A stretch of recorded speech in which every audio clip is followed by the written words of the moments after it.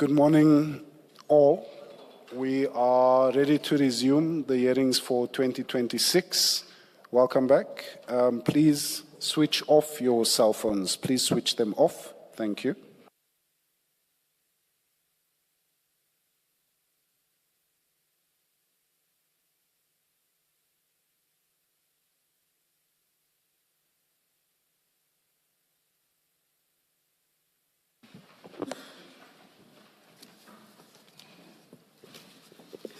Good morning, Ms. Madlanga. Good morning, Chair. Good morning, Ms. Ms. Mbuyiseli. Good morning to everybody gathered here, and to those watching remotely. Ms. Madlanga. Thank you, Chair. Good morning, Chair, and good morning, co-commissioners. For the record, Chair. Oh God, I said Ms. Madlanga. You did not even realize it. Well, it's because both are right, technically. Thank you. Thank you, Chair. Chair, today we intend to lead two witnesses. And our witnesses today will be on the theme of political interference. Our first witness is in the box, Major General Anthony Gopal.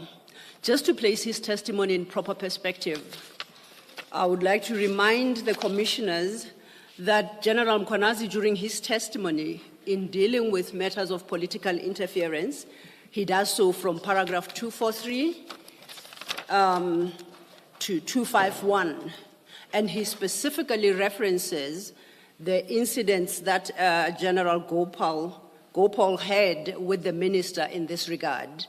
The commissioners will recall that General Mkhwanazi tendered an annexure MK21, being the affidavit that the Major General had deposed to in an ongoing investigation. So he comes here today to confirm in part the contents of that affidavit and what General Mkhwanazi attributed to him at the time. Major General will be led by my learned friend, Ms. Mkhwanazi. We are ready to proceed, and I believe that the witness is ready, Chair. Thank you. Thank you. Good morning, General. Good morning, Commissioner Chairpersons. Thank you. Will you be swearing or affirming? I will take the oath, Commissioner. Thank you. Do you swear that the evidence you are going to give is the truth, the whole truth, nothing but the truth? If so, please raise your right hand and say, "So help me God." So help me God. Thank you, General. Thank you, Chair. Good morning, General. Good morning, Council. Good morning. Before we start, can I confirm that you have two white files in front of you? That is correct, Chair. That's correct. They should have your name on the spine. One file should contain your witness statement, and the second file should contain an annexure bundle. Do you have that? I confirm that, Commissioner. Thank you. Could I ask you please to go to the file containing your witness statement? I am there, Councillor. Thank you. And if you go to the last page of that file, that should be page 11. Can you confirm that that's your signature at the bottom right corner of that page? I confirm that, Chairperson. Thank you. Please then confirm that this is your statement for purposes of the evidence you will give before the Commission today. I confirm that, Chair. And that you confirm the correctness of its contents and that you stand by them. I confirm that, Commissioners. Thank you, General. Remaining in that same file, could I ask you please to turn to page 1 of your witness statement? I am there, Councillor. Thank you. And we are then under the heading Introduction at paragraph 1. Could you please tell the Commission about your role in the SAPS with reference to the contents of paragraph 1? Thank you, Chair. Chair, I was appointed in 2022 as the District Commissioner of Ilembe at the rank of Major General, and at the time I served there as a district commissioner until May of 2025, where I was requested by General Mkhwanazi to assist him at his office as the Deputy Provincial Commissioner for Crime Detection in an acting capacity, which I'm still currently assisting with. Thank you, General. If we then flip over the page, please, we go to page 2. There is a heading at the top of that page titled Background and Service History. Could you share with the Commission briefly your professional experience within law enforcement? Thank you, Chair. Chair, I currently am serving 35 years of service in the South African Police Service. Between 1990 up and until 1997, I was on the lower ranks of operational work at different police stations. But from the year 2001, specifically, I then joined what we would call the SMS level, which is not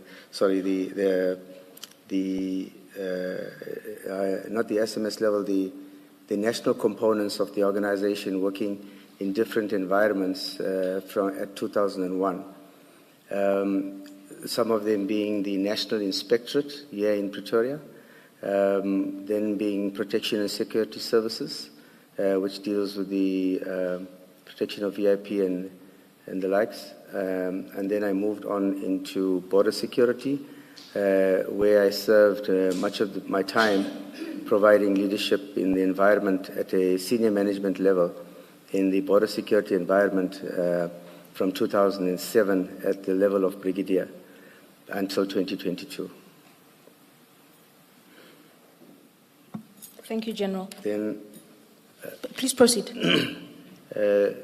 Chair, amongst the many courses that I had undertaken, I will just emphasize and focus on the senior management level, managerial, which is an important aspect of being able to be competent and a person that will be able to discharge his or her responsibilities.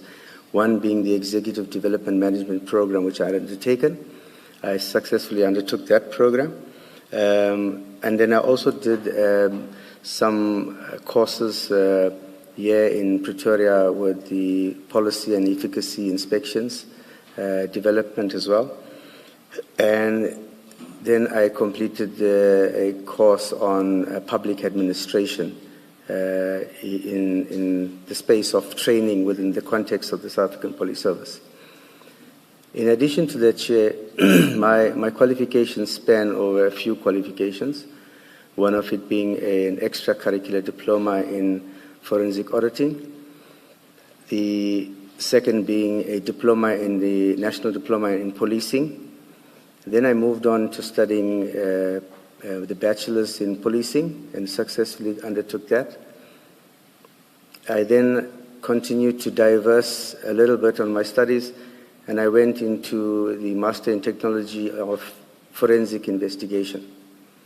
And I successfully completed that master's, and I'm currently undertaking my PhD in the criminal justice, focusing on cybercrime, which I am at an advanced stage. Chapters are submitted, and I'm working with my professor. That's a bit of background of my education and courses, Chair. Thank you.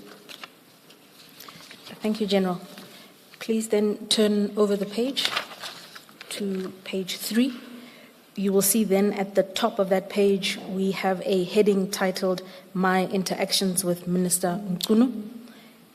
Immediately beneath that we have a subheading titled The Murder of Councillor Mabhida.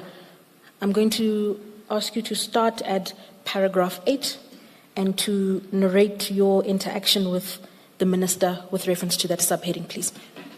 Thank you, Chair.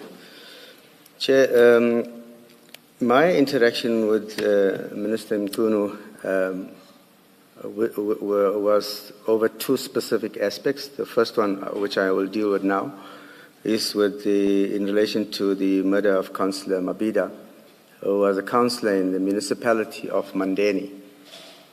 Chair, I received a call from the Minister on the 5th of February, around 8:17, and at the time of receiving the caller was inquiring about what transpired with the murder of this particular councillor.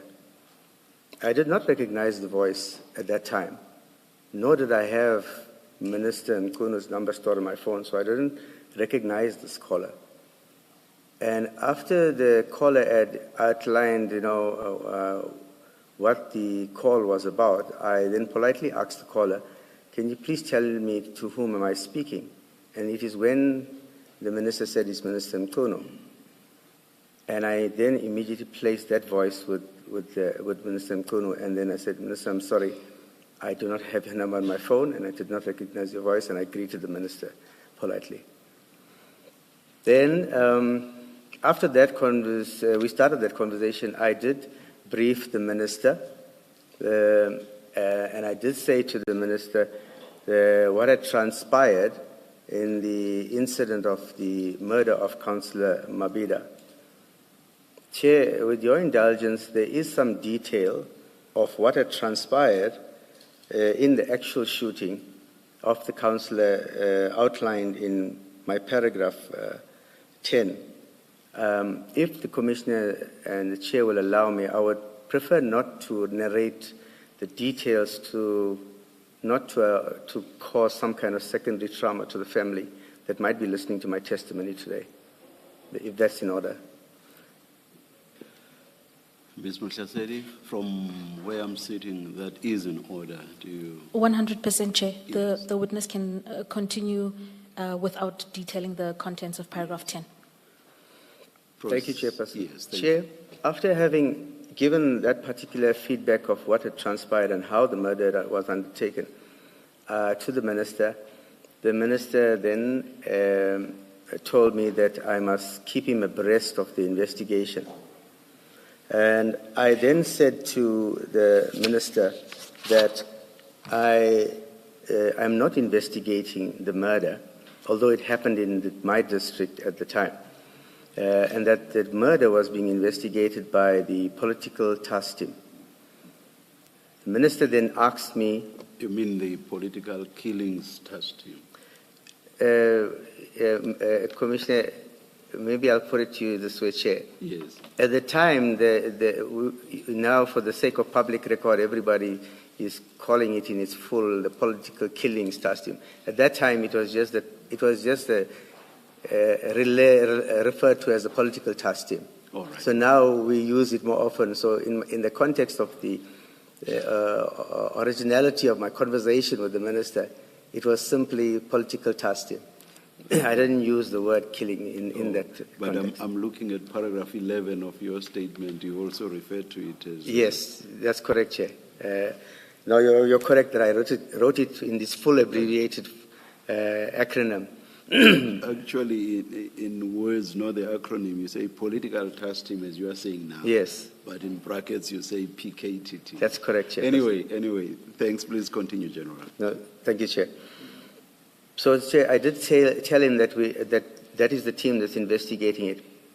And the minister then asked me, but why are they investigating the case? I had instructed that these cases be investigated at the police station where the crime takes place. And understanding why, in my own way, I tried to explain to the minister that when it comes to the political killings, the team that is investigating these kind of murders are better equipped and trained to understand the modus operandi of how these murders take place, who are the normal hitmen that are contracted.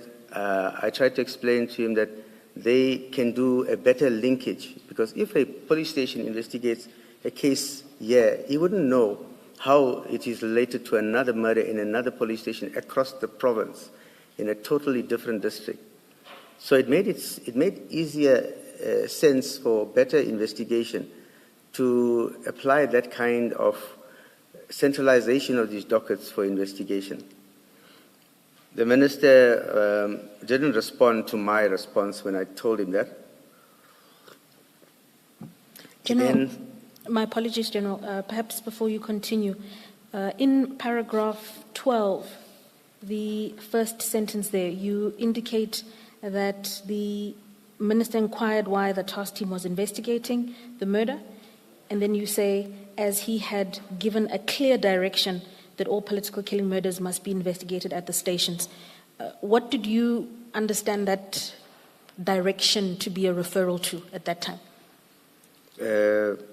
Chairperson, I had absolutely no understanding of what the minister at that time was referring to, a clear direction, and to whom and to where.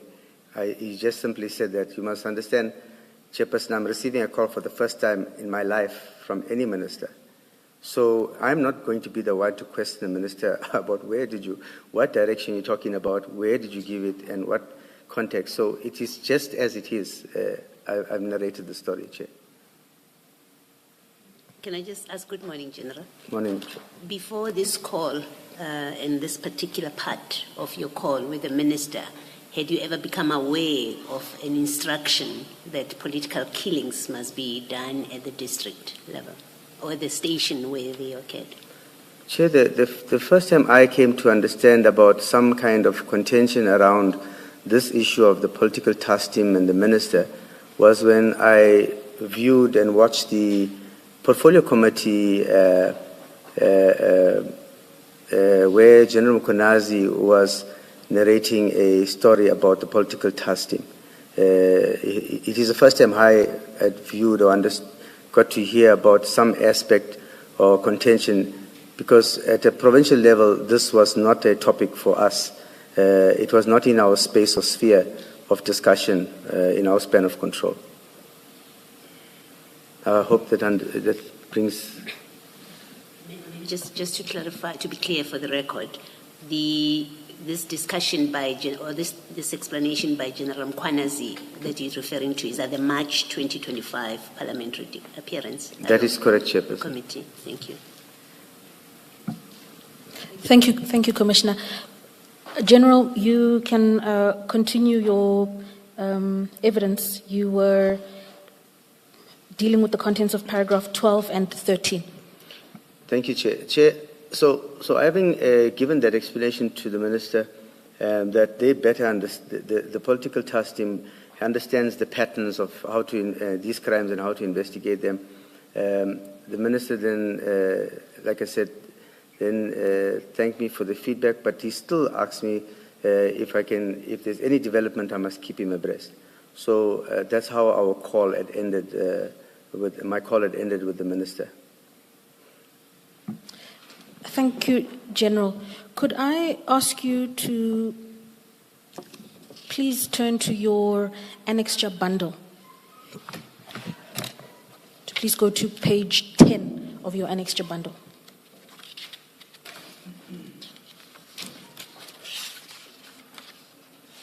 Sorry, Councillor, page? So annexure bundle, page 10. Page 10. It will be a document labeled Annexure AG3. I'm with you, Councillor. Thank you. And General, please identify what this document is. Chairperson, I went into my WhatsApp in preparation of this statement, and I did what I call my own export of my entire conversation with the minister that I had with him on WhatsApp. And I then printed that and I annexed that to my statement. So for clarity, General, for example, in paragraph 8 of your statement, when you indicate that you received a WhatsApp call from that number beginning with 082, do you see that? That's correct. That's correct. If you look at Annexure AG3, the contact you have saved there as Minister Mchunu? That is correct. Is that the number yes. indicated in paragraph 8? That is correct. Thank you. So if we were then to go back to the last paragraph where you gave evidence of if you look at paragraph 13 of your statement. Perhaps before, I apologize. before you do that, General, did the minister explain to you why his particular interest in this case? In the conversation that you have with him on the phone, why he wants to be updated, why he's asking you about how this occurred? Commissioner, at the time, I didn't know, but I summarized later on why the minister had interest in that particular councillor. Okay, so you'll still get to that. I haven't mentioned it in my statement, but I could indicate it right now up front. Please. Later, I came to understand that the interest in the specific candidate or the specific person here, Mr. Mabhida, was because he was an ANC councillor. The minister is from the ANC, and even in the subsequent, which I will get to, the minister attended the funeral and had an interest in that particular councillor because he was from the ANC. Thank you, Commissioner. Thank you, Sorry, Ms. Molefe. Good morning, General. Morning, I Commissioner. just want to understand something. Where did the minister get hold of your phone numbers, and how did he know that you are the person to speak to if he wants to know more about this case? I'm just curious to understand how the connection started, and out of all the people, he decided to call you and speak to you. So where did he get your numbers, and how did he know who you are, and how did he know that you could assist him with information relating to this case? Commissioner, you sound like my principal, General Mkhwanazi. He asked me the very same question after I had called him to narrate that the minister had called me. And my response to him was, I don't know. It's the first time I've ever received a call from any minister. So I have no idea where the minister got my number from. It wasn't something I could ask the minister, where did you get my number, by the way? It's something I never asked him. But I never interacted prior to this with the minister where we exchanged numbers. So where he got it from, I wouldn't know, Commissioner. Just out of interest, were you the investigating officer in the case, or were you the station commander of the station where the case was reported? I was trying to understand why the minister would contact you and ask you about this case. Commissioner Kumalo, I was the district commissioner. Mandeni Police Station is one of the 10 police stations that falls within the district under which resorted under my command and span of control. So the 10 station commanders in the district reports to me. Mandeni is one of those stations. Councillor Mabhida is a person who died in Neoni Police Station, which is also under my jurisdiction as in the Ilembe. He is a councillor in Mandeni municipality, but he was murdered in the Neoni policing precinct, which is still under my control as a district commissioner. So is it safe to assume that he could have inquired and somebody would have directed them to you? I would say so, Commissioner. Thank you.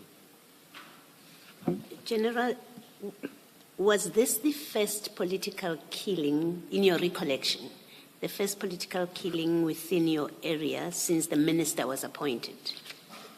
To my recollection, Commissioner, I think it was, yeah. Okay, thank you. Thank you, Commissioner. General, just to tie up on our previous point, if you have regard to paragraph 13 of your statement, please. That last sentence there reads, my call with the minister on the 5th of February 2025 was 8 minutes in duration. If you then have regard to page 10 of your annexure bundle, the page where we were before. Yes, I'm with Are you. you there? And if you have a look at the fourth line from the top. That's correct, Commissioner. Chair, the 8 minutes is consistent with the WhatsApp export chat that reflects the 8-minute conversation I had with the minister on a WhatsApp call. And General, as we continue to work through this particular interaction with the minister will just have reference to this extraction from the data from WhatsApp. But I would ask you then to turn to paragraph 14 of your statement. Thank you, Chair. And continue from there. Chair, so later the same day, the minister, I WhatsApped the minister with an update because I had received some information regarding possible suspects that came to my attention.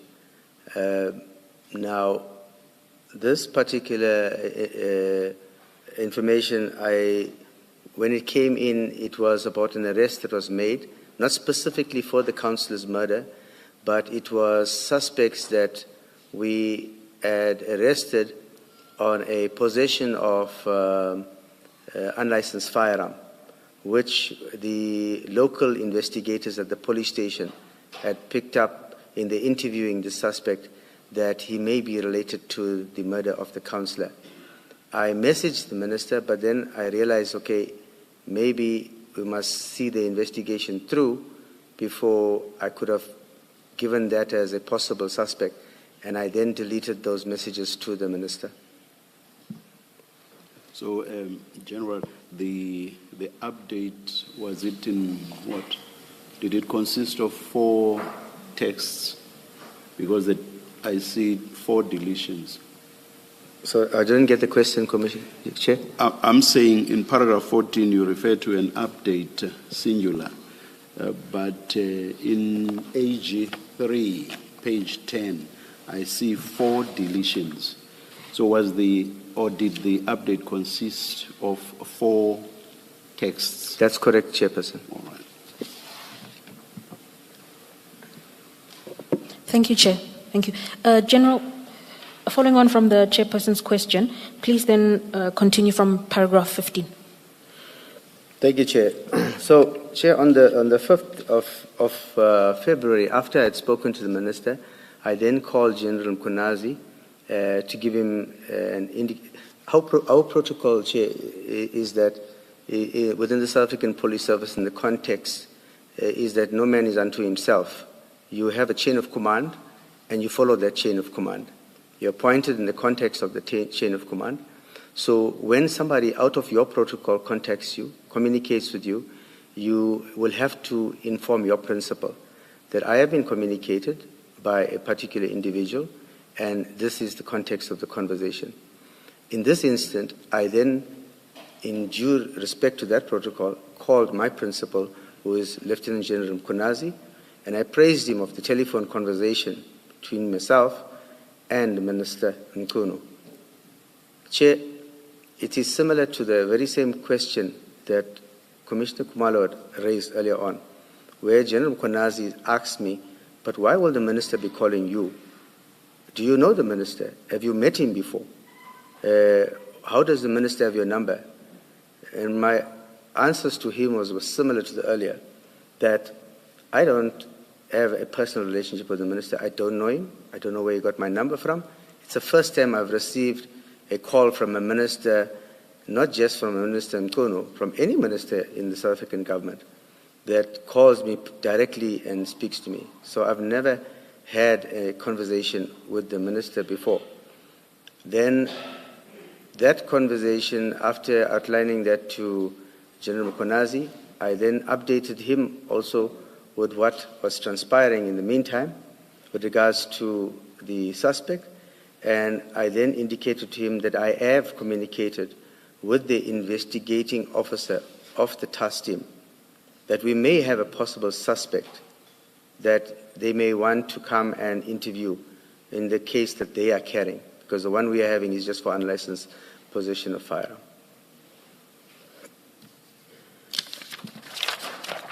So after speaking to Lieutenant General Mkhwanazi, I then messaged him some of the content regarding those 4 suspects, the 2 suspects that we had in our possession, regarding the unlicensed firearm.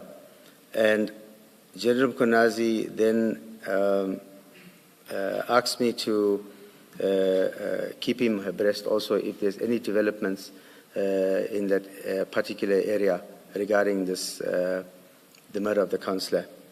Chair, you will note that the investigation team will deal with an investigation, but the impact of the environmental factors that will follow the climate and the temperatures out there in the community will still be policed by the police station. Station commander, myself will be monitoring what is the climate. You will know that it's tense. There's a councillor that has been shot. There are possible theories about who might have committed it, who's behind it. So we had to still monitor that on the ground physically ourselves through our own means and methods. Thank you, General. Please then continue on from paragraph 17. Chair, on the 7th of February, I called Minister around 0837 and I gave him an update that the suspects are making their court appearance related to the unlicensed possession of firearm. And we have not dealt with them in terms of anything else except for the unlicensed firearm. So I indicated to him that there is a court date that these accused are appearing on, but this is the suspects now that are possibly going to be linked to the murder of the councillor, and that once they appeared for the unlicensed firearm, they will then subsequently be processed by the task team, who was going to go and then address them on the murder related to the councillor. Chair, the arrest of the suspects in this incident, I must say, was undertaken by the public order policing on the same night of the murder on a routine patrol, where they had stopped, and during the search of these suspects, they found them with firearms. And when they had brought them to the station, it is the local detectives, in trying to understand where does the firearms come from, where they're coming from, and the investigative techniques of investigation, they then uncovered that it is possibly linked to the murder of the councillor. General, before we turn to the next page, just to clarify, could I ask you to have regard to page 10, again, of your annexure bundle? If we go back to the initial telephone communication you had with the minister, that is the fourth line from the top on the 5th of February. Are you there? Yes, Chair. Okay.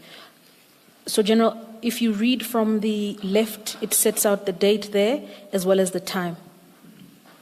You're talking about the fourth entry? The fourth entry, that's correct. So it would set out the date and then the time. Are you with me? On the 5th? Correct. Is that the 1333? Or the above?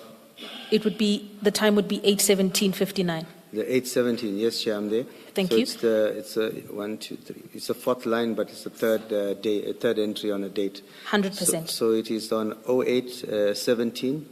59. 59. It says Minister Mkhwanazi, voice call, 8 minutes. Indeed. And your evidence earlier was that the initiator of that 8-minute call was Minister Mkhwanazi. That is correct, Chairperson.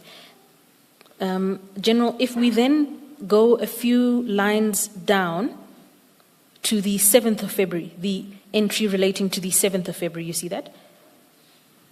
I'm there, Chair. It's at 08:37, 36. And the call was made by me to the 100%. Minister for a duration of 7 minutes. So for purposes of reading this extraction from WhatsApp, the name of the initiator of the call is what would appear there? The name is Anthony. It's my first name, Commissioners. Which indicates that you were the initiator of that 7-minute call. That is correct, Chair. Thank you, General. Could I then ask you to go back to your witness statement? There. And you can continue from paragraph 18, please, which is on page 6. Thank you, Chair. General, maybe before you do that, at paragraph 17, where you say you gave the minister an update on the status of the suspects. What does that mean? Did you give him names? What exactly does that mean? No, I didn't provide detail of names. I only indicated to the minister that the two suspects that we had arrested for unlicensed possession of firearm, through the interview process, we can now say that we have linked them to the murder of Councillor Mabhida, and that we will then be processing them and charging them in terms of that particular crime after they have appeared in this particular court. Thank you. Thank you, Commissioner. Chair, that I will then indicate that in my next conversation, well, not conversation, let's put it interaction with the minister was on the 15th of February.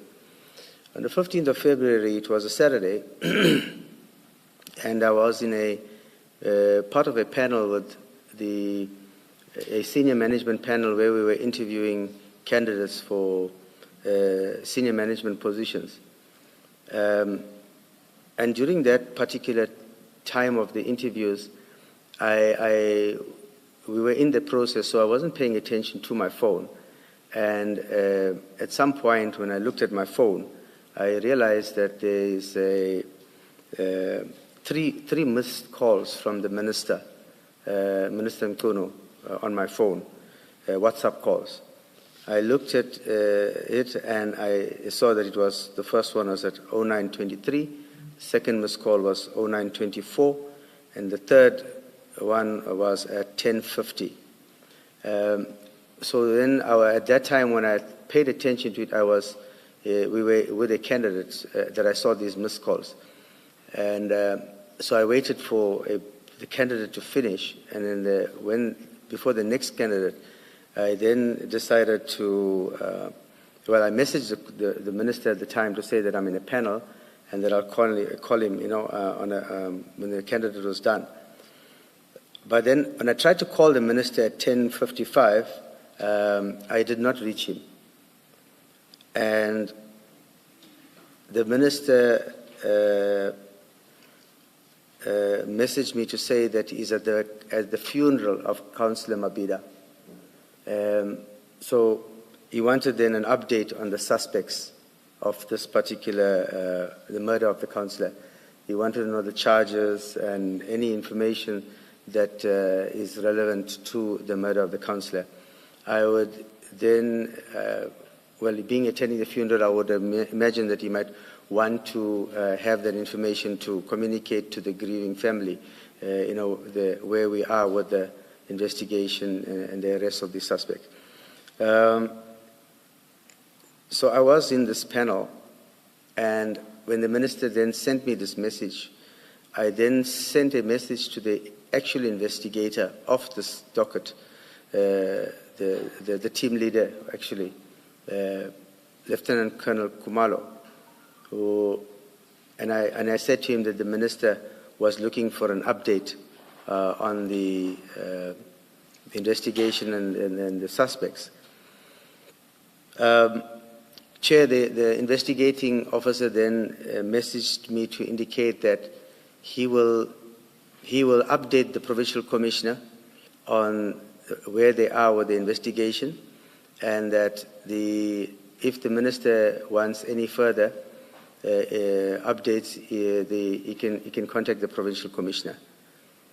I then related that message to the minister of what the investigating officer had told me on message, and the minister then responded with two words. He then said, "Now covered." So I took that to believe that he's satisfied with that answer that I gave him, and that was the last time that I had communicated with the minister on this particular issue, Chairperson. General, with reference to paragraph 19, previously upon receipt of queries from the minister, you'd agree that you'd responded to his request for information or updates. Is that so? Sorry, Councillor, I didn't get the question. Previously, when you would receive requests for information concerning the Mabhida murder from the minister, you'd agree that you would respond and provide an update or information. Is that? That is correct, Councillor. From the last brief I had given the Commissioner of the possible link of the suspects and that we did eventually link them, there was nothing more I knew about the case. Hence, I needed to establish from the investigator if there, what other development.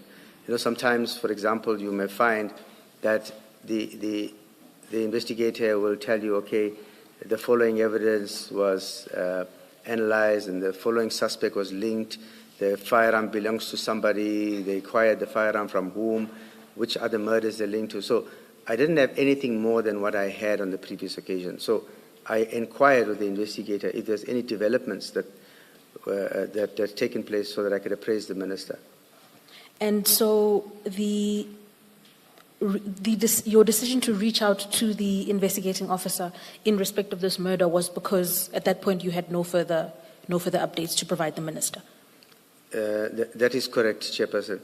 Chairperson, I must also add that in as much as no matter which unit is investigating a murder or any crime, if a citizen or a community member in my district has suffered a trauma or a crime, I have a responsibility to make contact with the various teams to see where they are with matters and how I could assist them, because sometimes logistically we support certain operations in the area.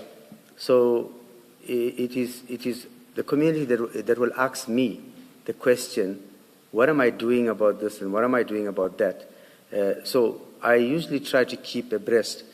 But there are some sensitive units that we do not get the full explanations of the stages of investigation or where they are. For example, DPCI, political task teams sometimes will withhold certain parts of the investigation so that they don't compromise the investigations.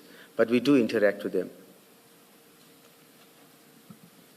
And General, still discussing the contents of paragraph 19, there you indicate that the investigating officer explained that he would update the provincial commissioner, who would then update the minister. Is that the ordinary protocol that is followed? Is that the procedure that must be followed in this context, or was that something unique to the circumstance? Chair, usually when it comes to political principles, unless we're in an imbizo and we are together somewhere as part of a community outreach program, there will be that interaction with politicians. Other than that, when it comes to the normal protocol of chain of command, politicians will talk to our principals, and same way if you go to just take a local level, you will find that the mayor will communicate with the station commander, because that's the level on which they are in the local area. In myself, I have lots of interaction with the district mayor, because I'm a district commissioner.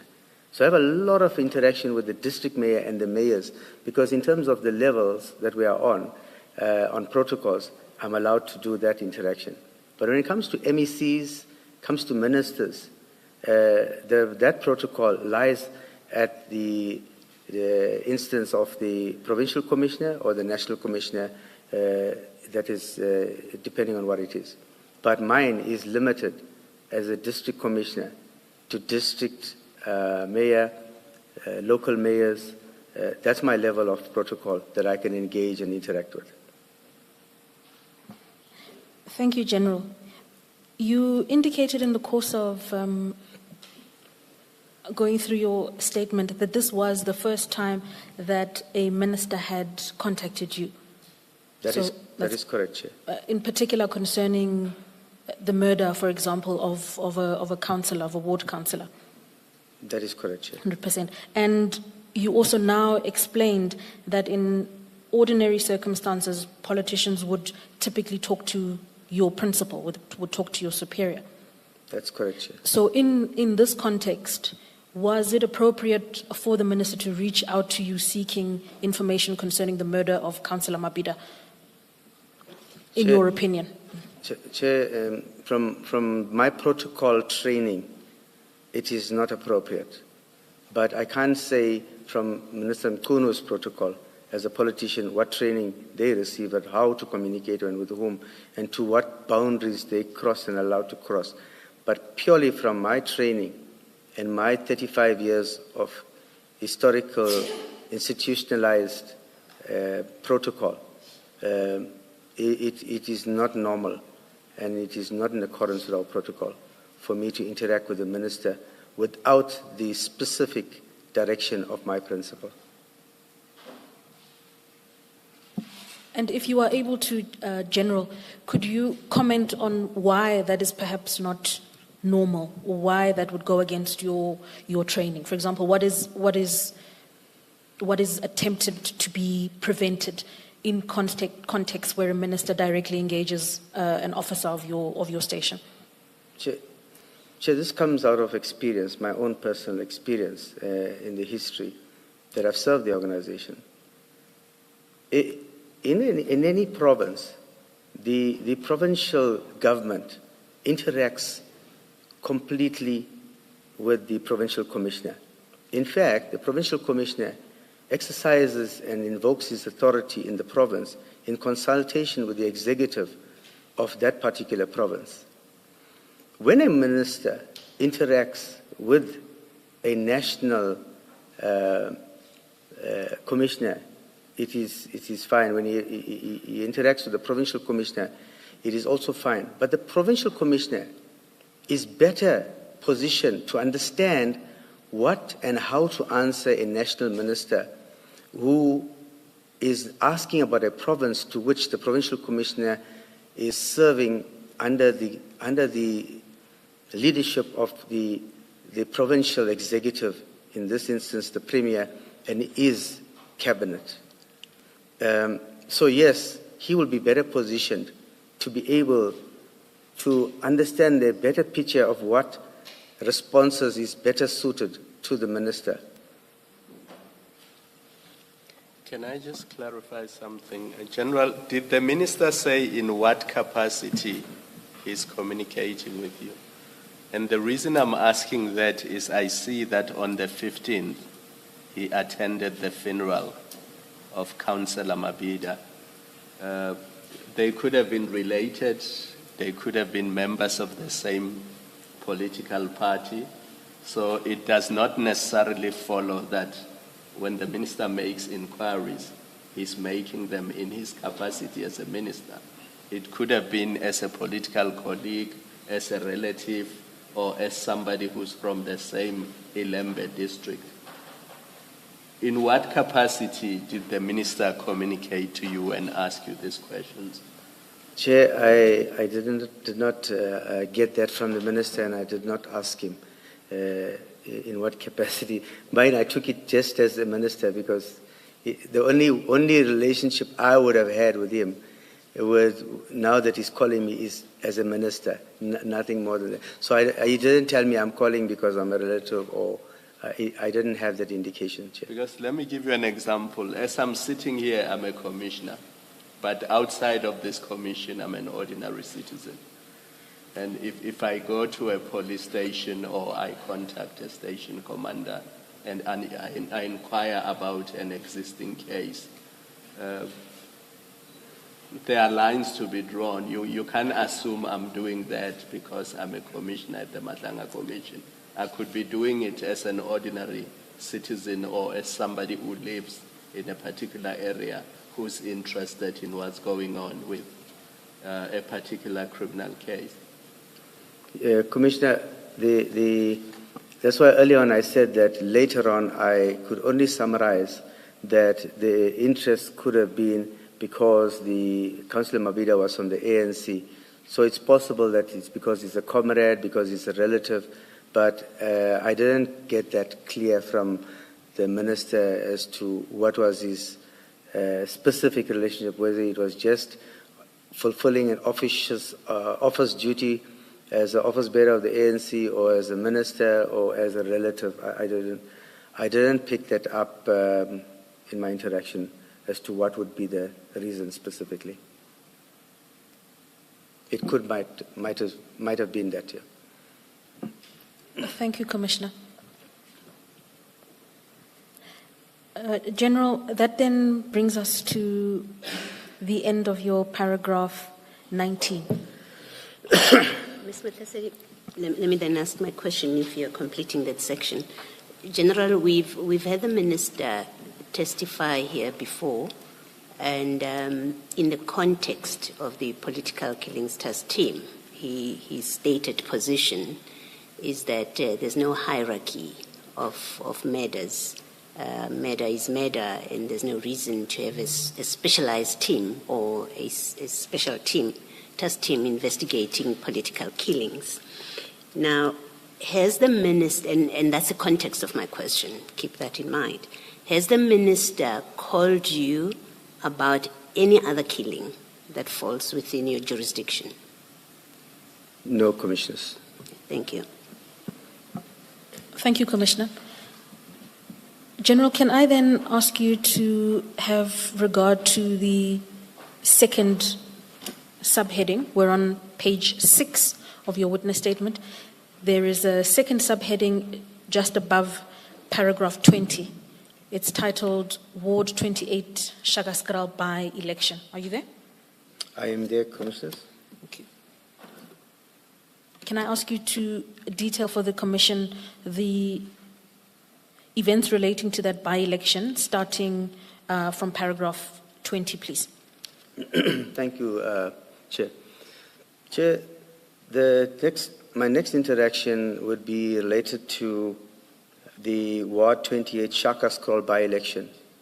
And this is also in General Mkhwanazi's testimony that he had related here in oral evidence at the Commission. Chair, there was a by-election that was underway in this particular ward. It is in the Shaka Skral Mshlali area, where a candidate, Mr. known as Dushi, but his name is Vishnu Gopal, Governor, was a candidate standing for the election, by-elections in that particular ward. Chair, in 2024, during the national elections, national and provincial elections, Mr. Dushi Governor was quite instrumental in rallying support in that ward towards the ANC. And it is one of the very few wards that won significant votes during that election. The ANC won. It was an ANC ward, and he was in 2024 an ANC councillor.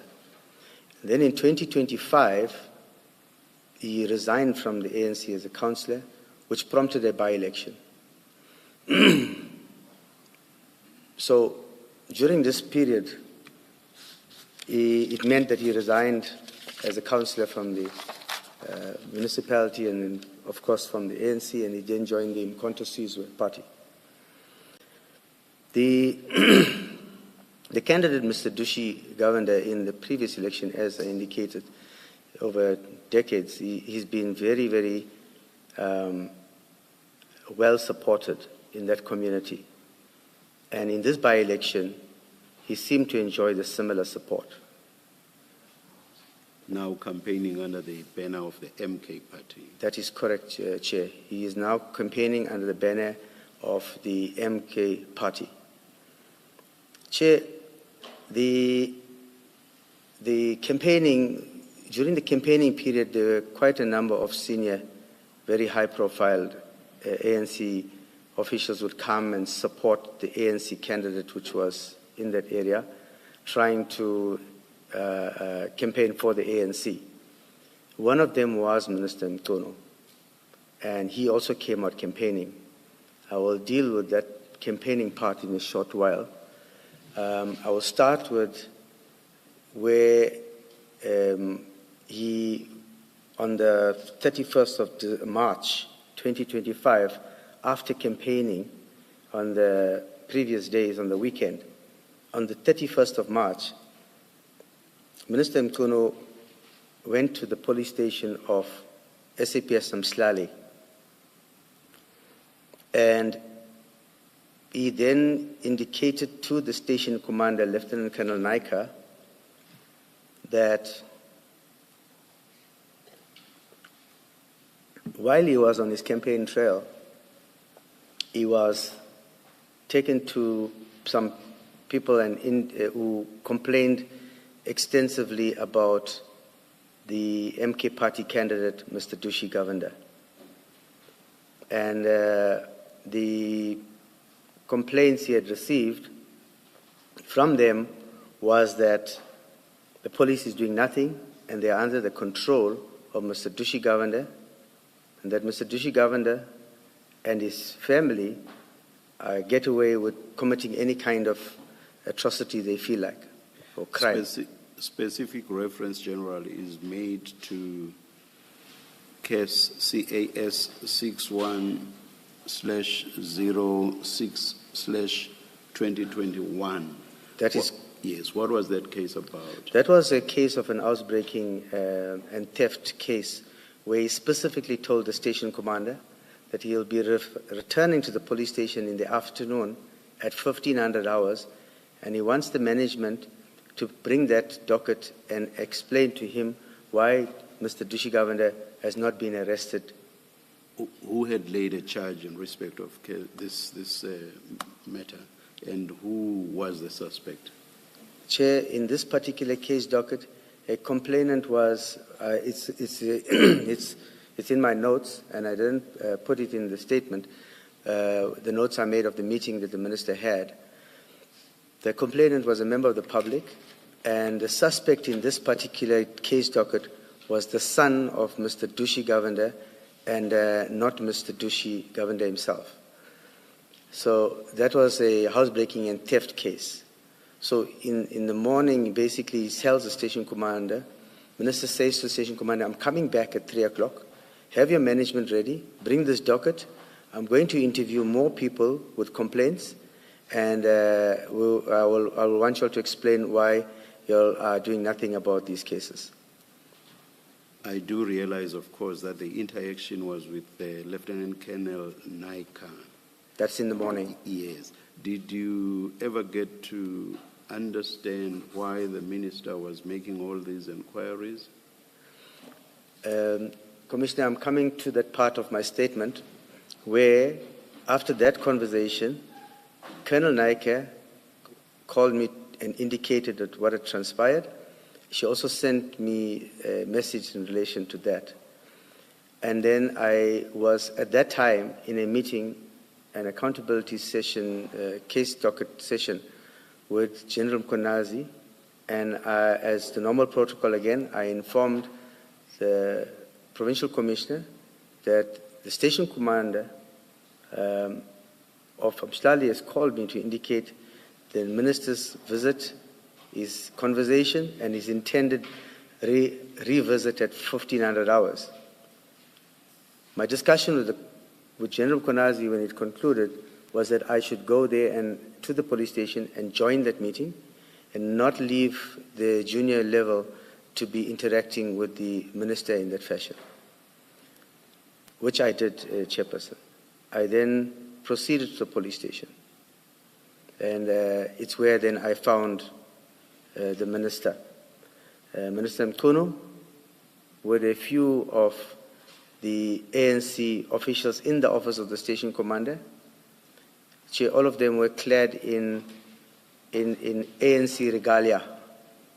They were clad in ANC regalia, and they were in the office of the station commissioner. I greeted the minister and his colleagues that were with him. I greeted the station commander and the management that was there, and I took a seat at that table. And then I indicated to the minister that... when you say they were all clad in ANC regalia, does that include the minister? That includes the minister, Chair. For ease of reference, in my annexure, there is a picture that was taken with the minister on that day outside the police station in that particular regalia. To assist you, General, that picture is on page 6 of your annexure bundle. It's AG2. Thank you, Chair. Chair, this picture, I must contextualize it. It wasn't a picture that was taken out of official. It was a request of the CPF chairperson that wanted the picture with the minister. And then the minister didn't want to be alone. So we joined the minister in that photo with that particular CPF, deputy chairperson of the CPF in that picture. Thank you, General. General, can I ask you to please continue your evidence from paragraph 25? At this point, you've explained to the Commission that the Minister had asked for a meeting at the station at 3 o'clock and requested that station management explain to him the ongoings with reference to CAS 61. Is that right? That's correct, Chair.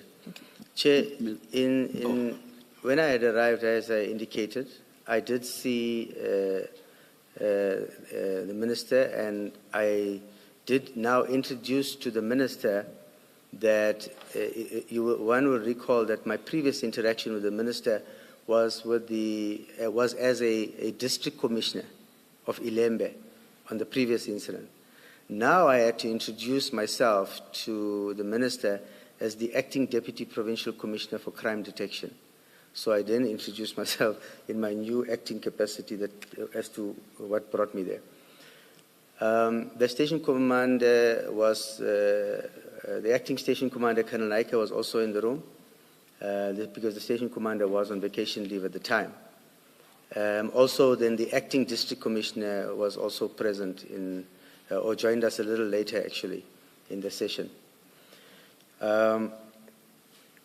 So Minister Mkhwanazi then indicated that they are just waiting for one gentleman to join them before they can start. And that gentleman was Mr. Sandeep Odram. He was also an ANC comrade. So after a few minutes has passed, I think the minister decided to start the meeting without him, which we did, and Mr. Odram subsequently joined while we were in the meeting. But the minister then starts to narrate that he went to different houses or community members, and in particular there were 3 different instances that he narrated complaints against the candidate that is standing for elections, Mr. Dushi Govender. The minister was of the opinion that the community has a sense of frustration that we are doing nothing about Mr. Dushi Govender and his son's behavior.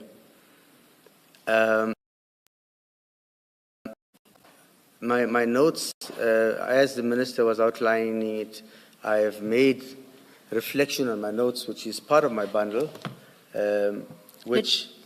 Let me assist you, General. Your notes, a typed version of your notes, my apologies, appears on page 4 of your annexure bundle. The handwritten version is AG1, beginning on page 1, but the typed version of that meeting would be on page 4. Yes, Chair. So my handwritten version and my typed notes are there. So there was I will not mention the names in my notes for the sake of protection of those complainants in those matters, but there were persons that the minister referred to that were complaining about Mr. Dushi Govender, and they narrated certain cases also. Chair, at the end of this entire session with the minister and Mr. Sandeep were also narrating certain frustrations against this candidate, I then pointed to the minister that Firstly, the case 61, we gave him a feedback to say that in that case docket of 61, housebreaking, which the minister specifically asked for, the suspect is not Mr. Dushi Govender, it is his son. And it's not that we didn't arrest the son, we arrested the son in this matter. In this particular matter, there were other accused with the son that was arrested. And the matter was taken to court, and the prosecutor then declined to prosecute the son in this matter. It's because in the complainant's version of a statement, the complainant never saw the son, but heard voices, and she associated the voice with the son. So I cannot I don't know more than what was in the mind of the prosecutor, but that's the reasoning that was provided in the case docket. So that matter was withdrawn or declined to prosecute. So I gave the feedback to the minister on that particular docket, and the minister was then not happy with that. He says, why will the prosecutor decide in that particular way? There was also the same son who was charged for murder. And the context of the murder was where he drove his vehicle into somebody after an argument. And the court gave him a suspended sentence with community service. The minister then wanted to know why the court gave such a lenient sentence. And again, I responded to the minister that is prerogative of the judiciary. We cannot question the outcomes of hearings or trials and the sanctions and the verdicts. The court is the only place one can take one's recourse to. So the minister then indicated he will raise this issue with the Minister of Justice in his own interactions with him. I then indicated to the minister in relation to the complaints that he was citing with the assistance of Mr. Odram, that we would really like to get to interview those particular persons, open cases if we need to, and get a report on or complaint if they are complaining about police inefficiency, so that one could assist in attending to it in a formal and constructive manner. The minister in that meeting agreed that Mr. Odram will provide that report to the station commander. I must say, Chair, to date, we don't have that report. And we've not been given access to the people that they were complaining about. Then, I also then wanted to indicate that during my interaction with the acting station commander, even prior to this meeting, on the date on which Minister Nkunu was campaigning, she did send me on text message on WhatsApp indicating to me that Mr. Odram took the minister to 3 specific places or to houses for people to complain about the candidate, Mr. Dushi Govender. So, my response to her was that if the minister asks you any questions, take note of that and indicate to the minister that we will respond appropriately to those concerns. At that time, it was concerns. So we'll report. And I didn't realize the minister was going to come the following day and then call a meeting. So we thought, I asked the station commander acting at that time to just take note of it, and then we will get to respond to that. And General, just a question of clarification. If regard is had to your paragraph 28 of the witness statement at the bottom of page 8. Yes. That reference there to he in the first sentence. The minister inquired why he was given a suspended sentence for murder. That's a reference to who exactly? I think, Chair, the minister was given an impression by Mr. Odram and the colleagues that were here with him that it was Mr. Dushi Govender that was charged for murder. And then I had to indicate to the minister that it was not the Mr. Dushi Govender, it was the son. So the he I'm saying is when I referred to this paragraph, by then I had already clarified to the minister, so I was just referring to the son at this point. And so just to be clear, those complaints that you recorded in your notes at page 4 of your annexure bundle, those complaints in fact were related to alleged criminal conduct on the part of Governor Junior and not on the part of Dushi Governor, as The Chair, yes, the complaints, to their understanding, it was against Dushi Governor and the sons. But when you go into it, you then realize it's not Mr. Dushi Governor, the candidate that was standing at the by-elections. It was against the sons. Thank you, General. Am I hearing you to refer to sons, plural now? Mr. Dushi Governor has a few sons. All right. I'm asking specifically because I thought throughout you were referring to just one son. Now No, he has quite a few sons, problematic sons, Chair, very problematic sons. He has 3. Yeah, very, very problematic. I can say to you that because whilst Mr. Dushi Governor is not... We should not get to the personal, yeah, no, I'm not any going into detail with regard to them being problematic. Yeah.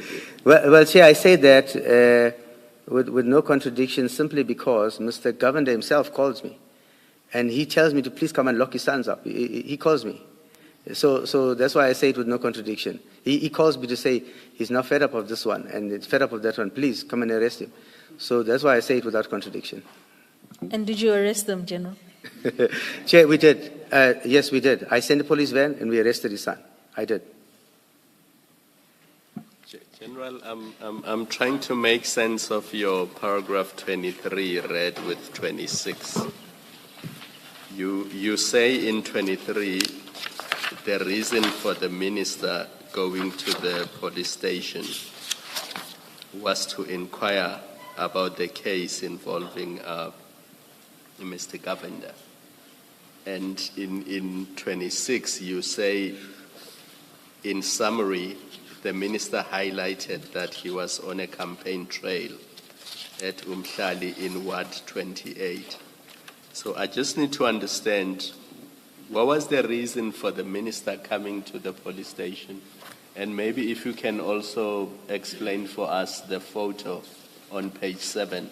You only referred to us to the one on page 6 of AG2. What is happening on the photo on page 7 of AG2? Chair, the photo on the page 7 is a photo that was provided to me by Lieutenant Colonel Naika. She was physically shadowing the entourage with the SAPS members during that campaign trail on the roads.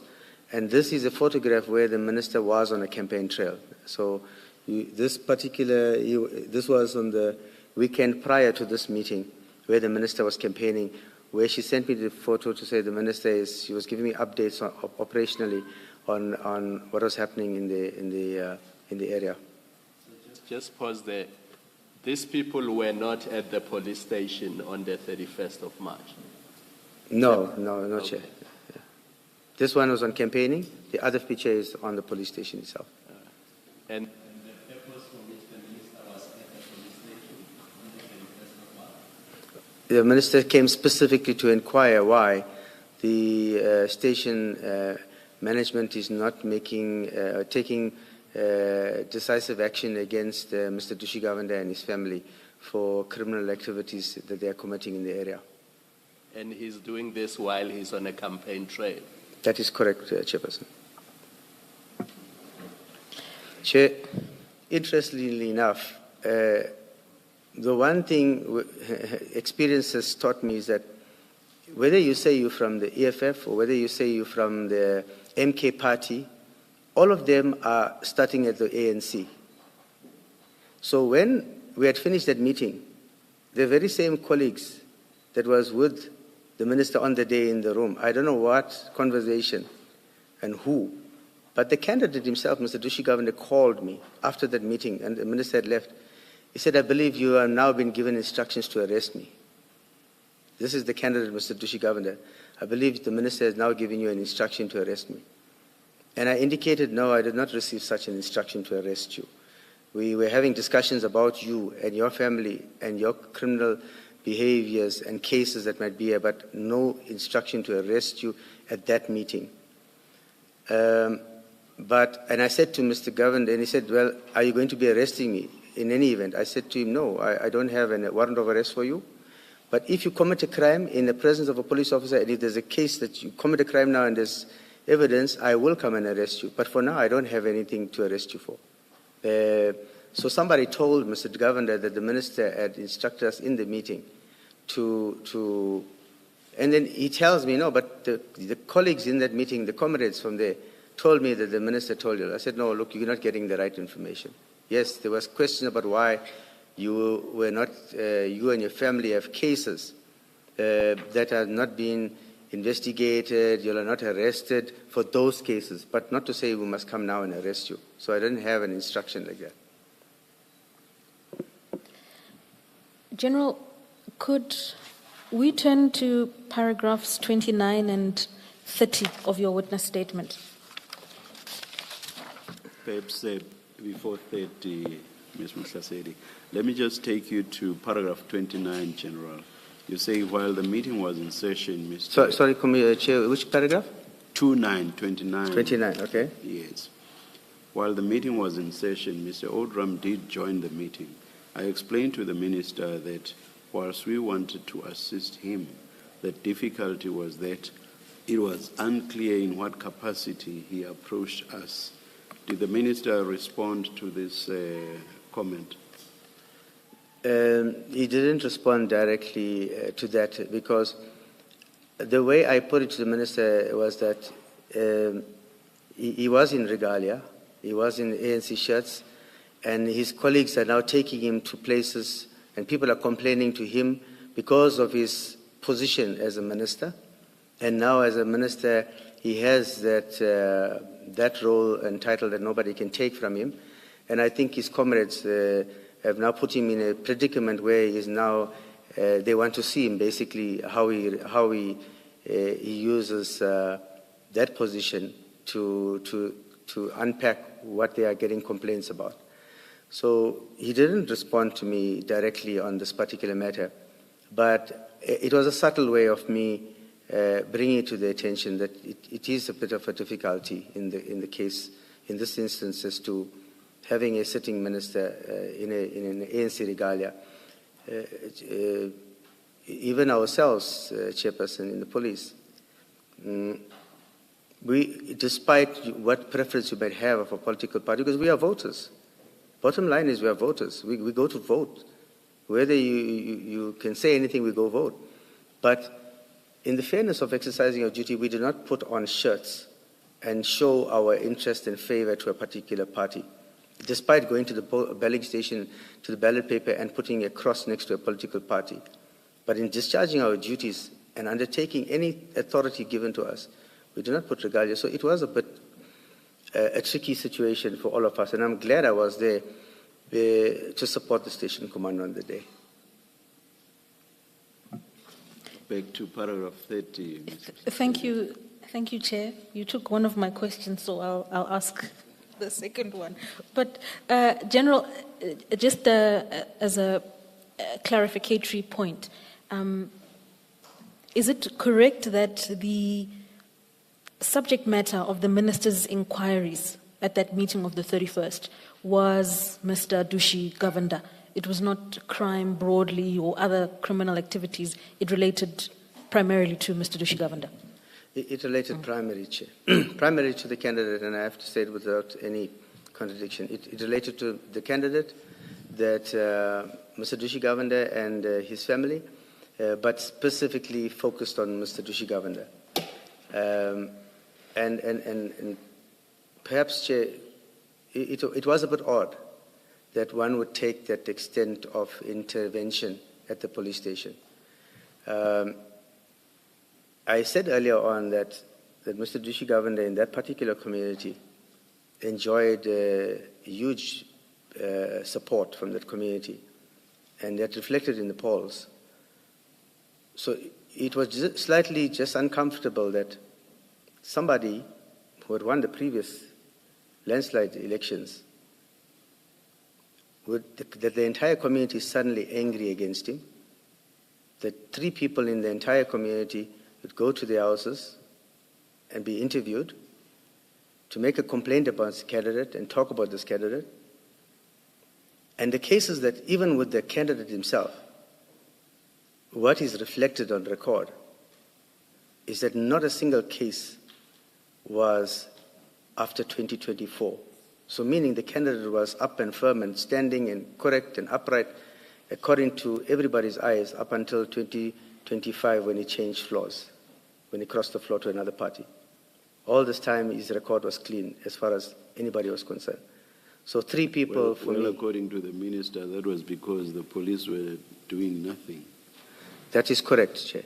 According to the minister, that the police officers were doing nothing until we unpacked each and every case that the particular candidate was charged for previously and the outcomes of those cases. And there's no new cases. There was not a single new case that we had since the previous election against the candidate. So I felt it was a bit odd and mischievous that you'd go to 3 people's houses. Well, perhaps not the minister did it on his own. He was taken to them, to those houses by his colleagues, his comrades. And then from there, you then say that there's a problem with this candidate. And of course, again, in the by-election, it played out and it made, it came clear that the community is not angry with this person. They voted for him again, in a landslide victory again. So it was a bit of uncomfortable, and even as I sit here, it's extremely uncomfortable for me to give evidence of this nature against the minister in such a way, because one would have expected not to have had that meeting at the police station, irrespective of what pressure came from the colleagues from the ANC. It does seem odd, though, that in 2025 March, the minister would go to a police station and ask why somebody has not been arrested for cases from 2016 and 2021. That is correct. I mean, why in 2025? Why did he not ask that in 2024 or 2023? That is correct, Chair. I think, it's just an open book that everybody's asking the same questions, and the assumptions are as good as mine.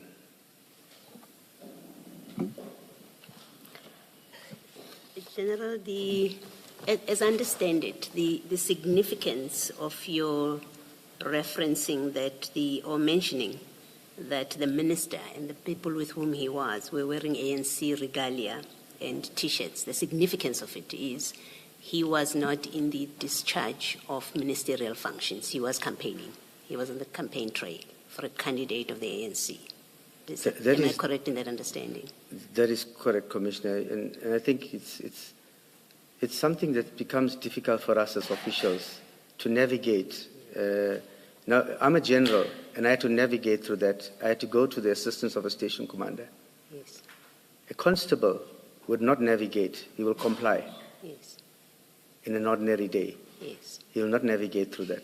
Yes. So it becomes quite a bit of a challenge that sometimes office bearers on a political level put us through as government officials. Yes. So in short, what you're saying is he was in ANC regalia carrying out campaigning and therefore ANC activities, and yet used the power of his ministerial office to get a meeting with the station commander and with the management of the station and to ask about dockets.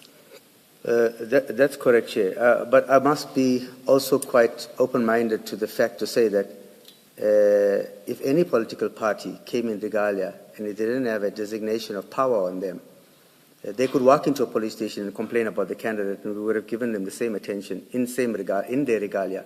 The complexity here is that it's the minister. Yes. Well, even with that scenario, would you, it being any other political party, would you bring the docket? As you say in paragraph 23, the minister had asked for a specific case docket to be brought in the afternoon.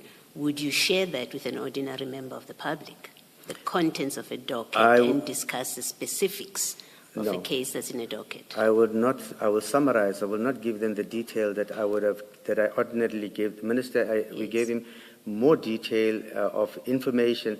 Chair, all this information on individuals in a private, these are private people. Yes. All this information we gave to the minister purely because he's the minister. If somebody walked in there, I would have given them audience, but I will summarize it to tell them, I have looked into this docket. My answer to them would be, I've looked into this docket. Your basis, your argument does not stand. What I may advise you to do is take a recourse with the public prosecutor in this docket, Yes. but not with the police. I'm satisfied with the extent of investigation that was done and the outcome of the investigation, which took it to court. So your recourse would be with the prosecutor and the NPA. That's the answer I will give you as a normal walk-in. But because it's the minister, the portfolio of the candidate, the history, the background, the profile, it's not entitled to a walk-in. We gave it to the minister because of his level of authority. Thank you, Commissioner. Thank you, General. Thank you, Commissioner. And General, perhaps in follow-up to the question from Commissioner Baloy, in paragraph 23, you indicate that on that same day, after the minister had made an initial inquiry, there was a gathering of station management and detectives to meet him at 3 o'clock that same day.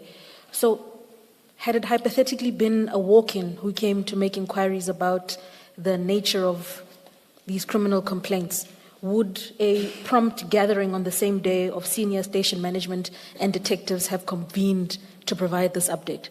Or was that done so largely because of who was making the request? Chair, this is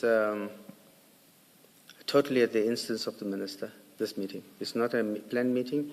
There was no meeting planned with the management. The meeting was called at the instance of the minister. Thank you, General. General, to tie up your Sorry, evidence. If I may. General, just in the light of this last conversation that you and I had, just to be clear, can a member of the public come to a station? Well, can, because it's humanly possible to do, but I'm just trying to understand about how things work. I walk into a station and ask, I want a meeting with managers, and would you concede to that if I ask for that? Well, let's put it in this context here. If you want a meeting of that nature from a walk-in from the public where you want all the whole management, you will not get such a meeting. You may get an interaction with the investigator of that particular case, but you will not have the ability to order a meeting with the entire management in the afternoon just about your case. But you may get a feedback on your case that you are inquiring about. Thank you, Commissioner. General, you were at paragraph 30. With reference to the last sentence in that paragraph, you indicate that upon conclusion of the meeting and having answered his questions, that is the minister's questions, you requested that the minister provide you with an official report on these complaints and details of the cases so that you can investigate and properly report back to the office. Are you able to please explain to the Commission what was the purpose of requesting this report? What did you seek to achieve with it in light of the fact that you had answered the questions posed by the minister at this stage? Chair, my understanding was the minister, Mr. Odram, that was there, was a third party. They were relating versions and narrating stories. For us to establish whether the complainant is actually a complainant and the person is actually complaining, you have to get to that complainant, you have to get to that person. So we wanted the report with the full details, contact details, the names of the person, and I even suggested to them that they could even go with us, take us to those people. So that was the purpose of our requesting the report.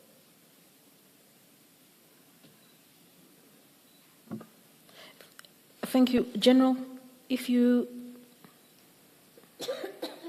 then turn to paragraph 33 of your statement, that's a reference to the picture attached as Annex to AG2. We've already gone there. That's correct, Is that right? Chair. And at paragraph 34, you detail an interaction you had with Mr. Udram on the 27th of March. You see that? That's correct, Chair. Can you speak briefly to that interaction, please? Chair, this was prior to the campaign trail of the minister.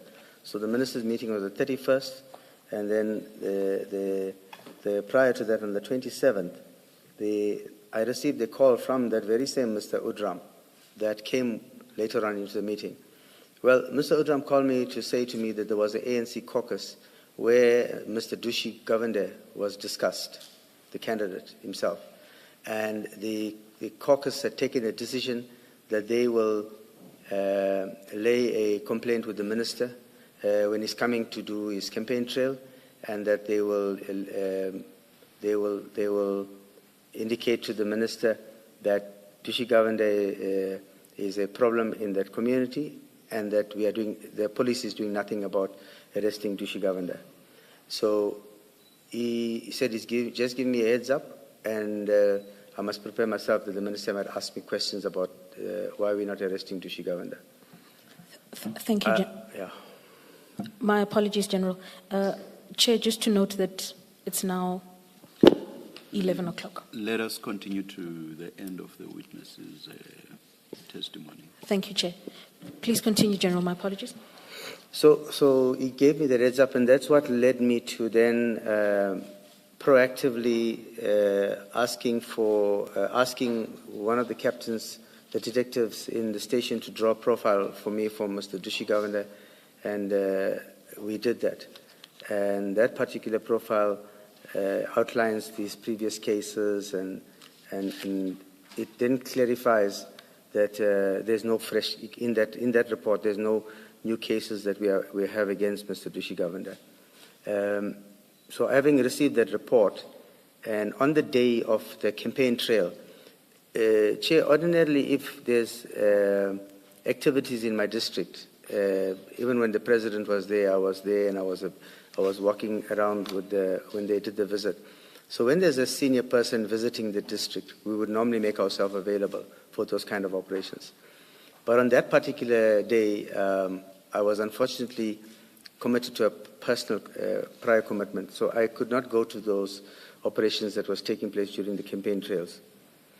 And I then said to the station commander to send my greetings to the minister, but I also messaged the minister to say to the minister that I apologize for not being there personally during his visit to the district, but of my personal commitment. And I then indicated to the minister that there was some kind of chatter that was going on with that candidate. But this is the profile of the candidate, and there's no new cases against the candidate. Something to that effect, Chair. I assume you are referring to page 10 of AG3, the entry or your text against the 30th of March 2025 at 10:52:49. That is correct, Chairperson. It is 10. Where you say, yes, sir. You say, "Good morning, Minister. Greetings to you, sir. My apologies for not receiving you at Ward 28 this morning. I'm in Shongweni today with a personal commitment."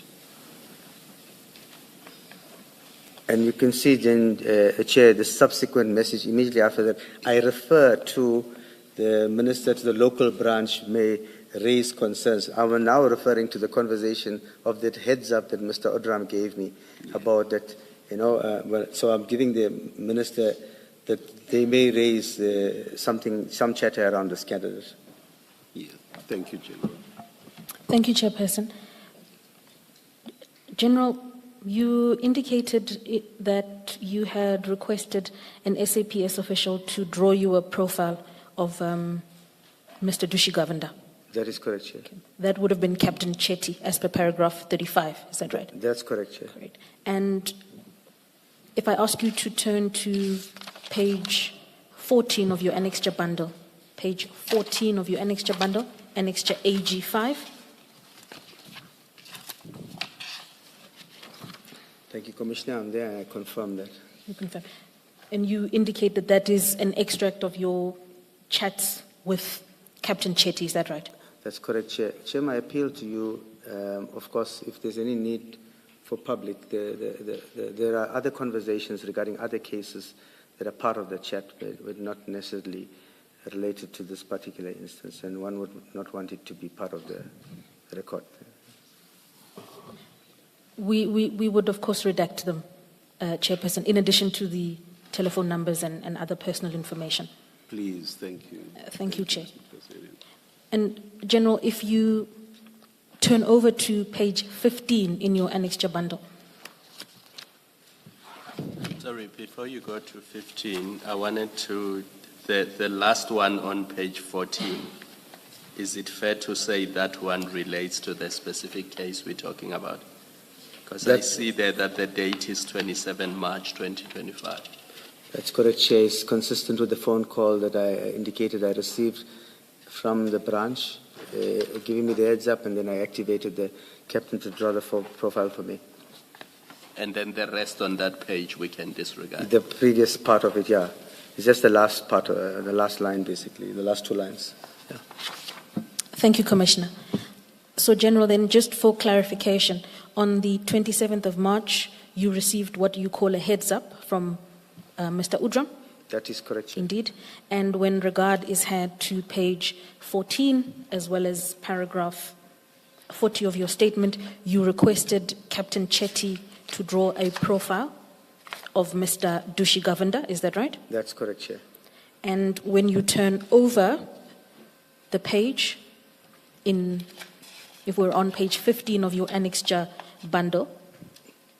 That's correct, Chair. It reflects on the profile. There are then two profiles. On the top of the page for Mr. Govender Senior, Dushi Govender. That is correct. Is that right? And then there's a further profile at the bottom, indeed. And if we are to turn back to page 10 of your annexure bundle, if we go back to page 10 of your annexure bundle. I'm there, Chair. Thank you, General. Just to remind you, this is annexure AG3, which is your communication with the Minister. That is correct, Chair. At the bottom of that page. The profile is reflected that I supplied, yeah. And is that the profile provided to you by Captain Chetty? That is correct, Chair. Thank you. Thank you, General.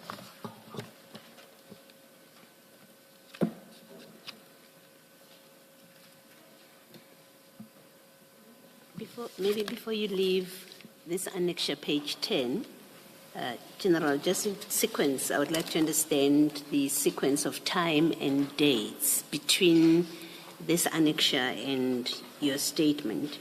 In your statement, your meeting with the Minister is on the 31st of March. And as I understand it, the way that I have read it, your interact that seemed to suggest that that was the first interaction about Mr.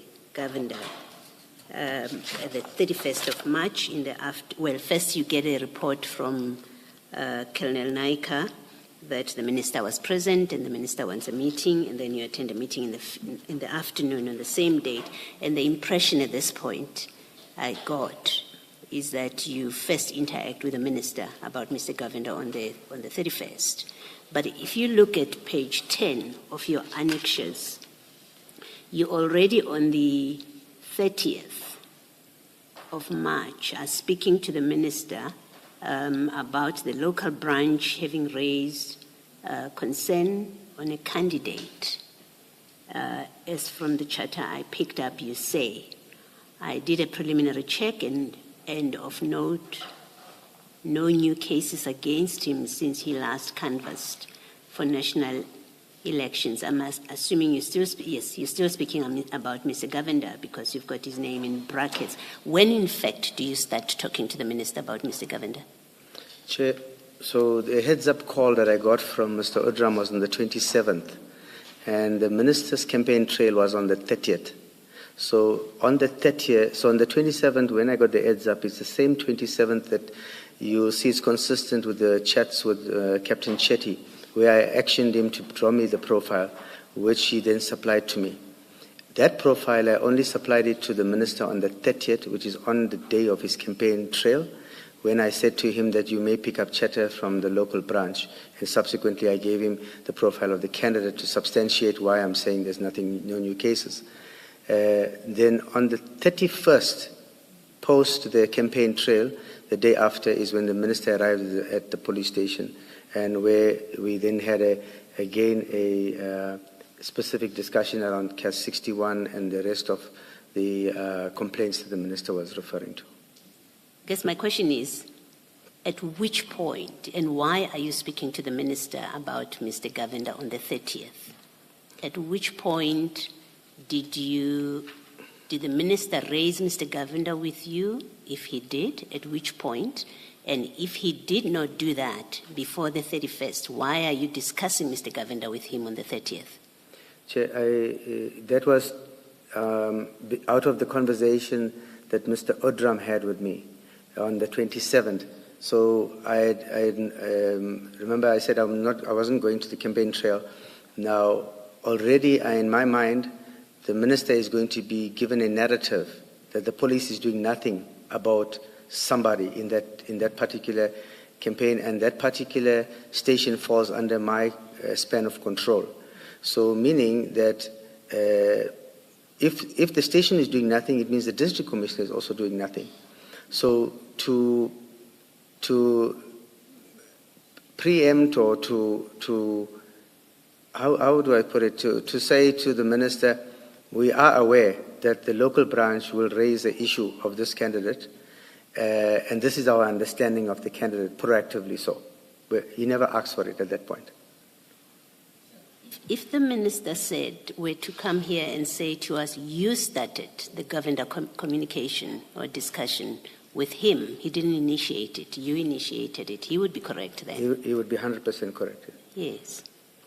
And for someone who has a concern about the role of this mixed role of the minister, you know that he's on the campaign trail. Yes. You've told us how uncomfortable it is for officers to have politicians meddling, but you know that it's an ANC business, and you initiate discussion not only just about a citizen but an opponent of his party.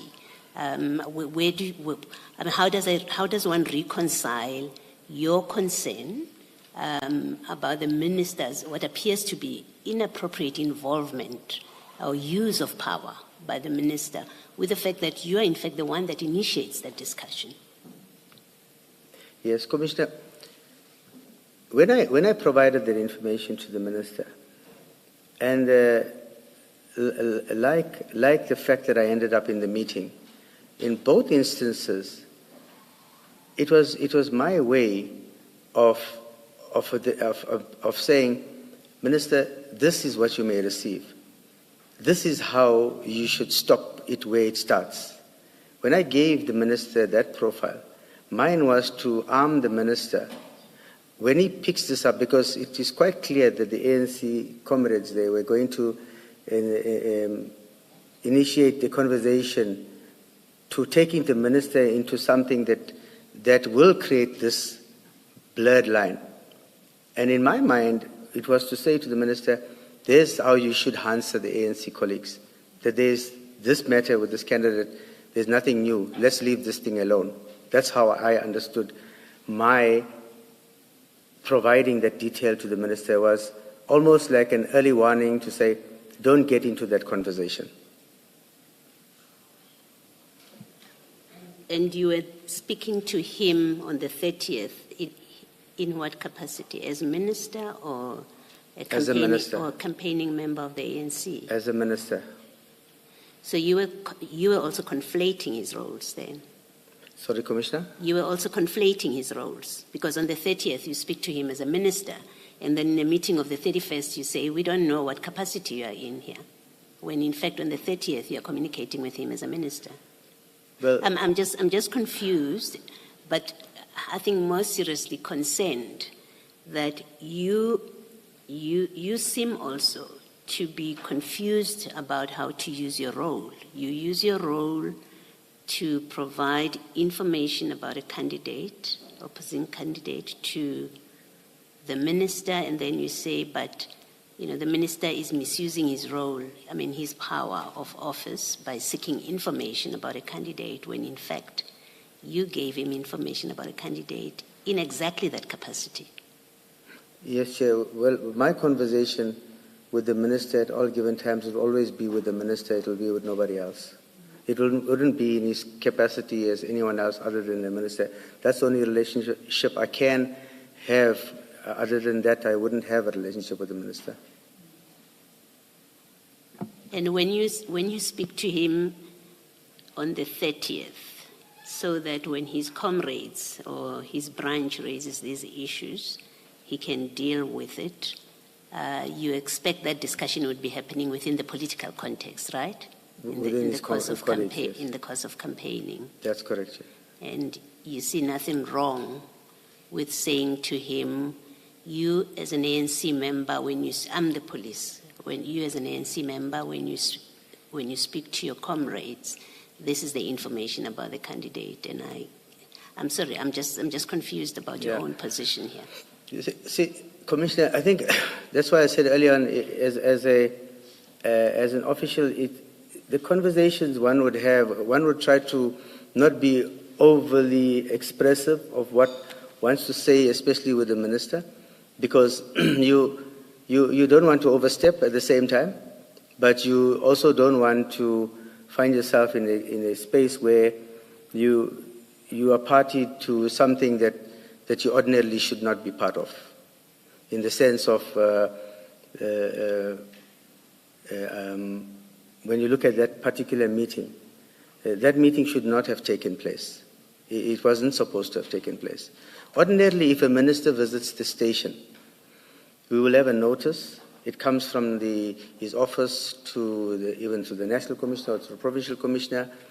There's a secretariat that coordinates that. There's a template given to us to prepare a presentation, and the focus area is directed to us to what we must brief the minister or senior person visiting. Ordinarily, that's the process. Yes, I don't have a difficulty with the meeting of the 31st and your concern about it. It's actually a shared concern.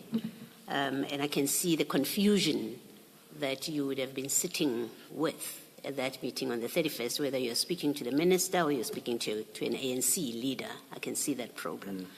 But what I have a difficulty with is the 30th, that it seems that you, using your office or your position as the police, you go and involve yourself or involve the office, in fact, in something that has absolutely nothing to do with your office. You speak to the minister to say, when you speak to your comrades about an opposition candidate, here's the information about it. I do have a difficulty with that, and especially that you initiated this. I doubt that, Commissioner. Thank you, Commissioner. General, if you have a look at page 10 of your annexure bundle, still AG 3. You there?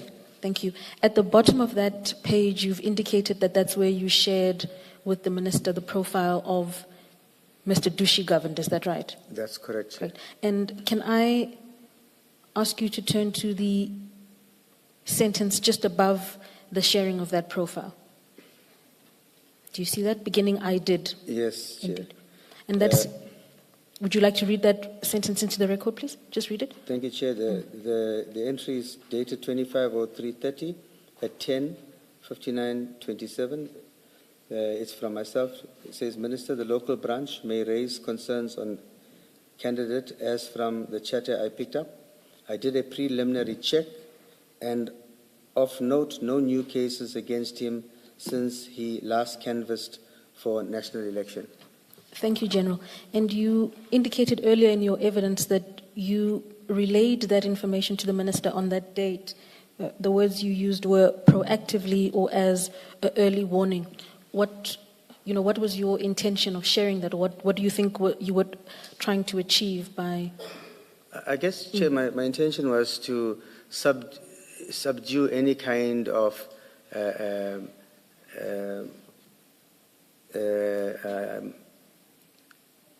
misinformation that might come out from the other colleagues about this particular person. Who are you referring to, General, when you talk about colleagues? I'm talking about the minister's political colleagues. Yes, Chair. Thank you. And just to be clear, General, that you shared this information based on the heads up, as you would call it, that you received from Mr. Udram on the 27th. That is correct, Chair. So in an attempt to proactively take steps in dealing with what he had shared with you. That is correct, Chair. Thank you, General. Leaving then your annexure bundle, could I take you back to your witness statement? We are still on page 9, where you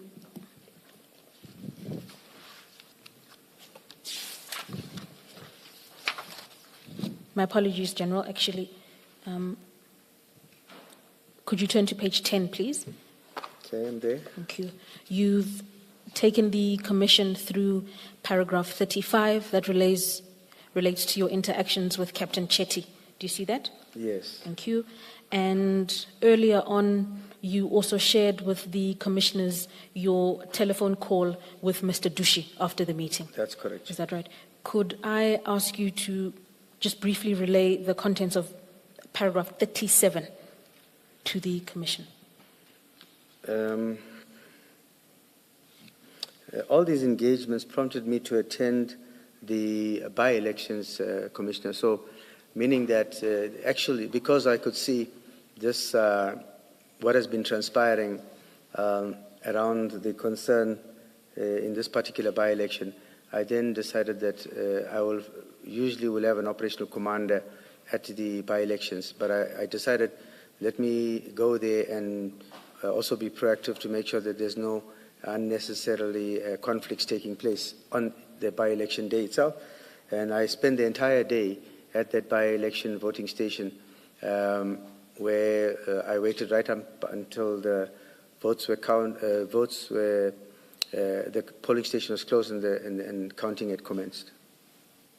Thank you, General. So in your capacity as District Commissioner, in light of the concerns you had witnessed, concerning this by-election, you decided to go and observe the That's events correct, for Chair. yourself. And what were your observations at the end of that election? Chair, the observation at the end of the elections, yes, the elections ran off smoothly and the successful results was provided, and the elections went off in every respect went off smoothly. The candidate there, Mr. Dushi Govender, did win that by-elections. Thank you, General. Chairperson, unless there are further questions, the remainder of General Gopal's statement relates to attachments that we've worked through. Unless there are further questions. General, can I take you back to paragraph 24 of your statement? My co-commissioner, Commissioner Baloyi, asked a question, but in a slightly different context. Paragraph 24 says, Lieutenant Colonel Naika indicated that Minister Mkhunu asked her to gather station management and detectives to meet with him at the station at 1500 hours. Now, can an ordinary citizen or a member of a political party ask a lieutenant general to gather station management and detectives and set a time when they should meet with him at a station? No, Commissioner Kumalo. A normal political party representative or even member of the public cannot summon the entire management to a meeting. They would say no. They would say no, yes. So the only reason they could have acceded to this request is because it was the minister asking. That is correct. And they regard the minister as their boss. That is correct, Chair. And if they said no, they were worried that there would be consequences. Yes, Chair, of course. Just remind me, in this station, there are 3 photos usually. In every police station, there are 3 photos hung up. Who are the people in those photos? Chair, the first photo will be for the minister. Sorry, the President of the Republic. President. General Masemola? Then you get General, the National Commissioner. Yes. And then you'll get the Minister. Yeah. And then you will get his Deputy Minister. And that's it. We don't even have the Provincial Commissioner's photo in the police station. So it stops there. So when a minister says, gather station management and meet me at 3 o'clock at the station, it's a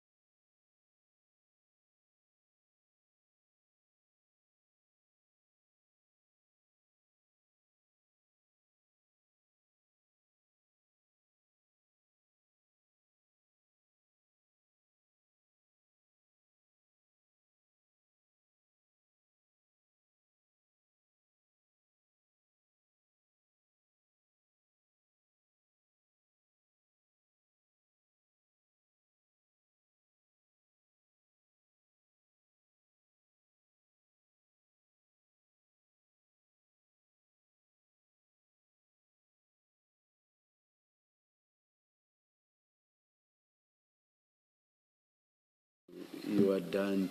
Thank you very much. Thank you, Chair. Thank you, Commissioners. Thank you. Let's adjourn and return at 10 to 12.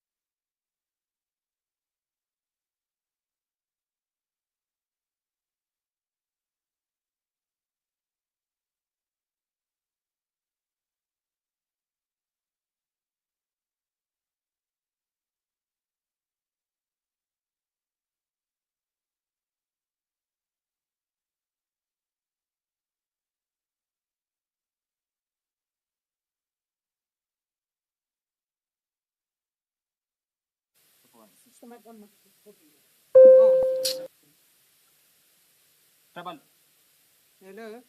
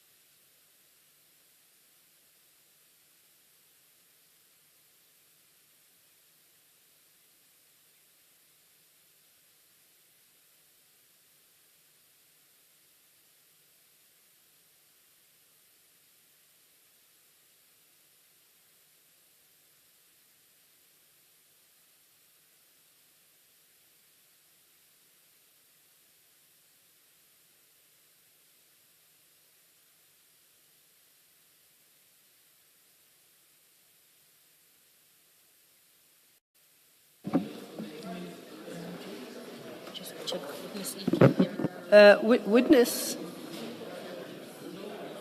Witness E, can you hear me?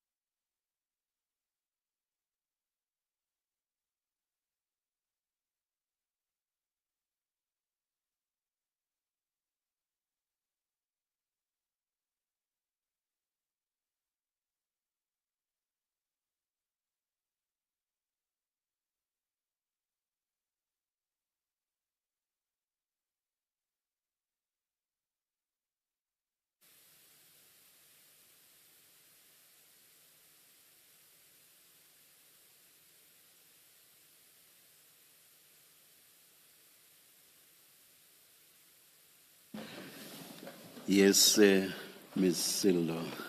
Thank you, Chair. We are ready to lead our second witness of the day. Chair, before we lead this witness, I would like to move an application for a hearing in impartial camera. And in this regard, we request to invoke the order that the Chair granted on the 15th of October and to lead this particular witness in the same format as we did witnesses A, B, and C. The result being that the witness will not be with us in the room today. He will be projecting through our systems. His voice will be heard in the room. The witness is currently in a witness protection program.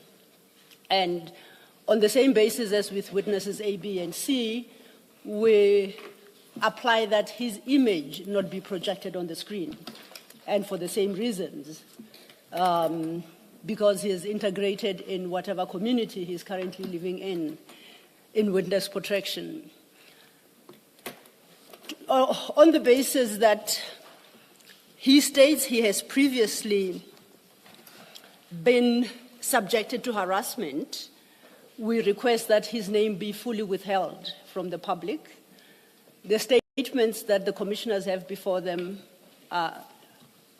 reveal the name and everything else, but that we, for purposes of his testimony, we assign a number or an alphabet to him, and we propose, if we are following the format of witnesses A, B, C, and D, that for that purpose then he be referred to as witness E, with your leave, Chair.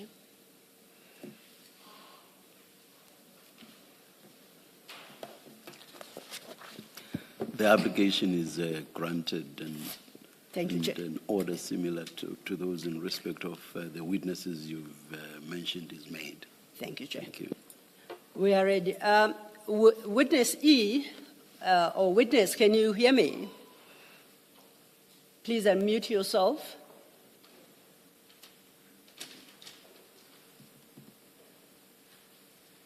Witness, you are still on mute.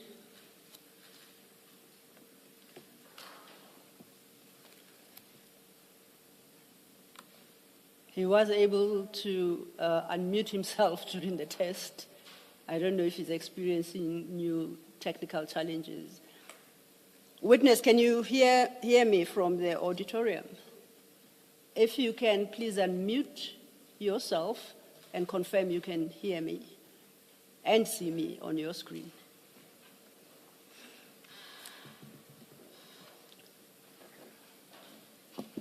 Can someone perhaps call the witness if that's a possibility? We'll try that, Chair.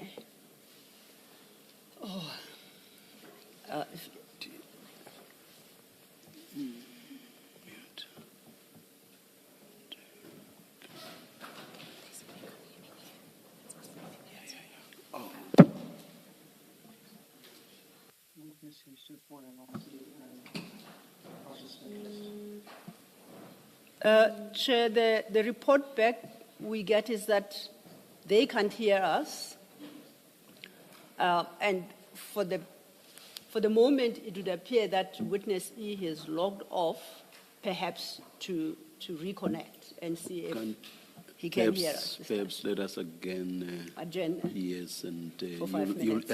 let me not indicate a time. Let me not commit myself to it, yes, yes. you'll just let us. Indeed, we shall. Apologies Thank you. for this. Thank you, Chair.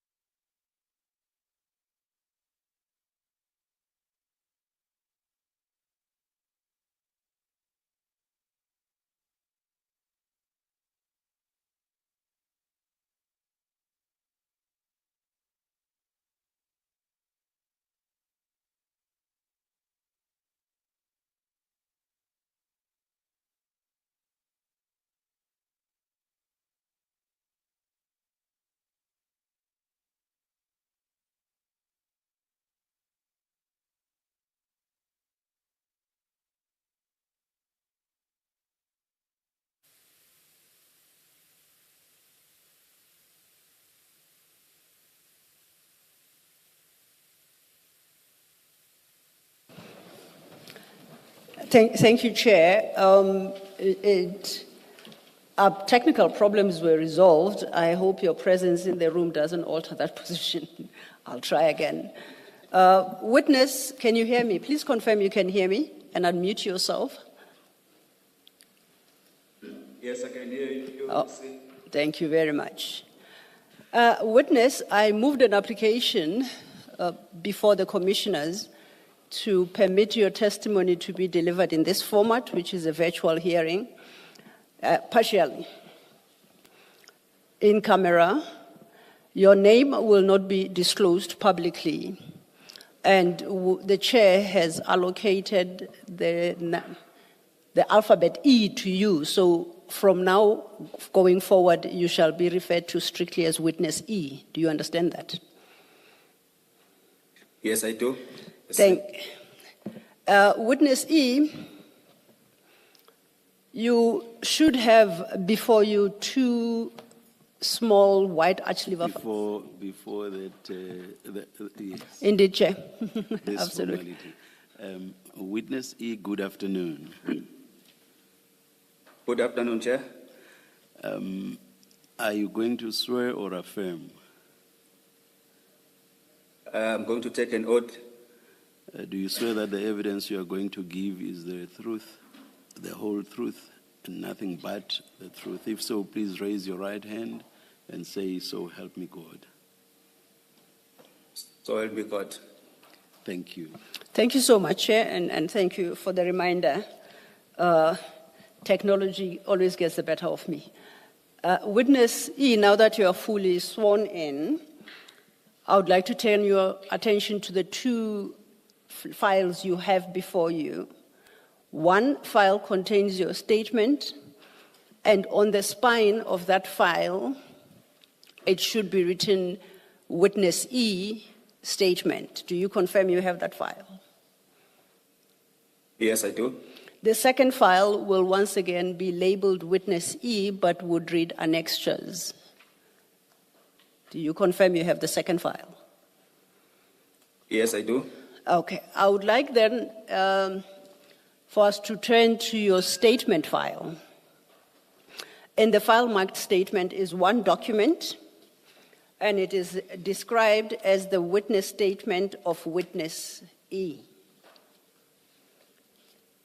Do you confirm that you have provided a statement to this commission for purposes of the evidence you are about to tender? Yes, I do, Chair. In the file marked statement, is that the statement that you have prepared for the commission? It is a Yes, it is, Chair. It's 19 pages. And if you go to the last page, the 19th page, midway through that page is your name, and above it, your signature, and it's dated the 23rd of January 2026. Do you so confirm? Yes, correct, Chair. Do you confirm that's your signature there to attached? That is my signature, Chair. And lastly, do you stand by the contents of this statement that you are tendering to the commission? I fully stand by it, Chair. Thank you, Witness E. Now, if we could then go back to page 1. At paragraph 1, perhaps, if you could read that into the record. And once again, to remind you, please don't read out your name and don't read out your personal number or member number. Thank you. Paragraph 1 reads as follows. I am an adult male constable in the South African Police Service attached to crime intelligence in KwaZulu-Natal. Thank you. And just to confirm that your paragraphs 2 and 3, your paragraph 2 confirms that to the best of your knowledge, the facts you depose to in this statement are true and correct. Is that so? Yes, that's correct, Chair. Your statement has only one significant heading besides the introductions, which is what we have just read through. And that heading is cited as my interactions with Minister Mkhwanazi. And that starts at page 1 of your statement. Is that correct? That's correct, Chair. Before we get to that part of your statement, I would like to refer you to your annexure file, and in particular to annexure WE2, which should start at page 4 of your annexure file.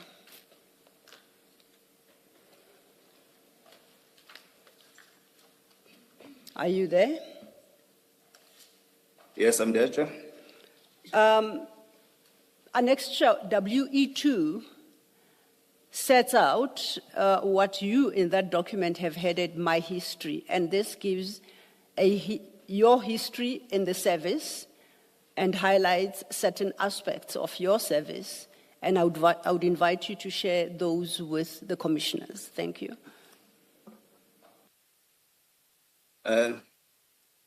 If I can go to my history, Chair.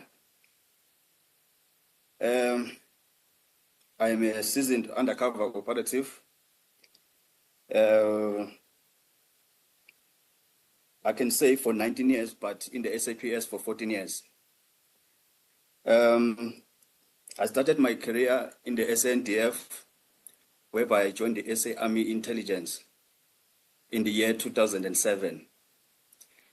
In the year 2012, I then left the Army and I joined the SAPS in the year 2012. Since then, I joined the SAPS Crime Intelligence. Up until now, I'm still a member of Crime Intelligence. Thank you. If you could just highlight some of the projects you have been involved in as set out at page 4 in the period specifically, as you say, 2012 to 2019. Thank you. In 2012, I went to Oton College, whereby I did my basic training in the SAPS. And then after 10 months, we left college. We had to go back and work in the station. In December 2012, when I was back at the station, I was then approached by the members of Crime Intelligence in a unit called MDOC. In 2013, I then started to get involved in covert projects and covert operations of the Crime Intelligence. So in the year 2013, I did my first project, which was a drugs project. It was a project of cocaine that I did in 2013. Then in 2014, I did another drug project, which was a heroin project. In 2015, I did a stock theft project. In 2016, I did an ATM bombing project. 2017, I did a cash in transit project. And again, in 2018, up until 2019, where I was then enrolled in the program. Thank you. I note that with reference to the projects you undertook from 2013, in respect of each, that as you have read out, you note that most wanted suspects or all suspects, as the case may be, were arrested in the projects that you were involved with. Am I reading that document correctly? That's correct, Chair. Now, if we turn over, leaf to page 5, yes. Maybe before you do that, at item 6 in 2017 up to the year 2018, can you just confirm what you say there? I didn't hear you mention it.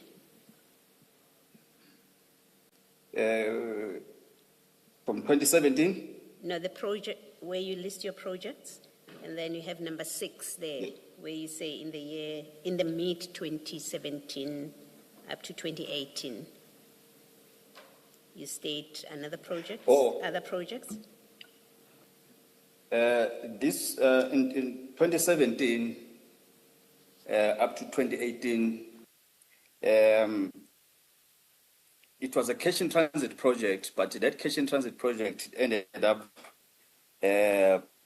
being involved in some political killings. But maybe I will deal with that as we continue with my testimony. But I think, Chair, you will get a sense of what I'm talking about there at paragraph 6. Thank you. Perhaps. Sorry. I was going to invite witness E to read item 6, perhaps, in its entirety. Witness Okay. E, did you? In the mid 2017 up to the year 2018, I did some political killings project in KZN, and all those projects were successful and suspects were arrested. I think that is what Commissioner Baloyi wanted you to clarify. Thank you. Chair. Witness E, just before the itemization, your itemization from 1 starts, you say in the subs I did several undercover projects which were all 100% successful. And in respect of, I think all, you say the suspects were arrested. You say nothing about convictions. Is there a particular reason why you don't mention convictions? Chair, it's my language. This arrest, it includes convictions. None of the suspects that were in my projects, in all the projects, are outside. Most of them are in prison. Those who are not in prison, they are dead. So no one is outside who was part of the project. All the projects, that 100% comes from there. Thank you, Chair. Thank you, Witness E. Thank you, Chair. Thank you, Witness E. I was then inviting you to the next page, page 5, where before I go there, your page 4, item 7, you reference your projects in 2019. And at page 5, the second paragraph, you then set out what has happened to you or where you've been since 2019. Would you care to read that statement into the record, please? If you can put up the number, Chair, I'm getting lost between 4 and 5. So we are at page 5. At the top of page 5 is the last end of the sentence that starts at the bottom of page 4. You see that? Yes, I can see, Chair. Then immediately thereafter, there's a paragraph that says, I have been. Oh, I've been to the program since 2019 as I'm a compelled state witness in a high profile political matter case. I was once investigating in 2017. So if then we understand you correctly, since 2019 you've been in a witness protection program because you That's are a correct, witness Chair. in that particular case. That's correct, Chair. Thank you. With that background then, can we turn to your statement starting at page 1? Under that main heading you have as my interactions with Minister Mkhwanazi. If you could perhaps deal with paragraphs 4 and 5 for the commissioners. Thank you. Paragraph 4 of my statement, Chair. Yes, of your statement, Witness E. Oh, apologies, I forgot perhaps to tell you, let's go back to your statement file. Okay, thank you. Thank you. My interactions with the minister were initiated by him in the late December 2024. On paragraph 5, on Saturday, 7 December 2024, I received a call from a cell phone number that I won't mention. I received this call on my cell phone that I won't mention as well. The phone number of the incoming call reflected on my phone in my Truecaller app, that is Mkhwanazi Home. When I answered the call, the person on the other end of the call said to me, "Do you know who you are talking to?" My response was that I have no idea who it was. Then the person responded by saying, "This is your commander, Minister of Police, Senzo Mkhwanazi." I was surprised to receive a call from the minister, but at the same time, I was shocked and also excited that I received a call from a minister of police. On this number, because of my because my cell phone number was highly restricted. I'm saying this because outside of a closed cycle in the law enforcement, only few people have got my number, and the other people who might have my number or who does have my number is the Office of the Inspector General of Intelligence. Was this the same number you used before you went on witness protection? No, Chair. It's a new one. Oh, thank you. Thank you, Chair. And you say this number is highly restricted. You state that outside of a closed circle in law enforcement, only persons within the Office of the Inspector General of Intelligence had my number. When you make that statement, are you suggesting that you did not expect the minister to have that particular number because he is not part of the groupings that you have described in your paragraph 5? Yes, that's correct, Chair. At that time, I did not expect that call. I did not expect that call at that time because it's very hard to get hold of me. But the reason why I'm mentioning the Inspector General of Intelligence is because there was an engagement between myself and an Inspector General of Intelligence with the matters relating to what has been happening in KZN. So the engagement started in 2021 and in 2022. I think that my number, the people who interacted with me, they do have my number. So that's why I thought to myself that it might be one of them. But I'm not saying it's them. But I thought to myself it might be one of them. Thank you. Thank you, witness. Understood. From page 6, from paragraph 6, you then deal with the conversation or the detail of the conversation you had with the minister on the 7th of December 2024. If you could then take it up from your paragraph 6. Thank you. In paragraph 6, it's when the minister said to me, he heard a lot about me and that I have an information about the killing of Mr. Cindy Somakaka and other ANC councillors in KZN. And he further said that to me. He heard that I have information about the SAPS crime intelligence officials who were involved in the planning and killing of Mr. Cindy Somakaka. I then asked the minister, where did he get that information? But in his response, he said that will be the topic for another day. He did not reveal. Please continue. Thank you. Please continue from your paragraph. In paragraph 7, he then asked me as to what happened leading to the killing of Cindy Somakaka. And I informed him about what happened. And in particular, he asked me, who are the SAPS officials who were involved in the planning and the killing? And I told him who are those officials and what was their role in the killing of Makaka. And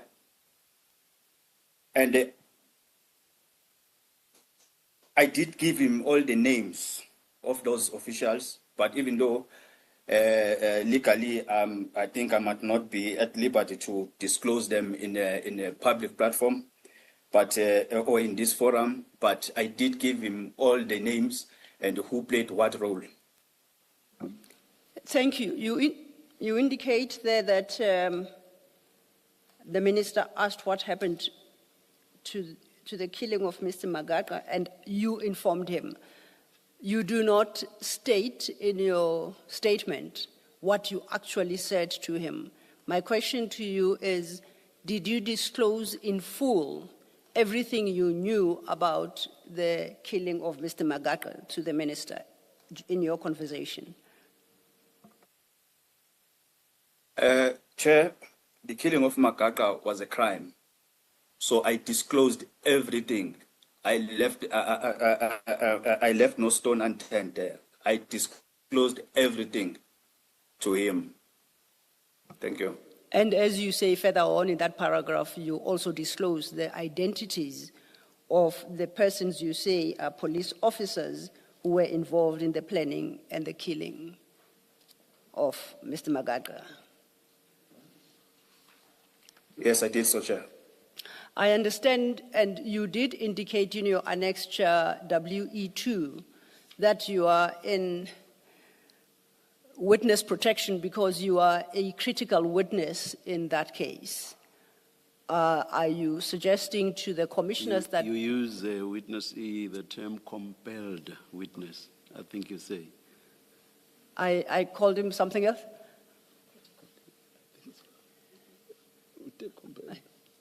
You. I must have forgotten within seconds, Mr. Law. My apologies. No, I think, is it critical that they... I think you said critical. Yes, and it's because in his annexure Yes. 2, WE2 at page 5, Okay. he says, I'm a compelled state critical witness. He called himself a critical witness. Okay. I guess my focus or interest was the compelled. But he also remembered to say he's a compelled witness. Why compelled witness E? I say this because, Chair, I was subpoenaed after I deposed my statement. I was also subpoenaed to testify. So it's not that. I was subpoenaed to testify. That's why I'm calling myself a compelled witness, because even if I don't want to continue to be a witness, but due to the information that I have to testify. Thank you, witness. You just give us a moment. Yes, please. Thank you, Chair.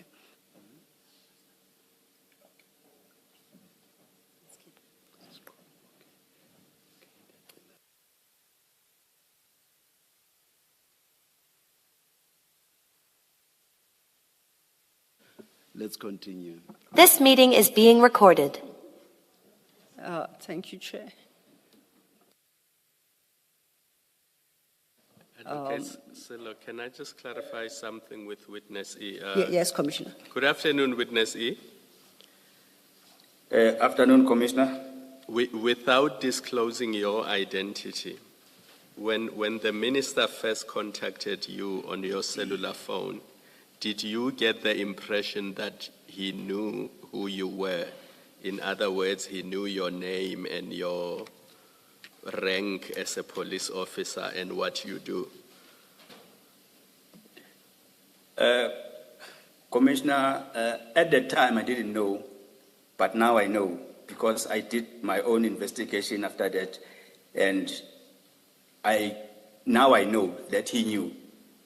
But as the time goes on, maybe I can, as I'm proceeding with my evidence, I will disclose where I got the information.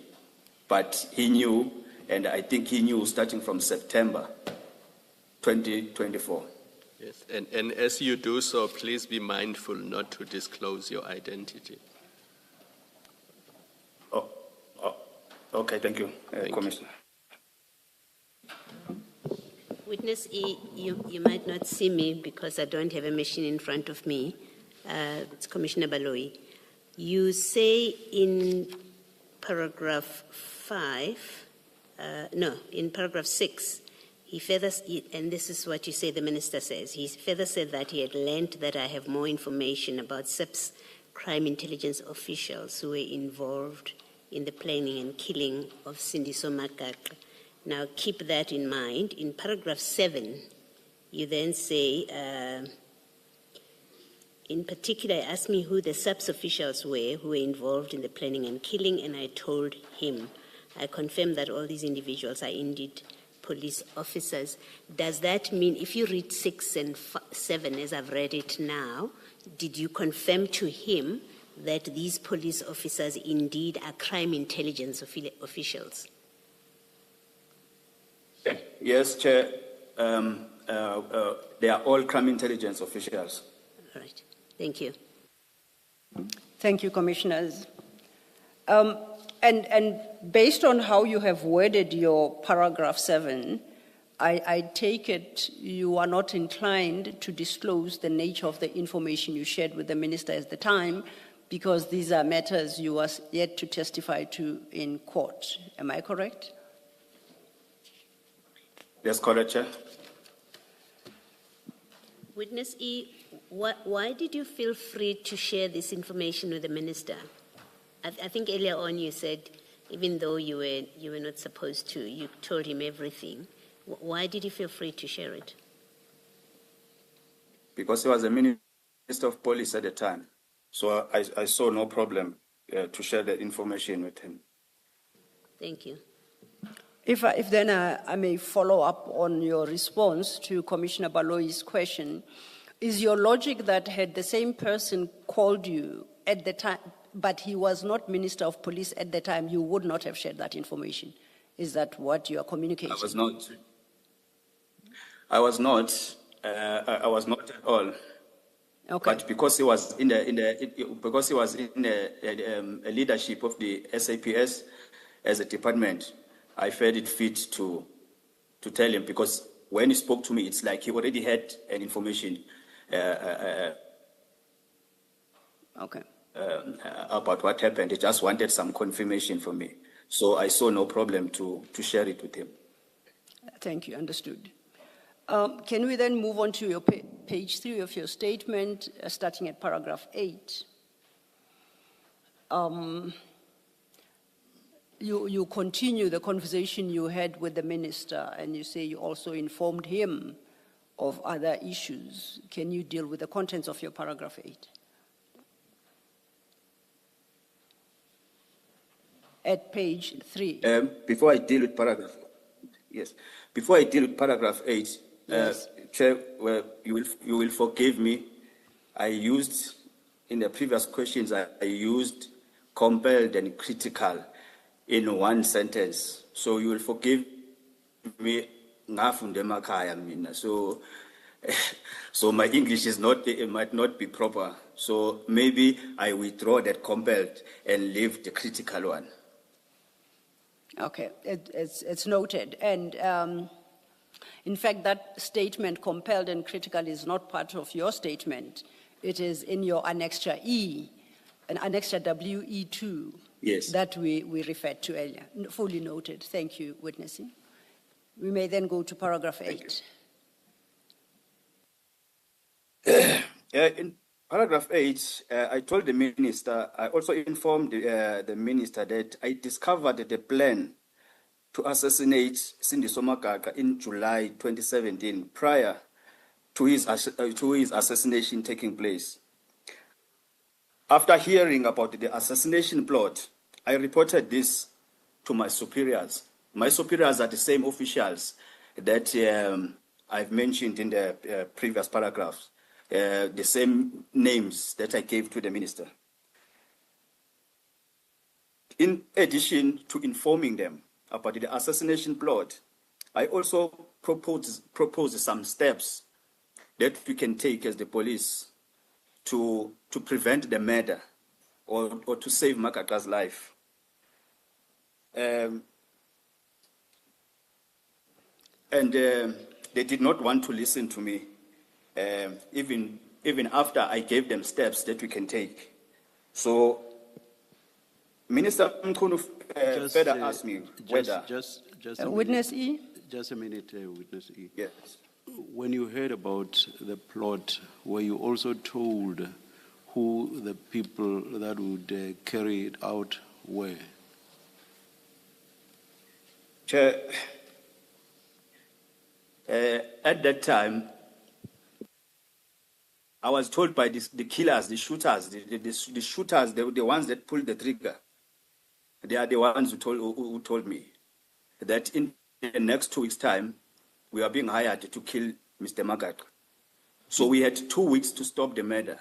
Did But they the not tell you? officials- Did they not tell you who had instructed them or hired them to kill Mr. Makaka? They did, Chair. And did they give you the same names of the people, or rather the same names you gave to the minister?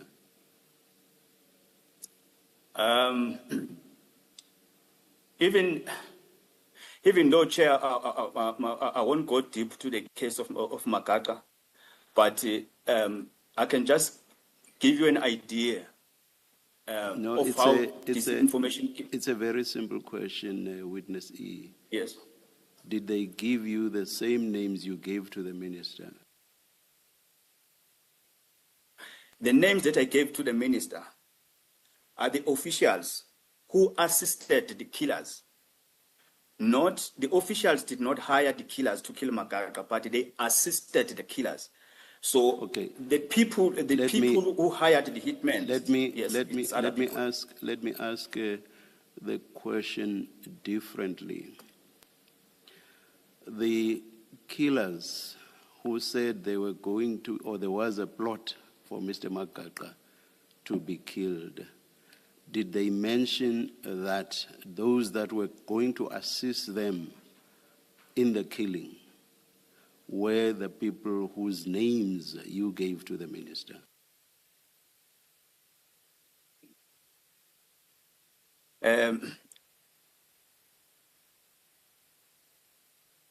I hear your question, Chair, and I want to answer this question, but I want to answer this question in this fashion.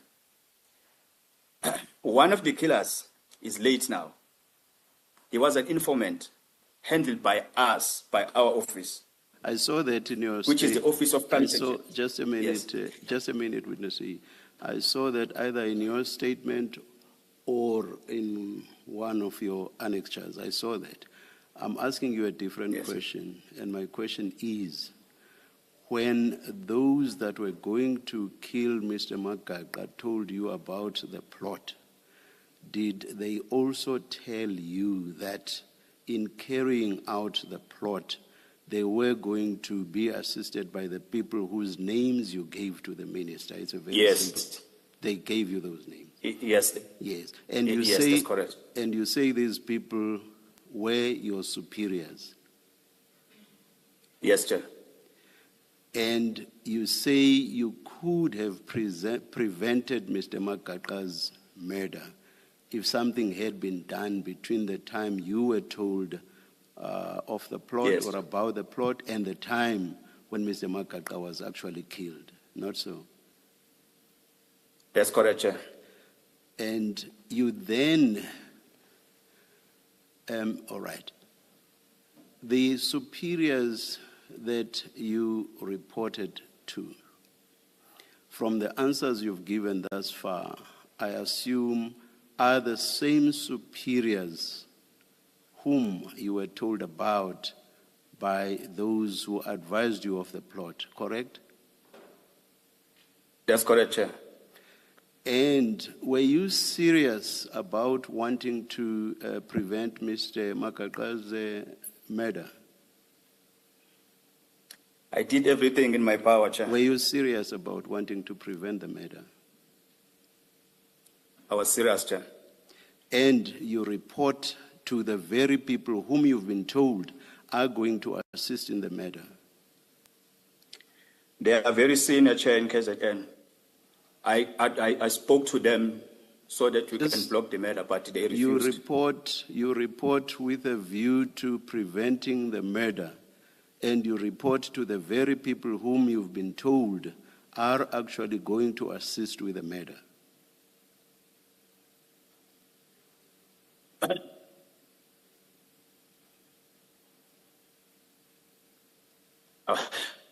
I want to answer this question, but the question is confusing. There's nothing confusing about the question, nothing confusing at all. Please answer it. Okay. When I got the information, I reported the information to the people who were going to assist. But those people at the time, they didn't know that they will be asked to assist. The informer spoke to me alone. And then I related the message to my commander, to my immediate commander, in a level of a captain. I won't mention the name. But then, at the time, my superiors didn't know that the hitmen will ask them for assistance. Number two, the equipment that was going to be used in the killing of Makaka came from the very same superiors. It was an equipment. How would the people that told you or informed you of the plot have known that they were going to be assisted by your superiors if at that stage the superiors did not even know that they were going to assist? Because the equipment that they were going to use, which is the firearm and the car, came from the very same superiors. But that's after the event. They were going to ask. That's after the event, according to what you've just said now. My question is about the time you are being told that we are going to be assisted by senior police officials. How could that be said if the senior police officials themselves did not even know that they were going to assist? It may well have been the senior officials would have said, no, we are not willing to assist. Please make me understand. I don't understand. Okay. I got the information of the killing of Makaka on Sunday, the 2nd of July 2017. I got it from an informer who was hired to kill Makaka. He then told me that he's going to ask the captain and the colonel to assist them in such a way that when they go to Mzimkhulu and come back from Mzimkhulu, they get a protection. He told me this on the Saturday or on a Sunday. Then on the same Sunday, I called the captain and the colonel, telling them that this informer is now hired to go and kill Mr. Makaka. Can we block him? On Monday the 3rd, I also called the colonel again. I asked the colonel, Colonel, can we take away the car that we bought for this informer and an AK that we bought for this informer and keep it to ourselves? We will give the informer these equipments later on because in the next week, they are going to kill Mr. Makaka. That is how the information came about. Yes, thank you, witness. Yes, Ms. Thank you, Chair. Perhaps while we are on that, let's just take a step back and to explain what your job at the time was when you had these interactions with the people you say subsequently assassinated Mr. Makaka. Can you just talk us through that very quickly? Chair, as I said, I've been an undercover operative since from 2013. I am currently a handler in the crime intelligence. But at that time, I was deployed undercover. I was deployed undercover to do undercover projects. It was a registered project, but it was a project for cash in transit. In this project of a cash in transit, I recruited the leader of the gang. It was a group of 25 suspects. I recruited the leader of this gang or of this group that is involved in cash in transit. This leader, who happened to be our informant, is the one who came with this information to us because he was hired by the people in the Mzimkhulu municipality. That's how I got to know this information. Okay. On top of that, this group of 25 suspects, I had to infiltrate the group. That's how I got to know these people. Okay, then if I understand you correctly, you say you had been deployed as an undercover agent and you had infiltrated this group out of which then came out the would-be assassins. Is that a fair summary? Yes, that's correct, Chair. Now, you say you were deployed undercover. Who were you deployed by? Yes. Who were you deployed by to this, what you By the call very same a project? Sorry, let me just finish. Who deployed you to act undercover to what you now call a registered project? The very same officials that I gave the names to the minister, the very same officials that provided the vehicle and the firearm to that was used in the murder of Makaka. And these are the people at your paragraph 8 you refer to as your superiors. Is that so? That's correct, Chair. I'm clarified, thank you. We're still at your paragraph 8. You have dealt with communicating the assassination plot to your superiors, and you indicated that they failed to do anything to halt their assassination. You go further then to talk about what Minister Mkhunu next asked you in the same paragraph. Can you take it from there? The minister asked me if Lieutenant General Khumalo was also involved in the planning and the killing of Sindiso Makaka. And I explicitly informed the minister that General Khumalo was not involved.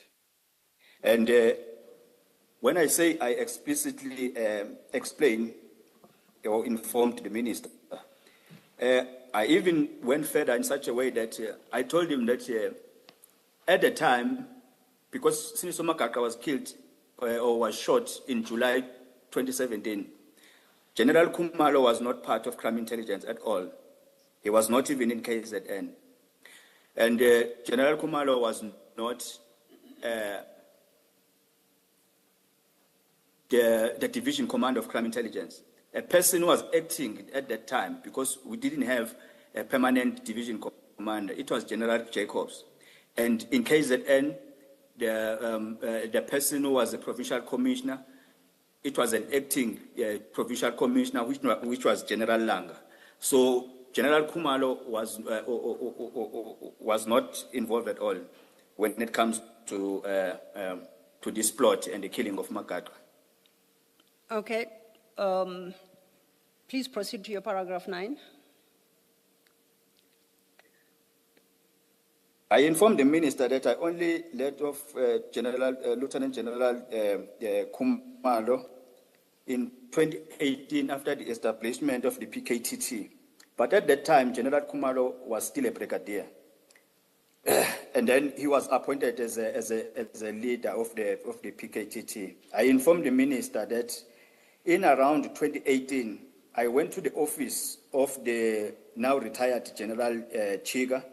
General Chiga was the provincial head of crime intelligence in KwaZulu-Natal at the time. I then reported the matter to General Chiga of what happened to Mr. Makaka and the involvement of these officials. And then General Chiga then asked me if I can depose a statement. And I said, yes, I can do so. Then it's when he said he would speak to General Khumalo to arrange a team that will come and take a statement. And then after that, both of them, General Khumalo and General Chiga, they came to an agreement that I must be enrolled in the program. And in 2019, indeed, I went to the program. If I could just take a step back, where you talk about going to the office of the now retired General Chiga, you said it is 2018. In your statement, you've got a specific month. I think it's important you mention both the month and the year.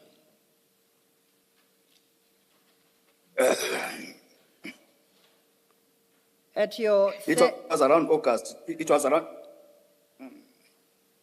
Go ahead, sorry. It was around August. It was around August 2018. It was after the establishment of the PKTT. Okay. And I know that you say you informed the minister of this fact. Yes, I gave him everything. Okay, then let's go to your paragraph 10, after you have informed the minister of all these facts. We are still at your page 3, paragraph 10 at the bottom of the page. Yes, therefore, I made it clear to the minister that not only was General Khumalo not involved in assassination, but that I only came to know of him later on. I only came to know of him later on. Excuse. And if we then could turn the page to the next page 4, starting at paragraph 11, if you could take it from your paragraph 11. I since learned that after my meeting with General Chiga and I since learned that after my meeting with General Chiga held a meeting with General Khumalo, whereby a decision was taken by both of them that I should depose a statement and be enrolled in the program. And for the record, firstly, did you depose to such a statement? Yes, I did. And is this the time you then went into the witness protection program you said you are still a part of today? That's correct, Chair. Okay, we then move to your paragraph 12, where you say the minister had engaged with you on other issues. Could you deal with the content of your paragraph 12? The minister asked me what are my grievances in the workplace. And my response to him was that due to my stay in the program for 7 years, I am sitting in one rank for 14 years, whereas my other colleagues whom I trained with were getting promotions and being moved to the next ranks, but myself, I was always being overlooked with my experience and my contribution. The minister then informed me to write my grievances in a form of an email and send them to him. He provided me with his email address, as stated there, and then he further asked me if Minister Pegicele was also involved in the assassination of Makaka, and my response to him was that no, Minister Pegicele was not involved. And at that time, he was not even a minister of police, so he was not involved. He was not involved at all. I see that the email address you say the minister provided you is his official parliamentary. It's got a parliament domain. Is that correct? Yes, that's correct, Chair. Okay. Then let's go on to your paragraph 13. After the call with the minister, Mkhunu, I then contacted a friend of mine who happens to be a lawyer to seek just an advice pertaining the call that I had with the minister. The friend of mine advised me that I should write my needs and grievances, and that I send the email to Mr. Mkhunu. But at the same time, he said I must also send the very same email to the National Commission. My friend also provided me with the National Commissioner's email address because I didn't have it at the time. And who was the National Commissioner at the time you were directed to send an email? It's a current National Commissioner, which is General Fani Masamune. After you were provided with the second email address, what did you do? You take up that conversation from your page 5, paragraph 14? On Monday, the 9th of December, 2024, at about 11:53, I sent an email to Minister Senzo Mkhunu to his email address, and at the same time, I also sent it to the National Commissioner, General Masamula, in the email that was provided to me in paragraph 4. And in that email, I was setting out the details of my experience in the SAPS and my contribution and all that. That can be the email is attached as we one. Before we go to E1, just to correct for accuracy, you stated that you sent the email to the minister and to the email address provided you in paragraph 4. That can't be correct. It's at paragraph 13, right? You are referencing General Masemola's email address. Oh, yes. Okay. Just wanted to It's clarify page 4, that. paragraph 13. So. Okay. Okay, thank you. So then you refer us to WE1, Annexure WE1. That's the first document in your annexure file, starting at page 1. It's quite a lengthy email. And in line with your requests to the commissioners that you not divulge some of the details pertaining to the criminal case that is still to be held. This particular document provides significant or makes significant reference to those facts. Is that correct? That's correct, Chair. And these are the facts that you would prefer not to be publicly disclosed at this juncture? That's correct, Chair. Now, with those restrictions, what would you like to particularly highlight to the commissioners from this annexure WE1?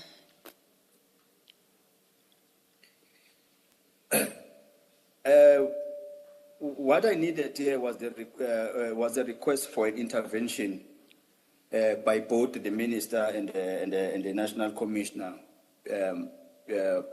pertaining my working condition, because after I had that fallout, there was that issue with my my superiors.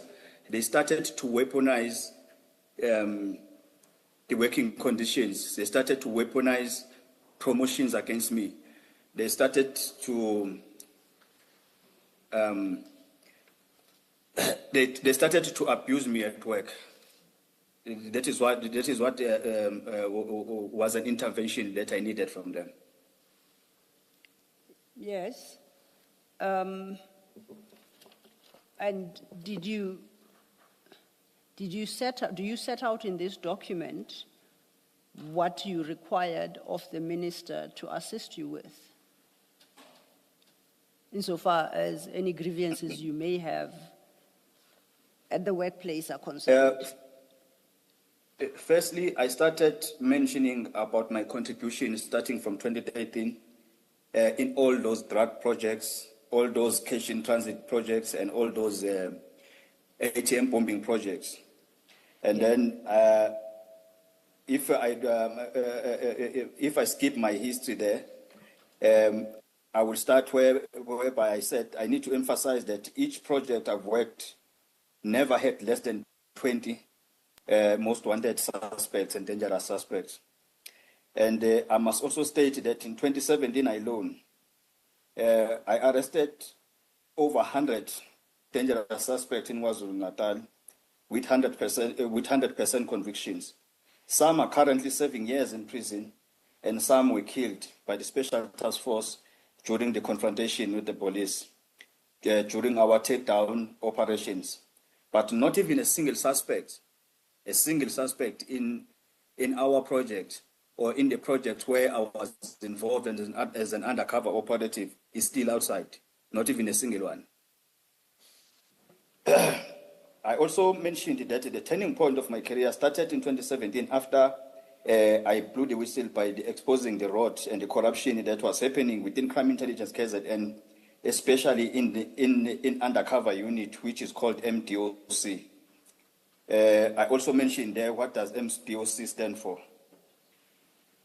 And then I reported what Crime Intelligence apologies, Office. witness, what does MDOC stand for? MDOC is a crime intelligence unit, which it is called MDOC. MDOC means multi-dimension organized crime. Thank you. It's a yes. Thank you. No, please continue. Thank you, Yes, Chair. You may continue.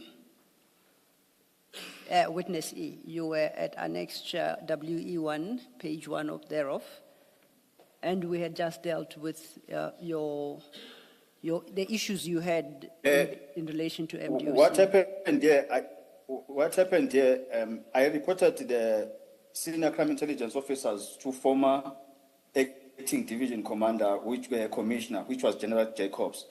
But with regards to General Jacobs, I must point it out that I didn't communicate with him directly, but I communicated with him via the provincial head. So I spoke to General Chiga in person, and then General Chiga said, because we are all under him and we're reporting to him, because MDOC reports directly to the provincial head. So he said that this matter needs to be investigated by the national head, which is a division commander, so division commissioner. So the division commissioner at the time of crime intelligence was General Jacobs. Okay, if I can then draw your attention to page 2 of that document, paragraph 2, which starts with the words, "The said parties that the same officials were my commanders." Do you see that? Do you see where I'm reading? Yes, yes. The sad part, yes, the sad part is that the very same officials were my commanders. Yes. And Now, their names, my I question, did mention them. Yes. my question is, in that paragraph, you then set out various names of people. My first question is, are you saying these are the people that you call your commanders and who you say were a part of the assassination? I just need you to confirm whether it's the same people. It's the same people, Chair. And secondly, are these the same people you stated at your paragraph 7 that you disclosed to the minister in your conversation of the 7th of December 2024? That's correct, Chair. Okay, thank you, Witness E. Chair, I know we started later than we hoped with this witness. It is 1 o'clock. I'm in the commission. No, we just must take the break. We'll take let's a lunch. adjourn and resume at 2 o'clock. Thank you, Chair.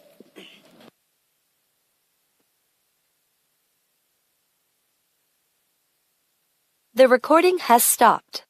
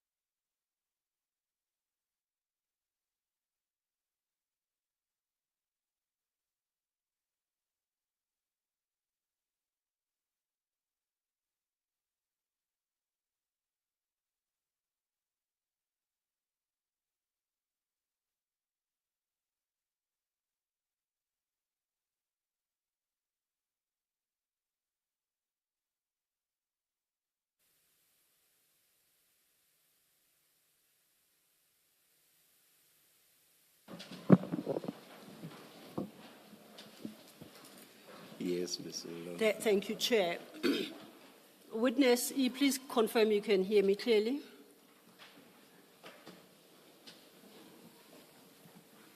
Yes, Chair, I can hear you. Before we broke for lunch, we were at your paragraph 14 of your statement at page 5. Are you there?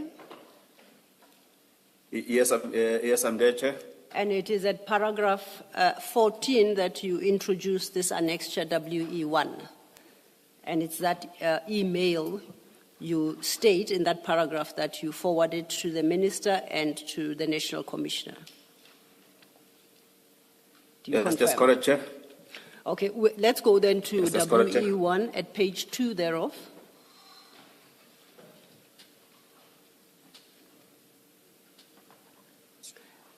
And as with page 1, the bulk of what you set out at page 2 provides detail regarding the assassination of Mr. Madlanga.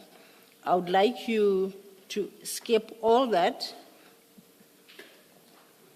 and go to the 8th paragraph at page 2 that starts with the words, "They started to target me." Do you see? Yes, I can see, Chair. If you could read that paragraph and then skip the next and read the one thereafter, because now it's in the one thereafter that you address your actual grievance. Do you understand? I understand, Chair. Please do so. Thank you. Oh, perhaps I'm very sorry, Yes, Chair. Ms. Lo. Let me take you the paragraph preceding. I must emphasize that this is not a hearsay evidence, but I was present in every Indeed, step. Chair, if I may, Yes, yes. I would agree in the redacted version. Yes. Only that's the first statement that the chair read Yes. is not redacted. The rest, The rest but is. I was. All right. All that is redacted, and I would prefer him not to. Let me stop where I But am. My interest is there. My interest is in every step. Oh, no. We would like, because the witness says these are matters pertaining to the evidence he shall be giving Also, at even the criminal even trial. that part, I must. Even not- that part. All right. But all the right, first part, all right. I'm grateful to the chair because the first part is important because it specifically states that what he relates in this document to the minister about the assassination is not hearsay evidence. That Yeah, he's yeah, got yeah. first-hand knowledge that of. part. That part so is you important. don't want me to get to the every step. Not to the rest. The rest is redacted, Chair. But my interest was how far does the every step go to Mr. Madlanga or not? All right, I'll leave it. Thank you so much, Chair. Witness E, you are at the paragraph I had directed you to, and I think the Chair correctly points out the paragraph before. As you are working on a redacted version, I fully am appreciative to the Chair for pointing it out. I think the first sentence of the previous paragraph is important. So if you could just read that sentence without reading the redacted part, then we can go to that paragraph I directed you to. Do you understand? Yes, Chair. I Please go said ahead. here, I must emphasize that this is not a hearsay evidence. And when you say that, is that in reference to the facts you have set out pertaining to Mr. Madlanga's assassination as you set them out in that document? Is that what you say is not hearsay evidence? That's correct, Chair. Okay. Then if I can direct you to the next paragraph, that then starts with the words, "They started to target me." They started to target me to be assassinated and even told me that they will never give me any promotion and they want me dead because I'm a threat into their career. I won't mention the name of the person who said that because it has been redacted. Yes. That is when I went to the Durban High Court to get a protection order against the officials. After that, I was then enrolled into the program. That protection order, I got it in 2018. It was just after I started engaging. May I request you, witness E, to refer to the program in full, witness protection program? Oh, yes. Yeah, there are a few Yes, times Chair. there are a few times when you just refer to program. A reader may Yes. not necessarily know what program. Thank you, Chair. I'll do so. Thank you, Witness E. You may continue. If you are done with that paragraph, then the next one is you skip this short paragraph after that. It's the one after starting with my only grievance. My only grievance to the national officials is that all my commanders in KZN are the officials mentioned above. And if ever I have to move to the next ranks, it's them who must process and facilitate it. But they don't do so because they told me that they'll never do it. And they want me dead than alive. Now, please proceed. In 2018, when my junior colleagues were promoted to the next rank due to years of service, I was left behind by the same officials. And again in 2022, when my junior colleagues were moved to the next ranks due to years of service, I was again left behind by the same officials. Yes. Continue. I am now appealing to the national officials to rescue me by moving me to the next ranks because in KZN, I was told by the same officials that they'll never move me up since I exposed them. And perhaps then lastly at page 3, if you could read the penultimate paragraph into the record. This is the paragraph before the last one, which reflects your specific request. The second paragraph from the bottom, I request. I request the national officials to intervene within 30 days of this stage, which is the 9th December 2024. And failure to this, me and my legal team, we will have to take this to court because I believe I'm being abused for being a whistleblower within crime intelligence, and I'm being punished by the same officials for that. Okay, so then to summarize, the gist of your grievance was that you were not being promoted even though operatives who are junior to you were enjoying the benefits of being promoted. Yes, my grievance had nothing to do with other things. It was only about promotion stories. Okay, I have not made you read some parts of page 3 as well, because once again you delve into the details regarding the assassination. Is there anything else you'd like to highlight from Annexure WE1 before I move on? No, Chair. Okay. I think I'm covered. Then let's go back to your statement. Let's go to the statement file. We are still at page 5. And then you take it from paragraph 15. On Tuesday, the 17th of December, 2024, I received a phone call from the cell phone number that I won't make it public. When I answered the call, the person on the other end of the line introduced himself as Mkhwanazi Nkabinde, the Chief of Staff in the office of the Minister Mkhunu. He added that he obtained my number from Minister Mkhunu, who also tasked him to investigate Magaga's killing, and in particular the involvement and the conduct of crime intelligence officials in the matter. Please proceed. Mr. Nkabinde informed me that the phone was on loudspeaker and that he was with the Minister Mkhunu. He asked me if I had sent the email as directed by the Minister Mkhunu. and I confirmed that I had sent the email to both Minister Mkhunu and General Masemula. That was when Minister Mkhunu came in the same call and said that but he said it in Zulu. He said it in Zulu. He said, he said I was not supposed to send it to the email to General Masemula because the National Commissioner, General Masemula, and the people involved in the assassination of Sindiso Magaka know each other. Therefore, my grievances will not be attended. Will not be attended to.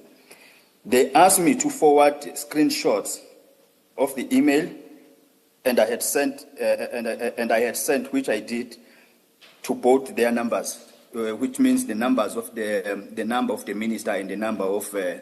Mthokozo Ngabinde, the chief of staff. Yes. Let's go now to page 6, and you continue. Mr. Ngabinde further informed me that he was once in the employ of the IPIT, which is Independent Police Investigative Directorate. And he once heard that former Minister Pegitele and the Lieutenant General Kumalo were also involved in the assassination of Sindiso Magaka. I informed him that the two were not involved.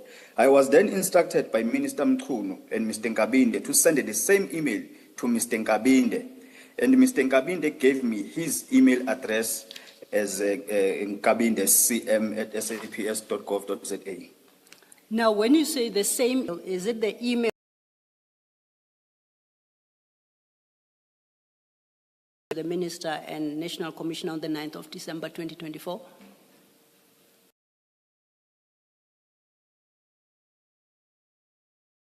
Paragraph 18.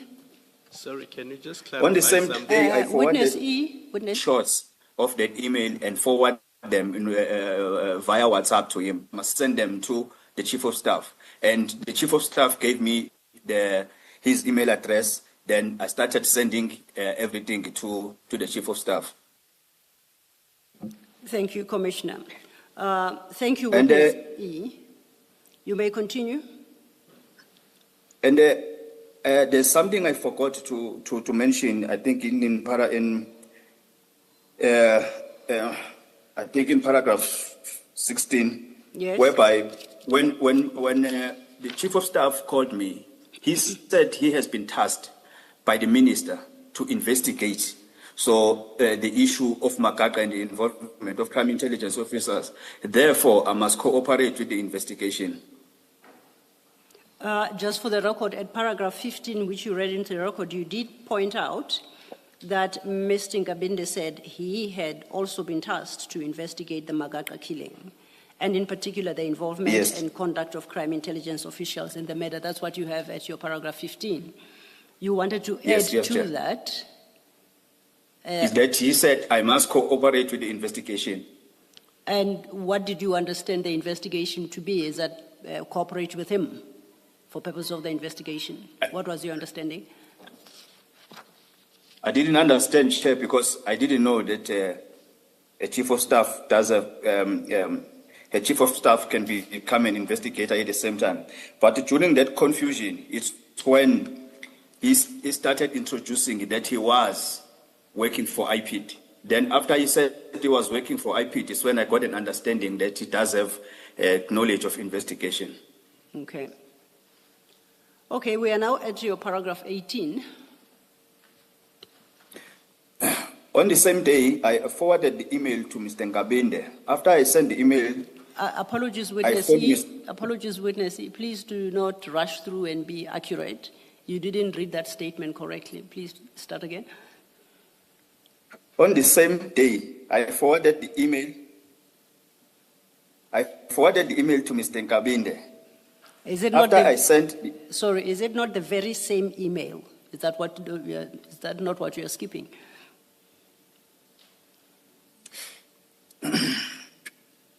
My copy of your statement reads, on the same day I forwarded the On the very same day. same email.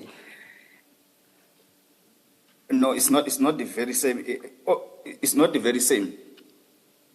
Advocate Silo, Yeah. the statement that we have reads exactly As he the has it. witness read it. Okay, then I possibly, I might be a version out. Okay, the commissioners have your version, so let's work on your version, witnessee. Okay. On the very same day, I forwarded the email to Mr. Nkabinde. After I sent the email, I phoned Mr. Nkabinde on the same number that he phoned me with, informing him that I had sent the email. Mr. Nkabinde stated that he didn't receive the email and gave me an alternative email address, and he said it's his personal email address to resend the email. Mr. Nkabinde also advised me to rewrite the grievances, and the heading should read as "Dear Minister and national officials," and send it, and also forward my CV via WhatsApp. On the same day, on the 17th of December 2024, at about 10 past 11, I sent the same email to Mr. Nkabinde, to Mr. Nkabinde's two email addresses that he gave me. And I sent them from my personal email address. Yes. A copy of this is attached as Annexure W2. Okay, now your Annexure WE2 is in the Annexure file from page 4.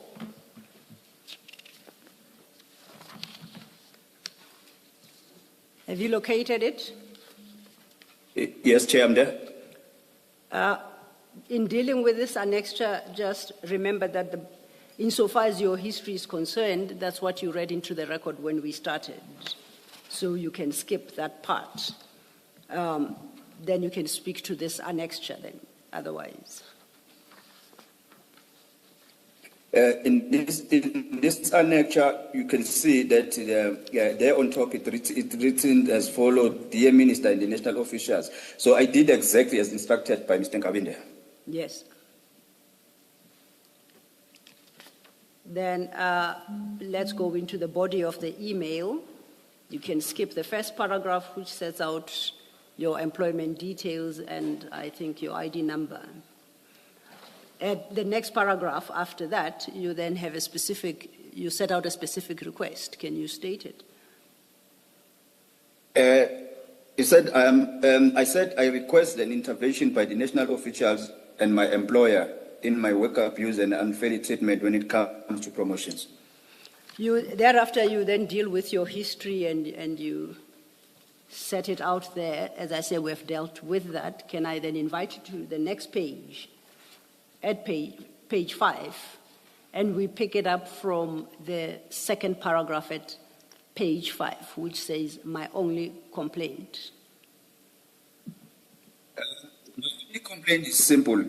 In 2018, when my junior police officers were moved to the next ranks, due to years of service, even excluding successes, I was overlooked and sidelined by my employer. Again, in 2022, there was another national instruction for mass promotions for junior police officers to the next ranks due to their years of service, excluding successes, but I was once again overlooked and sidelined by my employer. These promotions... Go ahead. These promotions were for the motivation and the well-being of police officers so that they can perform well in their duties. Please proceed. I am on a witness protection program with full pay as a police officer. I get all benefits like all police officers in the country, including bonuses when due, and I get full medical aid services from PolMed. For the fact that I get these benefits mentioned above, it means I do qualify to be a police officer, and therefore I do qualify to receive all benefits of police officers, including being moved to the next ranks, like all my other colleagues at work. If you can read the first line of that, the next paragraph then. My only complaint is about the promotions, which are long overdue. So let me just test my understanding. If I understand you correctly, in this email, you made it clear that you accept that although you are on witness protection program, it's with full pay, you get all your benefits, including medical aid, and that your only complaint relates to your being overlooked for promotions. That was your sole complaint. Do I understand you correctly? That's all, Chair. Now, at the last paragraph of that email, it reads, "With due respect and humbleness, I request my employer to attend to my grievance by moving me to the suitable rank and consider my experience, my contribution, my successes, and my years of service." End of quote. Did I read that correctly? That's correct, Chair. My question to you is, was your request attended to, and were you, insofar as lack of promotion is concerned, any time between then, when you generated WEU2, and today, as we sit here today? It has been left hanging. It has not yet been being addressed. Okay. It has not yet been addressed. Okay, then let's get back to your statement. We are now on my reading at your paragraph 19 of the statement, page 6. That's about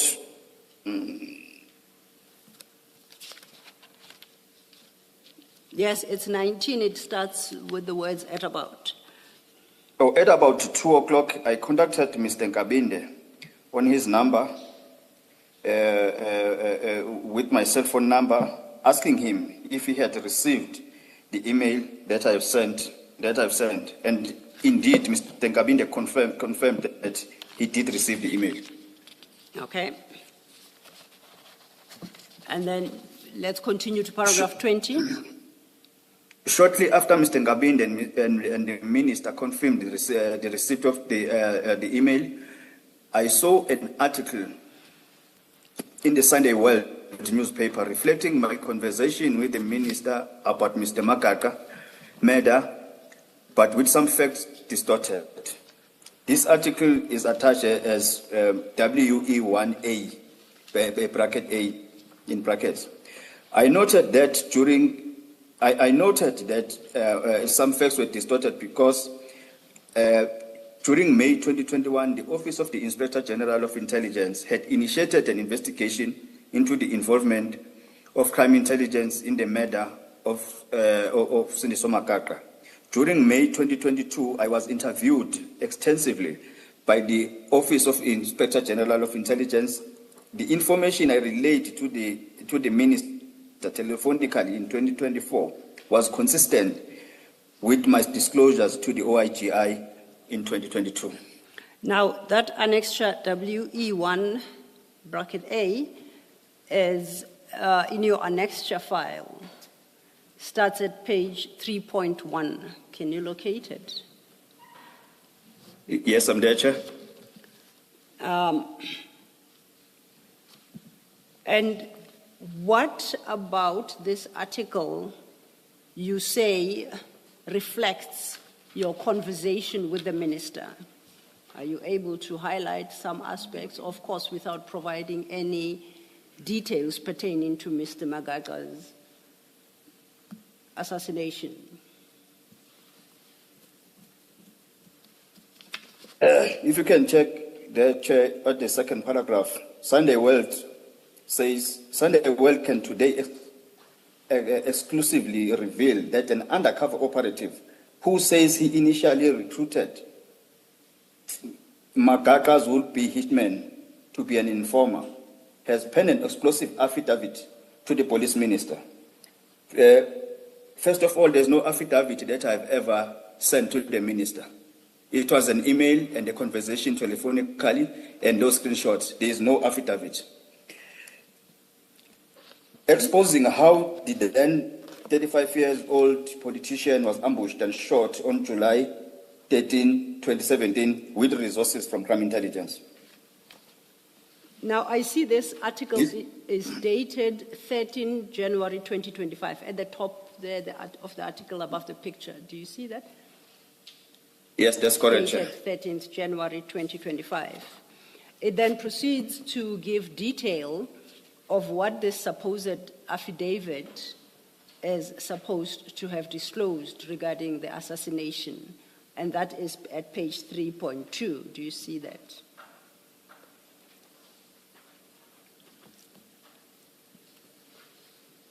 Do you confirm that?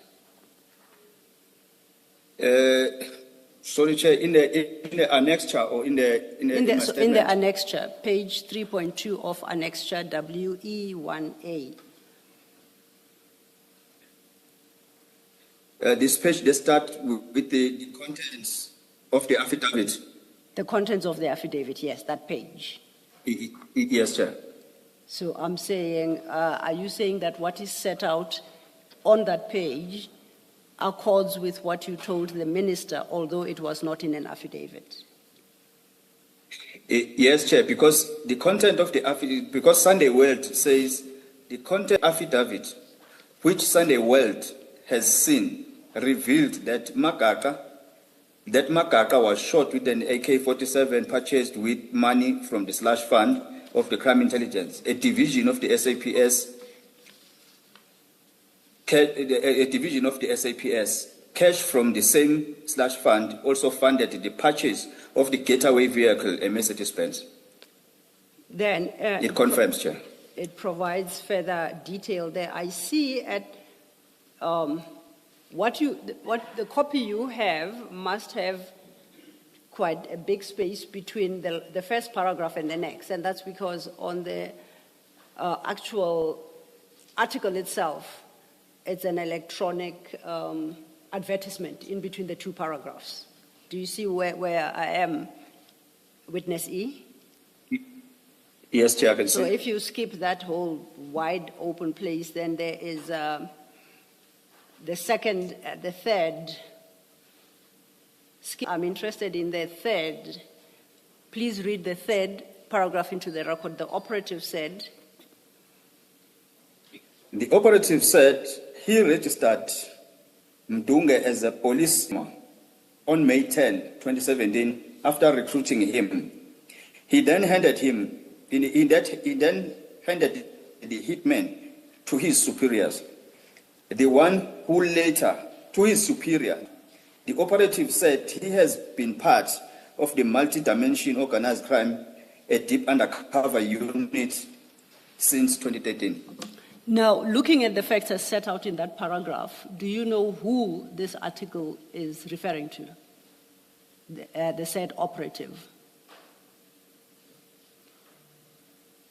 Do you know who is the operative the article is referring to, considering what it is said, the operative said?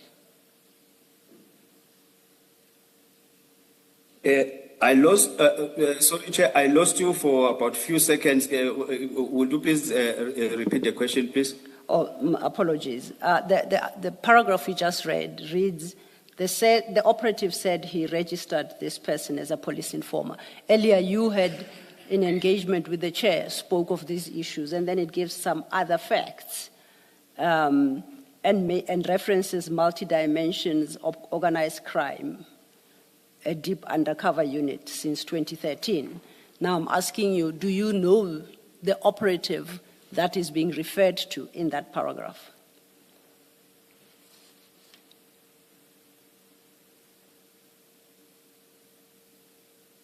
Did you hear the question? Chair, I lost you again. I think it's the network here, but can you just, I hear the other things, but the last question, if you can just repeat only the question itself. Okay, I'll try a shorter one. Who is the operative referred to in that paragraph? Do you know? That is witness E, Chair. That is witness E, you said? Yes, Chair. Okay. In other words, yourself? It's myself, Chair. Then the rest of the article deals with other issues we don't necessarily have to go through, but they are in large part consistent with the contents of Annexure WE1. I would like to refer you now to your statement again from paragraph 21, having read Annexure W1A. you take it from after you saw this specific article? After seeing the article, I then phoned Mr. Nkabinde and asked him why he leaked my email to the newspaper. And he said he didn't see the newspaper. He said he didn't see the newspaper article. I then said to him that I will never send anything to him, as it was directed by the minister that I must send things to Mr. Nkabinde. After the call that I made to Mr. Nkabinde, I received a call from Minister Mkhwanazi with his cell number. It was a WhatsApp call. It was a WhatsApp call. Minister Mkhwanazi said to me that he had been informed by Mr. Nkabinde that I was accusing him of leaking my email to the newspaper. I indeed confirmed with the minister that I know for the fact that the only people I sent the email to, other than General Masemola, were Mr. Nkabinde and him, the minister. And as such, only the minister or Mr. Nkabinde who had acknowledged of my email. Minister Mkhwanazi that indicated that he would speak to Mr. Nkabinde. Still on the call, Minister Mkhwanazi was still insisting that General Khumalo was behind the assassination of Makaka. Just to confirm, in the article as you read it, is there any reference to General Khumalo and his involvement in that assassination? No, Chair, there was nothing. No, Chair, there was nothing. And in your Annexure WE1, you specifically stated that he was not involved. He was not involved. He was not even in KZN. Did you respond to the minister at this juncture when he insisted that General Khumalo was involved? And if so, what was the response? Firstly, before I answer that question, when he gave me the call that he has been informed by Mr. Nkabinde that I'm accusing him, he said to me he had reprimanded Mr. Nkabinde for leaking the information to the media. And he said he's still going to talk to him, not to do it again. But then when he insisted that, insisting that General Khumalo was behind the assassination, I did explain to him exactly that whoever gave them that information, he gave them the wrong information. General Khumalo was not even in KZN, he was not even part of crime intelligence at the time. Okay. Sorry, Advocate Silo, Yes, just to Commissioner. get the chronology right, this is now in January 2025. It's after the Sunday World article. Yes, 21, where the minister still insists that General Khumalo was behind the assassination. This is after you had seen the January 2025 article. that's correct, Chair. Thank you. Thank you, Commissioner Khumalo. Witness E, that takes us to your paragraph 22 at page 8. Maybe before that, Ms. Sek- Commissioner Baloyi has a question. Yes. Witness E, did the minister, maybe let me ask differently, did you ask the minister why he believed that General Khumalo was involved with the killing? I did not ask him because even in December, when he started saying General Khumalo and former Minister Cele were involved, I said no, they were not involved. But it was Mr. Nkabinde that came in that same conversation that he was once at the IP and Mr. Cele and General Khumalo were involved. So I think in my mind at the time, I had an impression that maybe Mr. Nkabinde got that information from IP, but that information was a false information. Thank you. Thank you, Commissioner Baloyi. Witness E, I was inviting you then to your paragraph 22 from page 8. Are you there? Every time before. Yes, please proceed. Every time before and after the court appearance of the court proceedings of the Makaka's case, the minister will call me and demand an update. When I looked at the volume of calls that I was receiving from the minister, I felt that the pressure was too much to handle. Therefore, I contacted the investigating officer in the Makaka case, and I informed him that the calls from I informed him about the calls from the minister. I also informed the IO that the minister alleged that someone informed him that General Kumalo was involved in the assassination of Siniso Makaka. Furthermore, I requested the IO to discuss the situation with General Kumalo. The investigating officer also advised me not to block either the minister or Mr. Nkabinde, but to play along with them so that I will know what their aim was and or intentions. I further told the IO that Minister Mkhunu has too much interest on Sindiso Makaka's case because for every court appearance, Minister Mkhunu will phone me and ask me of the next court date and what had transpired at court. But he doesn't attend court hearings. I also informed the IO that I also informed the minister of the date that Mr. Ngengwa is the minister for Makaka's matter and sentenced to 25 years imprisonment, was going to plead to the murder of Sindiso Makaka. I had requested the minister to be in court attendance for him to see the good work that the team and I had done. But to my surprise, the minister was never in attendance. Now, in addition to this, I can say that... Yes, please proceed. I can say that this was because the former minister, he used to attend each and every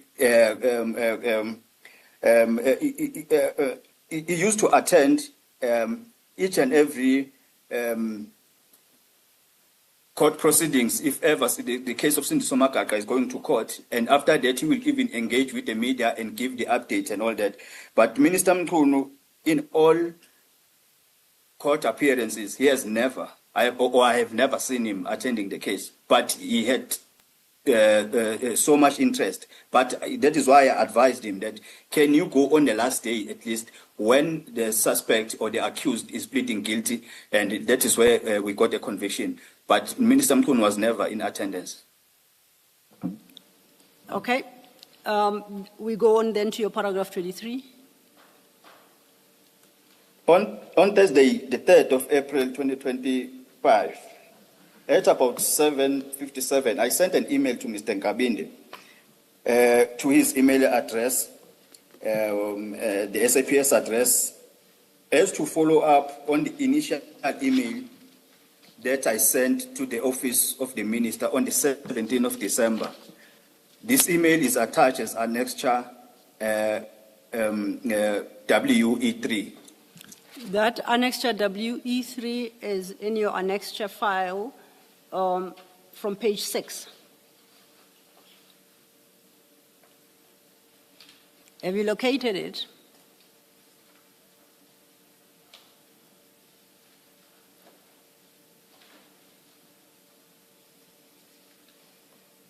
Witness E.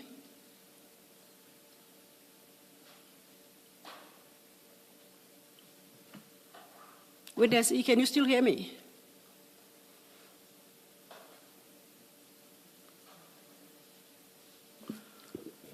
Let us adjourn. Yes, and I think he's lost connectivity. He's off screen now. You'll indicate. We shall, Chair. Thank you. Yes, thank you. Yes.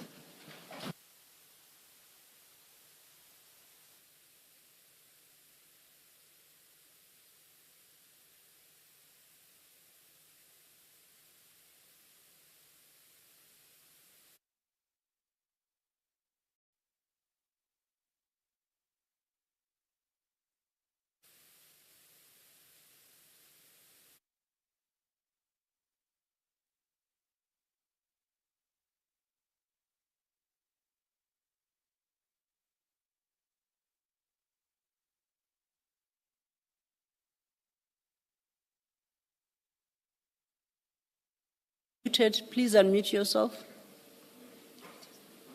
Can you hear me now?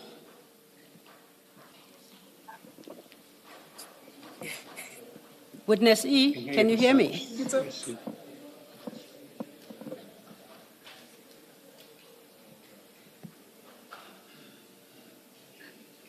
Chair? Can you hear me now? I hear you perfectly. Yes, I can hear you. You can hear now. me. Yes, I can hear you properly. Okay, so connectivity We can proceed. established. Okay, thanks. We will resume shortly.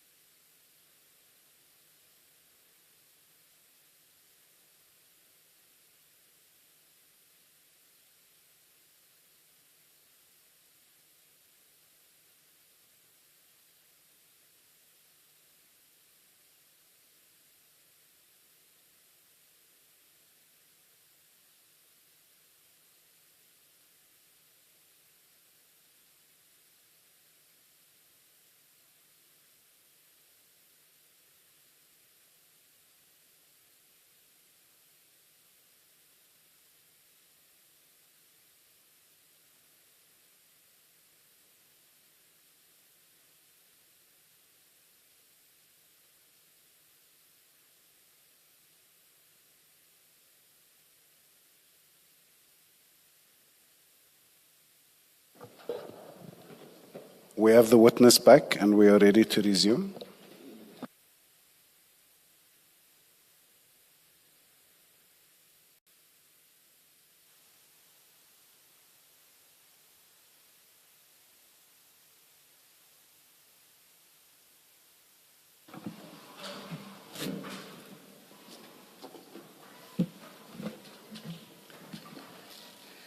Thank you, Chair. I think Witness E has re-established connectivity and we are ready. Witness E, please confirm you can hear me still. Yes, I can hear you, Chair. Thank you. We're ready to proceed. Thank you, Chair. Witness E, you had dealt with your paragraph 23 where you introduced annexure WE3. Do you recall? Yes, I confirm, Chair. Okay, I had referred you then now to your annexure file and located annexure WE3 at page 6, which is where I had asked you to turn your attention to. Yes, I'm there, Chair. I see this, I see it's an email from your email address as you have provided in the statement. It's addressed to Mr. Nkabinde CM at the subs.gov.za email, and it's dated the 3rd of April 2025 at 7:57, correct? That's correct, Chair. Do you confirm that the first 3 paragraphs in deal in large part with matters that you had highlighted in your previous emails. That's correct, Chair. Could you then deal with the fourth, fifth, and sixth paragraphs and just quickly read those into the record? As you were, to explain what you were communicating to Mr. Nkabinde?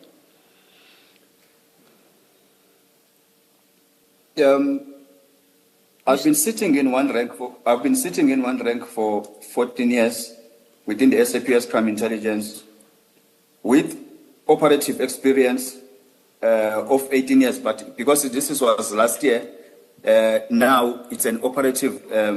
It's an intelligence operative experience of 19 years, including the SA INTF, the SA Army Intelligence. And I've made big contributions and successes, but always overlooked when it comes to promotions. Please continue. Read the next. I did receive the correspondence from the Minister and also the Chief of Staff, Mr. Nkabinde, and I was promised that my matter will be attended to. Ever since then, I have never received any feedback or any updates with regards to my complaint. I would like to do a follow-up and receive an update on the progress and how far is the process of my previous letter. So then, this email being of the 3rd of April 2025, you reference in your paragraph 23 that it was a follow-up to your previous email, which is the 17th of December 2024.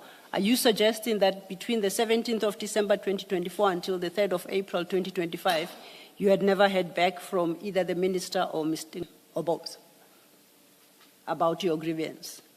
In fact, I do believe that they have never done anything about my complaint since then.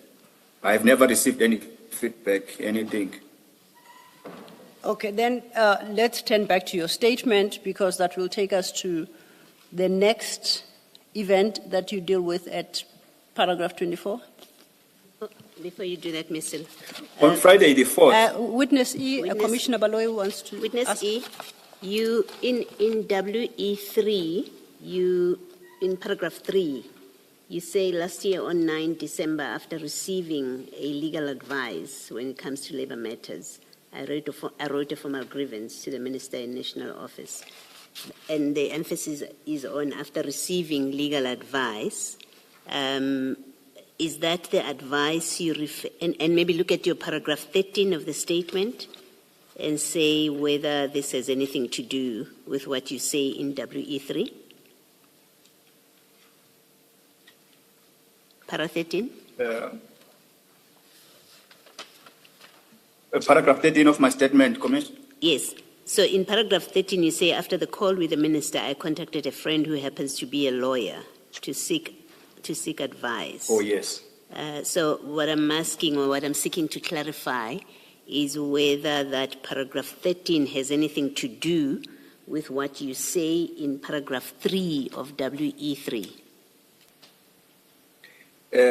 That's correct, Chair, because every time I need some advice, I always ask a friend of mine who happens to be a lawyer. He always gives me a friendly advice about the issues that pertaining the law, whether it's labor or civil or criminal. He always advises me. Well, I'm asking to clarify because I understood email because the Minister asked you, what grievances do you have? Put it down in writing. I understood that to be why you wrote the email you wrote with your grievances. But then you speak here in WE3 as having put down these grievances on the basis of legal advice or after receiving legal advice. I just want you to clarify that.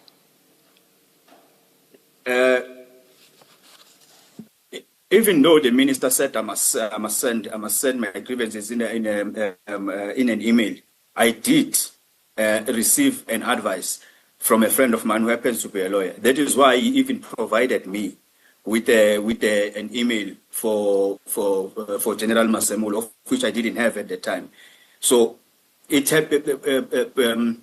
I can confirm that both the Minister and a friend of mine who happens to be a lawyer, so both of them, they contributed to that email. You spoke to the friend who is a lawyer after speaking to the minister, and because the minister said you should put down your grievances. Is that the sequence? That is the sequence, Chair. All right, thank you. Thank you, Mr. Thank you, Commissioner Baloyi. We are now witness E back to your statement, witness statement at page 9 at paragraph 24.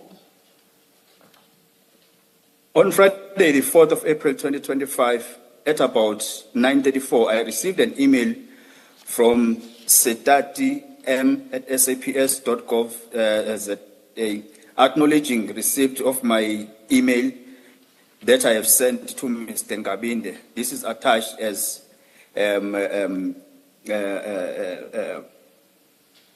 WE4. And that annexure WE4 is at page 7 of your annexure file. If you could go there.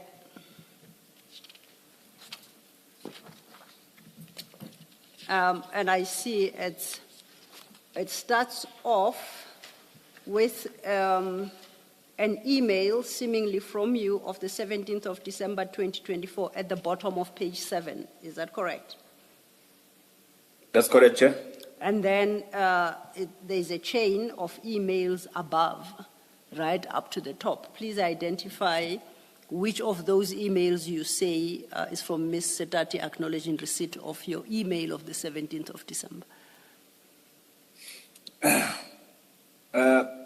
Firstly, I can see that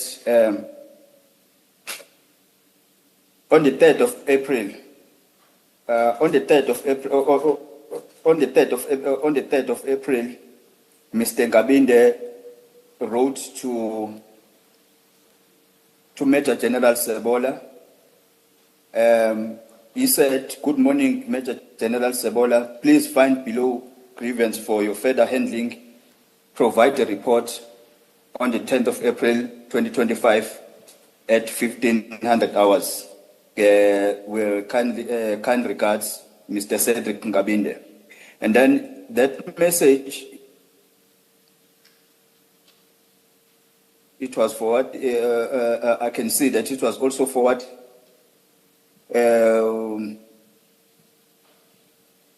It was from it was Brigadier Letoko. He sent it to Lieutenant Colonel Maria Setati. He said, "Colonel, this is more HR related. Perhaps refer to acting DNC, SS, and KZN." Yes. And then the last one is from Lieutenant Colonel Maria Setati. He or she forwarded that message. He then responded to me. He said, "Good morning," but he responded on Friday, the 4th of April 2025 at 9:34. He said, "Good morning. Your email is noted and hereby acknowledged. Respectfully, Lieutenant Colonel Setati." And on that point, the email reads that your email of the 17th of December is noted on the 4th of April 2025 and hereby acknowledged. Was there any further correspondence by Mr. Ngabinde or Ms. Maria Setati or whomsoever from the office of the minister regarding the issues you raised in your 17 December 2024 email? This email, Chair, on its own, it shows that ever since we spoke with the minister and Mr. Ngabinde, they have never attended to my matter. That is why you can see that this email of the 17th of December, Mr. Ngabinde only started to forward this message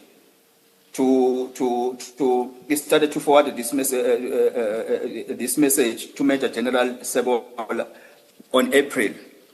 And then you can see that it's just 2 lines that he wrote there. So he never attended to this matter.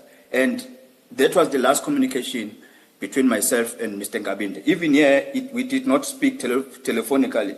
He just forwarded this message. I only received this email from Lieutenant Colonel Setati. It's when I saw that, okay, he or she was just responding to me because she received this message, this email that was coming from Mr. Ngabinde in April. Then I just left everything there. It was never attended. Okay. This then brings us to your paragraph 25, and you are dealing with the 6th of July 2025. If you could then take it from there. On the 6th of July 2025, General Mkhwanazi held a press briefing, and thereafter the President placed Minister Mkhunu on a special leave and announced the establishment of the Commission of Inquiry.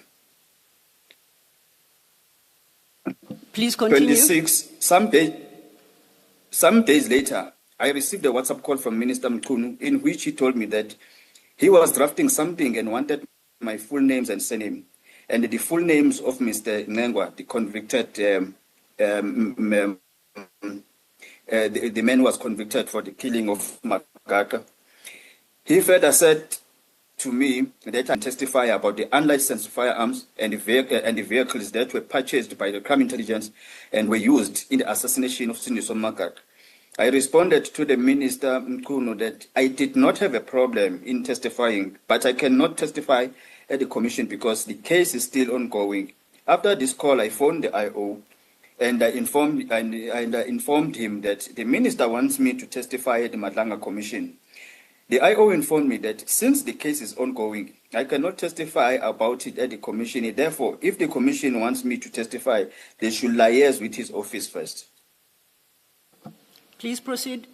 In 27, my assessment of the minister's calls is that dating from the 7th of December, which was our first communication, they have increased progressively and are getting more and more after the 6th of July 2025 press briefing by General Mkhwanazi. 28, on the second week, the minister... Witness E, please wait. Before you go to Yes, Chair. before you go to paragraph 28, at that paragraph 26, where the minister says to you, you should come and testify before the commission, did he say what it is that he wanted you to come and testify to? At that time, and in that call, he did not specify what is it, but later on, he did say that he wants me to come and testify about the unlicensed firearms and the stolen cars that were bought by crime intelligence that were used in the killing of Magaka and other ANC councillors. And did you ask or did he explain why that was relevant to the commission to hear? He has never explained it to me, Chair.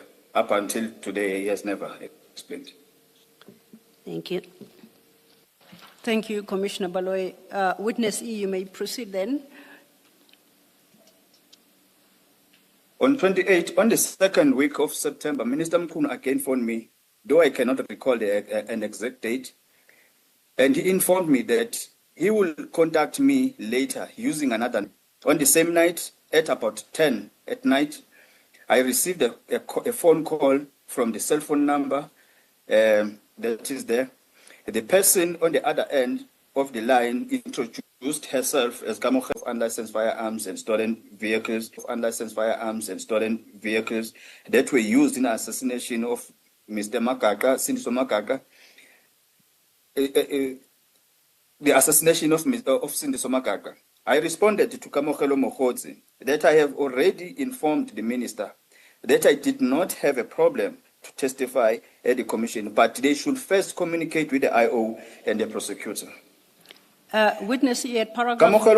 apologies, Witness E, at paragraph 28, you say Ms. Mokhodzi informed you that she had been instructed to tell you that there had been statements that were already prepared on your behalf for purposes of testifying at the Madlanga Commission. Do you see where I'm reading?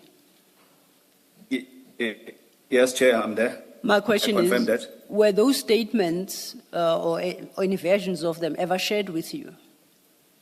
These statements prepared on your behalf? No, Chair, nothing was ever shared with me. Were you informed as to the content of such statements?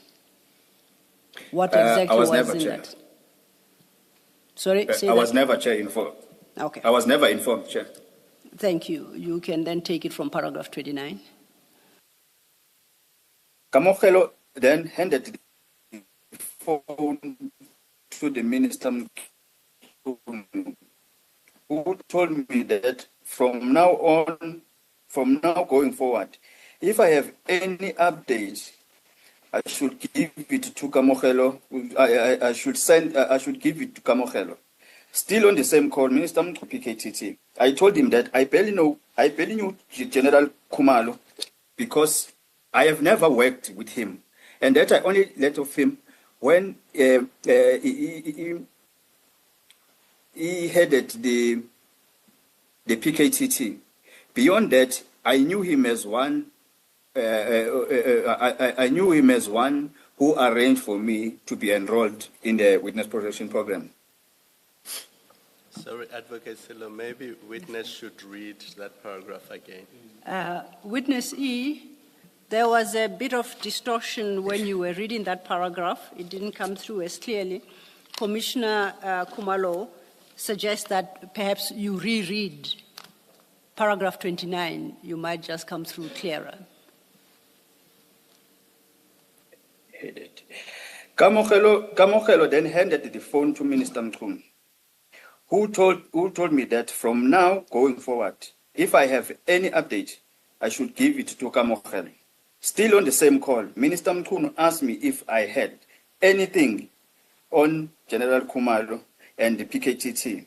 I told him that I barely knew General Kumalo because I had never worked with him, and that I only learned of him when he headed the PKTT, or when he was the head of PKTT.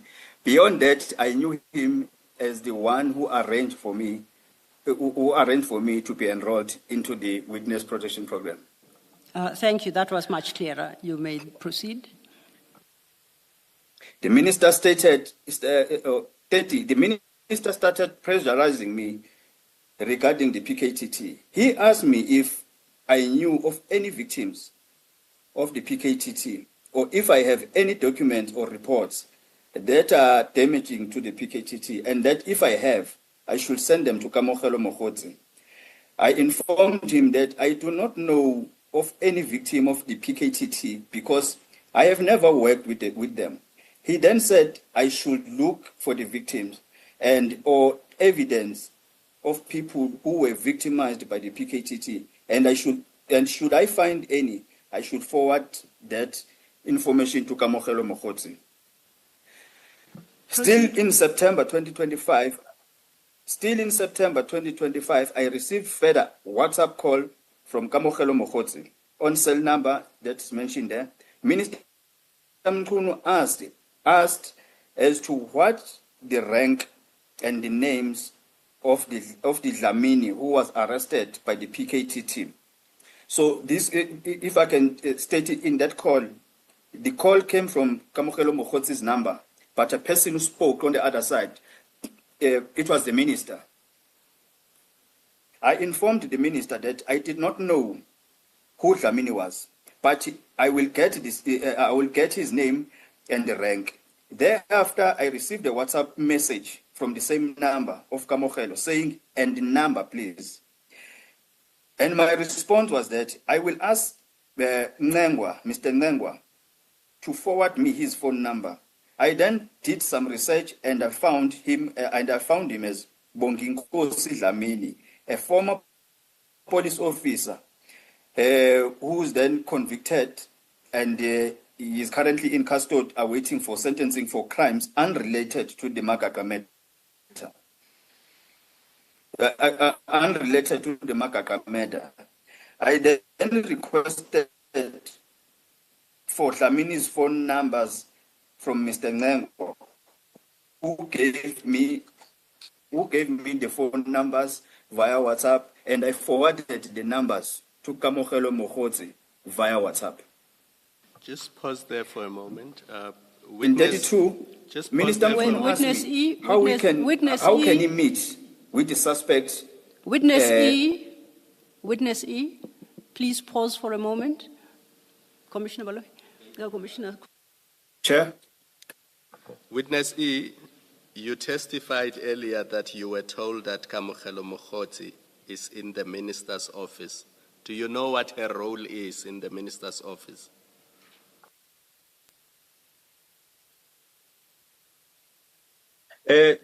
Chair, I know Kamokhelo Mokgotsi from the media, but all I know is that she's a spokesperson in the police ministry. All right, thank you. Thank you, Commissioner Khumalo. Thank you. Witness E, you were then at paragraph 32. Minister asked me, and he meet with the suspect on Cindy Somakaka's case, which was Mr. Sibusiso Nengwa, the already convicted one.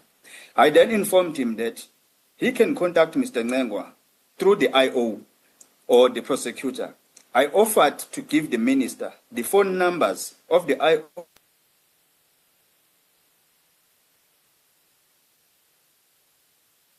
and see Mr. Nengwa. But I advised him that even if he went to the prison to see Mr. Nengwa, the prison officials will notify the IO to be present during the interview, to be present during his interview with him, because he is now a state witness. The state witness is Mr. Nengwa. The minister then asked if he arranged the meeting through the office of the National Commissioner of Correctional Services, Mr. Tobakhale. Will it work? I informed the minister that it will still be the same because the prison will inform the IO. Yes. 33. After all this, I then contacted the IO in the Makaka case and informed him that this was becoming too much for me because therefore I wanted him to talk to General Khumalo as the current divisional commissioner for crime intelligence. The IO then asked me if I could make a statement of what transpired between me and the minister. And I informed him that I was willing to depose of a statement. Before Witness? you, yes, Commissioner. You can go ahead and ask your question. No, I was going to ask at 33, before you move to 34, did you in fact depose to such a statement? I did depose a statement and I gave it to the IO.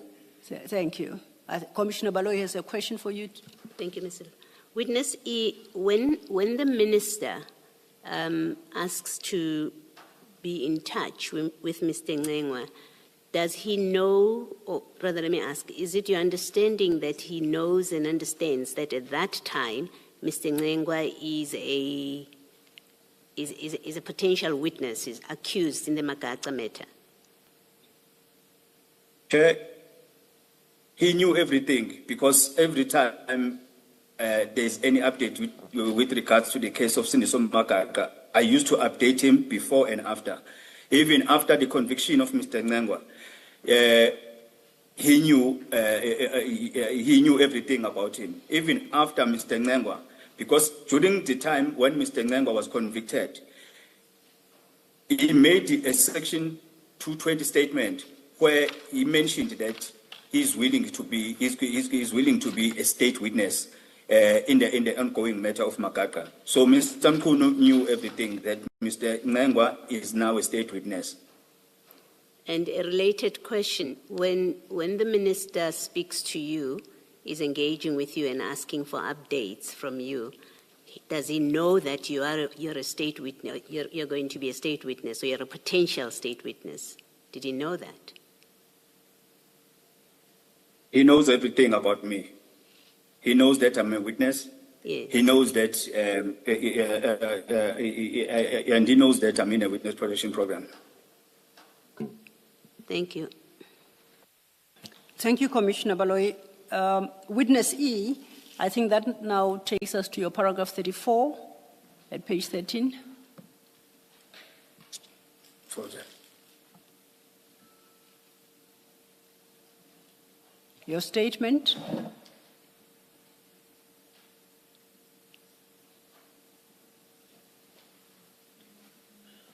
Witness E, can you still hear me? Yes, I'm back, Chair. Okay, it's your page 13, and I'm referring you to paragraph 34. I think that's where you're supposed to pick it up from. Thank you. I want to emphasize that since the beginning of the Madlanga Commission on the 17th of September 2025, Minister Mkhwanazi consistently phones me and the numbers of calls are skyrocketing. He is trying to coerce me to testify at the Madlanga Commission in a manner favorable to him. In the phone call, I ended up conceding that I will testify at the Madlanga Commission. Please proceed. On Thursday, No, 23 before Witness E, my apologies. Please, Before you proceed, Witness E, you say he's trying to coerce me to testify in a manner favorable to him. What does he want you to come and, has he told you what he wants you to come and testify to? And why do you say that is favorable to him?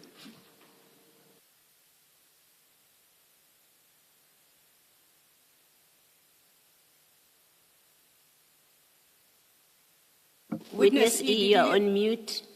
Unmute yourself.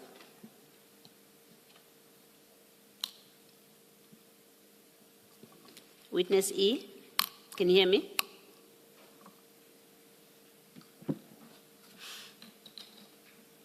Unmute yourself if you can hear me.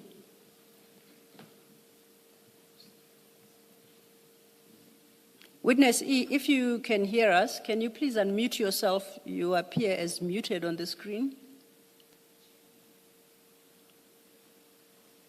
It might be the link is lost again. It gets quickly re-established. May I request a 2-minute stand down? Thank you. We'll come back when you indicate.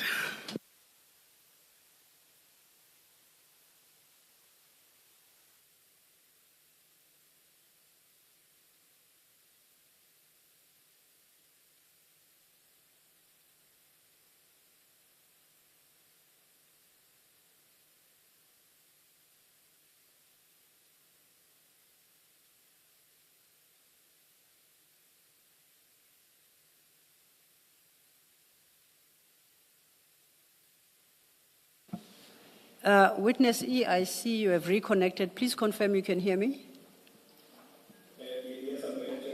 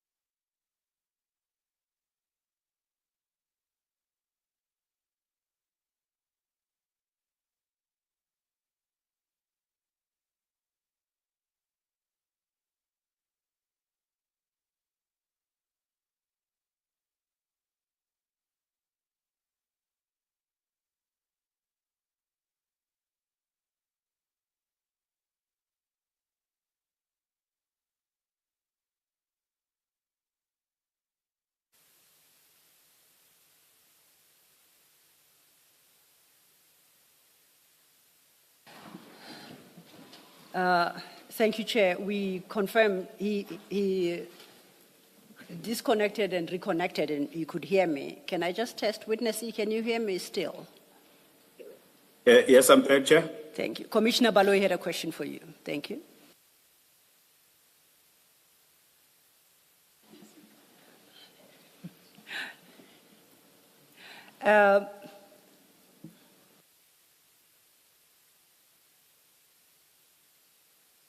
Witness E, my question was that you say in paragraph 34 that the minister in these calls since the commission started, he consistently phones you and his telephone calls to you are skyrocketing. And then this is the part. He's trying to coerce me to testify the Madlanga Commission in a manner favorable to him. And my question was, what has he said he wants you to come and testify to, and why do you say that is favorable to him?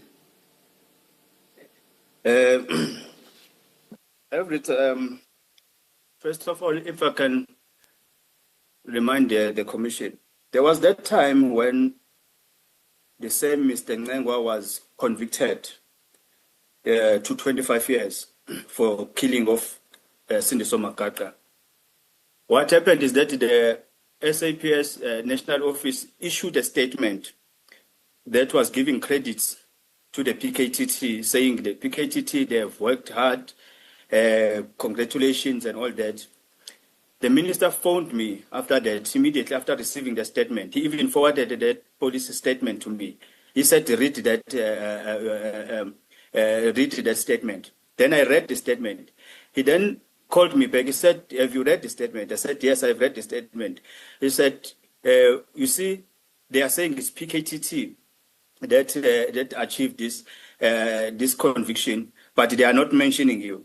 He knew that I was part of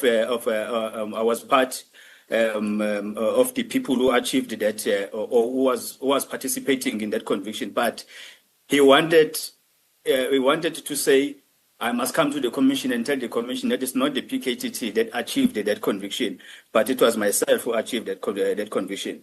That is why I say it is. This is why I say in that paragraph that he was trying to recruit me to testify in a manner that is favorable to him. And when I talk about the calls that are skyrocketing, it's because every time when there's a commission and then there's a witness that is testifying, sometimes he will call me maybe during tea time and say, hey, Wendot, we are Bugada. And then if I say, yes, I'm watching, he said, okay, Bugada. So he used to do that almost every day when there's a witness that is testifying with the matters that relates to case, and he used to call me and make those comments. So that is why I talk about skyrocketing. Thank you, Witness E. Thank you. And I suppose, Witness E, you can tie that up. You don't have to read it with paragraph 30 of your statement.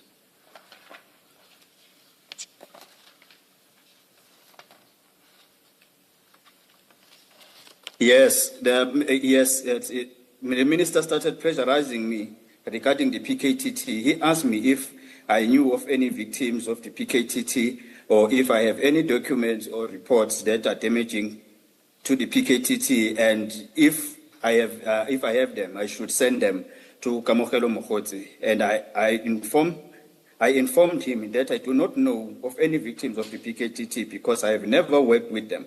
He then said that I should look for the victims and or evidence of people who were victimized by the PKTT, and should I find any, I should forward that information to Kamokhelo Mkhwanazi. You can see even there in paragraph 31, whereby he was asking me to look for this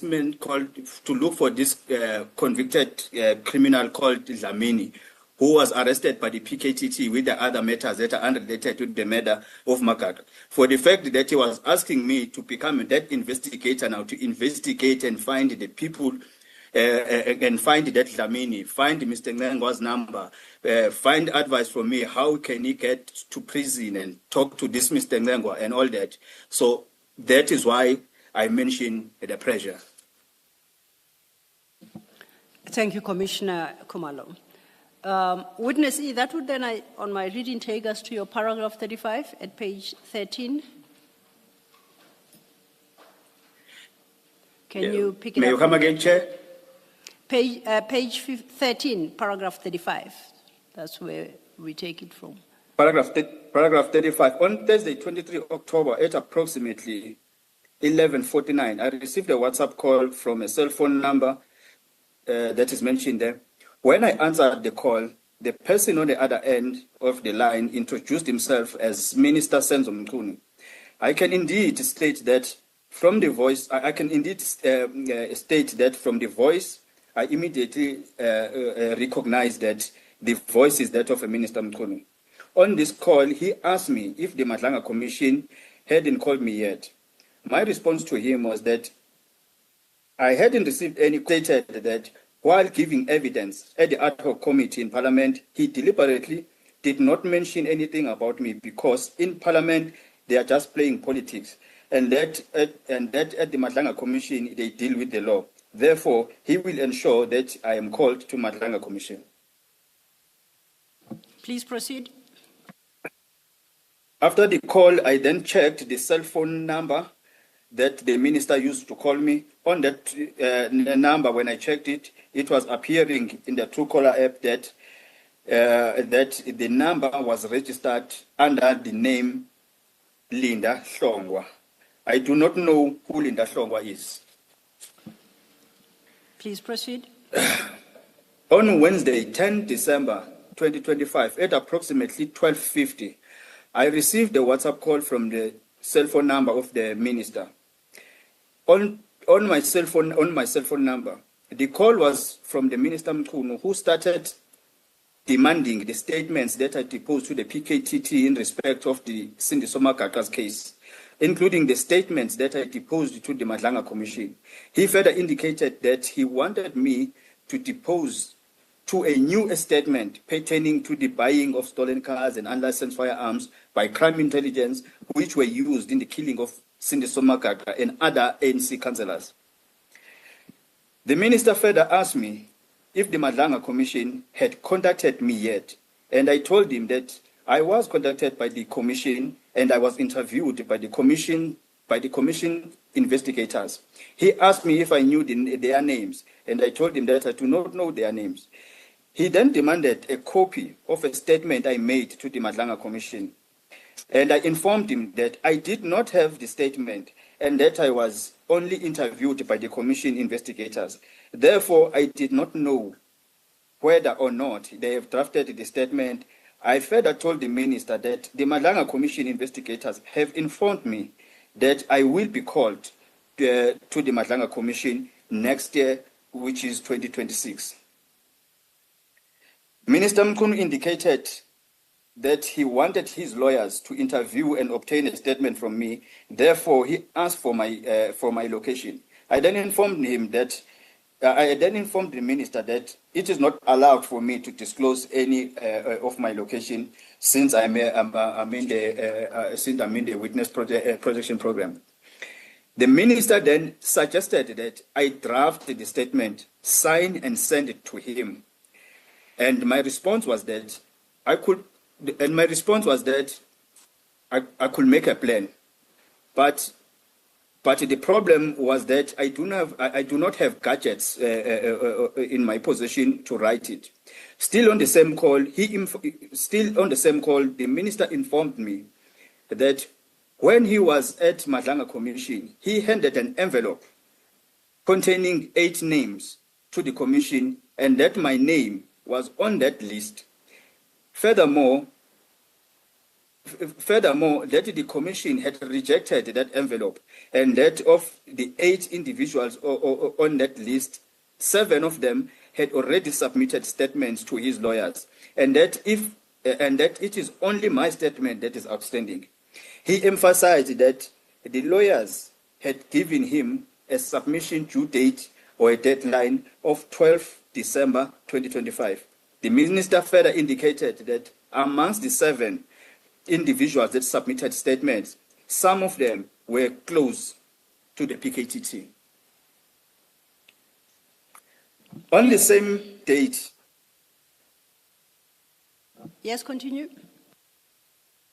on the same date, on Wednesday 10th December 2025, at about 15:57, I saw on my phone that I had two missed calls from cell phone number of the minister, and one missed call of a number that I didn't know at the time. At about 15:58, I received a WhatsApp call from Minister Mkhwanazi's cell phone number, and the person on the other end indicated that he was Minister Mkhwanazi, and he was going to call me with another number, and I should answer the call when it came through. At 15:58 on the same day, I received a WhatsApp call from the very same number that I didn't know whose number it was at the time. This number reflected on my WhatsApp as saved as Lindo Mtembu. And even on my Truecaller, it was registered as Lindo Mtembu. When I answered the call, I realized that the person on the other end of the line was Minister Mkhwanazi, who asked me if I had started drafting the statement, and that if I had finished drafting the statement, I should send it to his lawyer, who I understood to be called Barnes. He said, I must send it to Barnes. I'm not sure about the correct spelling. I must send it to Barnes via WhatsApp to Barnes' cell phone number. Then he provided the cell phone number as it stated there, or the cell phone number of Mr. Linda Mtembu. I then checked the cell phone number, that one of Mr. Barnes, and then in my Truecaller app, it showed that it was registered under Sandile July. If I can just add something in that paragraph, paragraph 40, is that I did ask the minister on this day, because there was a media statement that the minister doesn't have his phones were taken. So I thought he doesn't have a phone all along because he was very quiet. But on that day, on Wednesday, when he started calling me and then started changing numbers, I asked him, why is he changing why is he calling me with different numbers? He said, no, he doesn't want to talk in his phone because he believes that his phones are being monitored. That is why he keeps on asking other people to give him a phone so that he can call me. Okay. On paragraph 41, on this call, the minister directed me that the statement should state as follows, and I'm paraphrasing. He said paragraph 1 should read as follows. During 2017, crime intelligence bought unlicensed firearms and stolen cars through the Secret Service account, and these guns and cars were handed over to the hitman Jabulani Mdunge, also an informer, and Sibusiso Nangwa, who were eventually hired to kill the ANC Youth League member, Mr. Sindiso Makaka. He said paragraph 2 should read as follows. In 2018, after the establishment of the PKTT, which is led by General Khumalo, the PKTT engaged with me and a statement was obtained, and all details were given about the involvement of crime intelligence into the killing of Sindiso Makaka. Paragraph 3 should read as follows. From 2018, after the establishment of the PKTT, General Khumalo was heading the PKTT.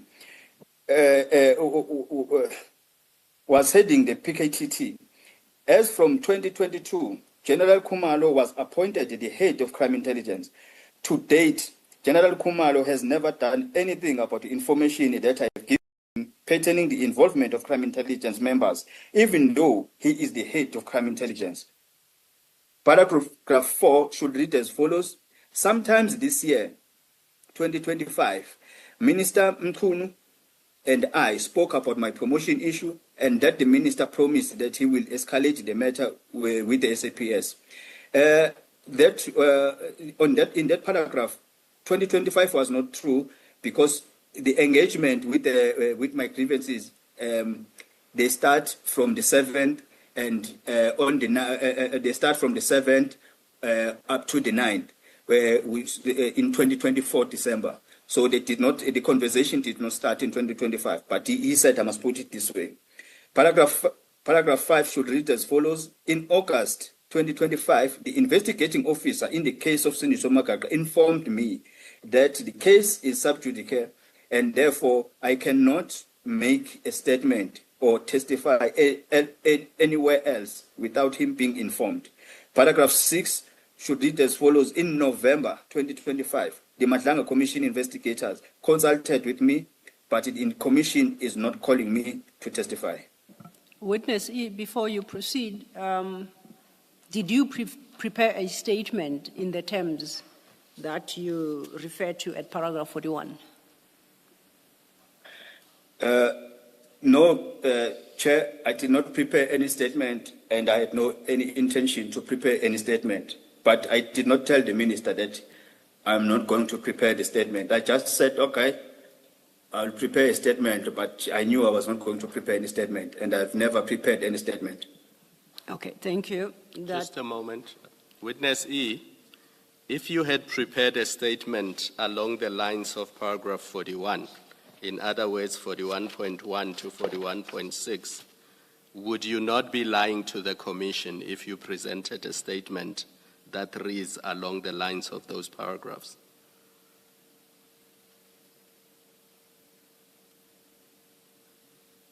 Can you repeat the question again, Commissioner Kumar? If you had prepared a statement for this commission that reads along the lines of paragraph 41.1 to 41.6, and you presented it to this commission, or it was used by somebody else before this commission, would that not be a lie? Would that statement not be lying to this commission? For example, you gave an example about paragraph 5. You said it was not in August 2025, it was in 2024. Yes, Chair. That was paragraph 4, where he said sometime this year, whereby he told me, whereby this call was last year, December. He said somewhere this year, which is not true. It was not somewhere this year, which is 2024, which is 2025, but it was somewhere in December 2024 where we had that conversation. So if I drafted a statement like this and I signed it under oath, the statement was going to be a false statement. So if I drafted it in this session. He was encouraging you to lie to this commission. I believe so, Chair. If I may follow up on those questions, Witness E, was it your belief that the minister, if he indeed so suggested, knew that what he wanted you to testify to, in the terms as set out in paragraph 41, constituted falsity? Are you convinced that he was aware that those statements would be false? He was aware, Chair. He was aware, Chair, because the emails, they speak for themselves in the annex charts. That on the 9th, I did send emails to Nkabinde. I did, and the minister and Nkabinde did receive those emails, and the conversation started in December, not in 2025. So it was going to be a false statement. Okay, thank you. Can I just check this, Witness E? Paragraph 41.2, is that accurate, what you were supposed to write? Does that reflect what happened? In 2018, after the establishment of the PKTT, which is led by General Kumalo, the PKTT engaged with me and a statement was obtained, and all details were given about the involvement of crime intelligence into the political killing, into the killing of Syndicate Madlanga. Yes. It won't be correct, Chair. It won't be. Yes, carry on. It was not going to be correct because no one can produce a single statement that I made to the PKTT in 2018. The statement was made in January 2019, but the engagement started in 2018. But still, even that engagement was not a direct engagement. I engaged with General Chiga, who was the head of crime intelligence in KZN. He's the one who engaged General Kumalo, who was a brigadier at the time.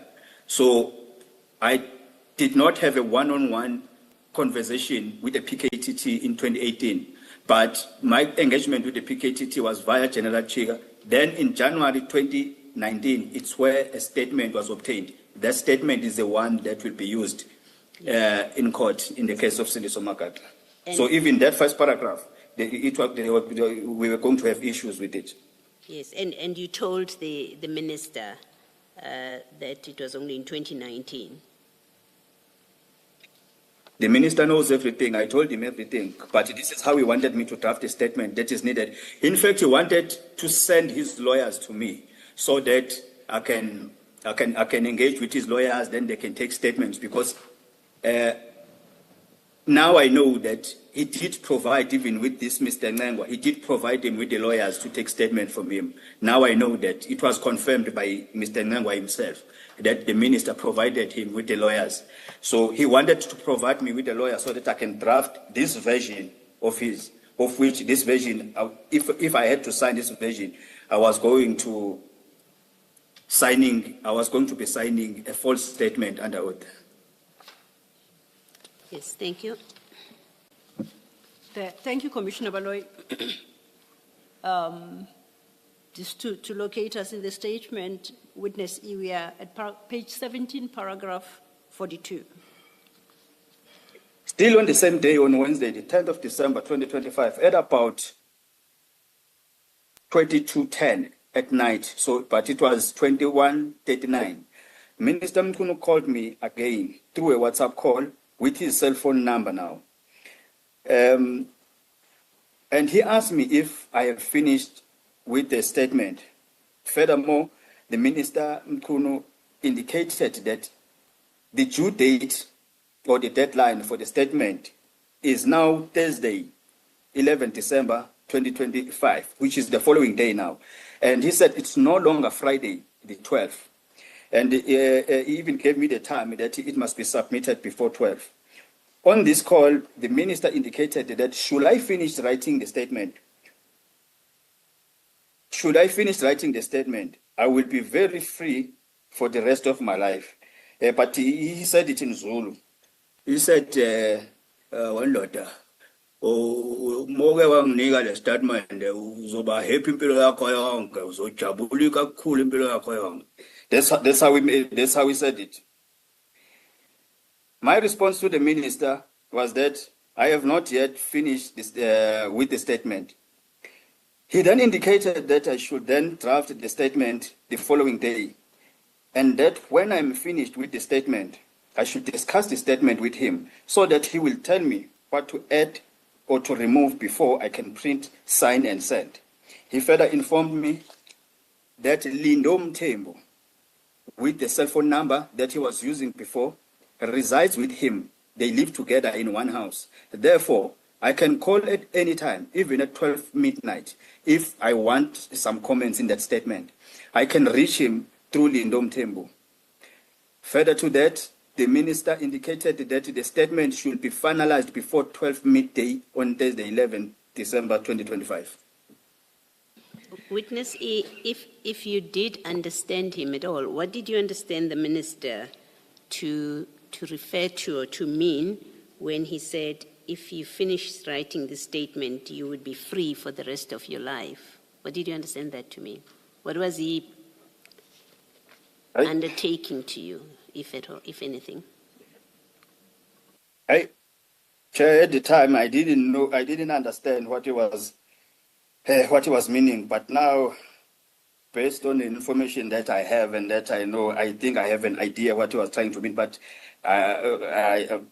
may I reserve my answer to that question? But I did not understand at the time, because he said you will be free and you will be happy for the rest of your life if you can just give me the statement. So that was it. So at the time I didn't understand, but whatever I know now is not important. Or maybe can I just reserve it to myself? Earlier on, you mentioned that he had offered the services of his lawyers to you. Yes. Did that happen? Did you accept, and did anything come of it, of that offer? I refused to take an offer because I'm in the program. I refused to take an offer. But if I was not in the program, I was going to accept the offer, and I was going to start engaging the process of entrapments because I'm very good in entrapments. I was going to ask the lawyers to come, and then when they come, I will hear what they are up to, and then if there's any criminality, they were not going to leave that office. Thank you. Thank you, Mr. Thank you, Commissioner Baloyi. I think we are now at your paragraph 43 at page 18, witness E.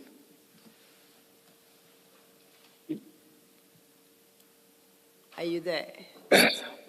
On Thursday, the 11th of December, now it's the following day, at about 8 a.m., 10 past 8 a.m., I received a WhatsApp call from cell phone number of Lindom Tembu, who resides with the minister.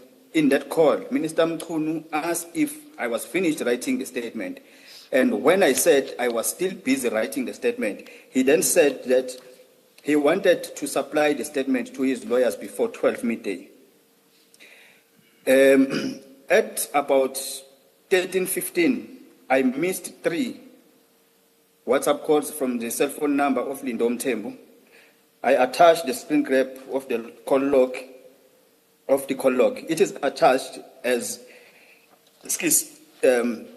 WE5. I wish to state that I deliberately missed those calls because I had not drafted any statement for the minister, and I had no intention to draft of any statement because I had no intention to draft any statement. But now I didn't know what to say to the minister at the time when he was calling me, because now there was no statement, the statement that I drafted, and he was busy calling, asking for a statement. So because it was after the deadline, I did not know what to tell the minister. Yes, your annexure WE5 is in the annexure bundle at page 10. If you could turn to that annexure. And you say that's the call log. Yes, Chair, that's true. That's a call log. And if I read it correctly, the earliest call is at the bottom of the sheet and the latest call is at the top of the sheet. Am I reading it correctly? That's correct, Chair. And I see that whereas when we set out a date here in South Africa, we start with the day and the month and the year. This appears to be different because the first figure in all those calls is 12, then it goes /10/25. And what changes is the middle number. So am I reading it correctly that 12 here refers to the month and not the date? Yes, because WhatsApp is not it's not program or it's not a South African app. So they start with a year. They start with a month. They start with a month, followed by a day, followed by a year. So here it's December. It's the December month, the 10th, 2025. So it starts from there going up. So the American system. Now, yes, Chair. I see the first, then if we accept that the first call is the one at the bottom, right? 12, 10, 25, and 15, 57, and works all the way to 12, 11, 20, 25, and 13, 15, right? So this is over yes, a Chair. period of 2 days. Am I correct? Yes, Chair. So that first, that's correct, Chair. that first call at the bottom, is that the call you reference at paragraph 40 of your statement at page 15? Am I reading it correctly? That's correct, Chair. That's correct, Chair. And then from paragraph 40, all the other calls that you said you received from the various numbers will then be reflected in the rest of the document reading upwards. That's correct, Chair. With the last being the call you reference at paragraph 43.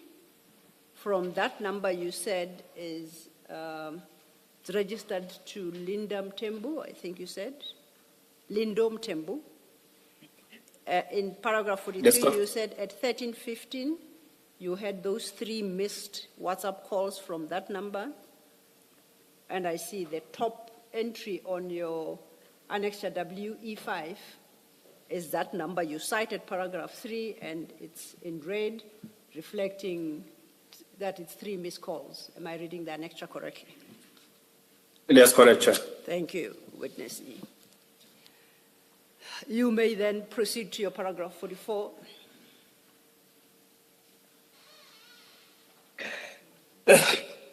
The minister called me with a direct, because I was not answering now that WhatsApp call because I didn't know what to say to the minister. But then he started calling me with a direct call. The minister called me with a direct call, and I claimed that I have drafted the statement along the lines discussed. Because that was a direct call, my phone utilizes Truecaller app, and the Truecaller app is set on my phone as a default. So therefore, the call was automatically recorded. The recording of the conversation is attached as annexure WE6. Thank you, witness E. Before you proceed, that your WE6 is a voice recording. It's referred to in the statement, but it's not transcribed. Commissioners, what we have provided by witness E is the actual recording. So we propose that perhaps we play the recording and then witness E speaks to it, and then subsequently we'll attend to transcription of that recording. Thank you, Chair. Witness E, we are going to play a recording you provided, and we have marked annexure WE6. Please listen to it, and then you'll take some questions. Thank you.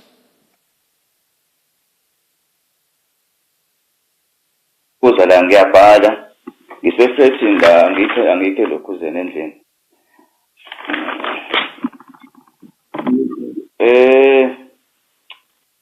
ngibhale izinto ezu 1 2 3 4 ngibhale izinto ezu 5 mengizokuthatha ekuqaleni ngibhale from igama isibongo address lezinto eziphezulu paragraph 1 ngabhala ukuthi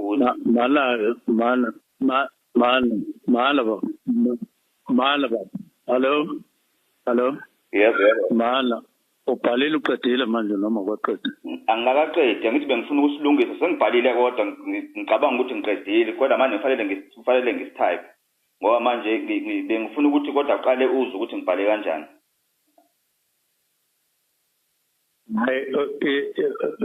WhatsApp la kule ndoda la. Lo suqedile salo sikhuluma. Oh, okay.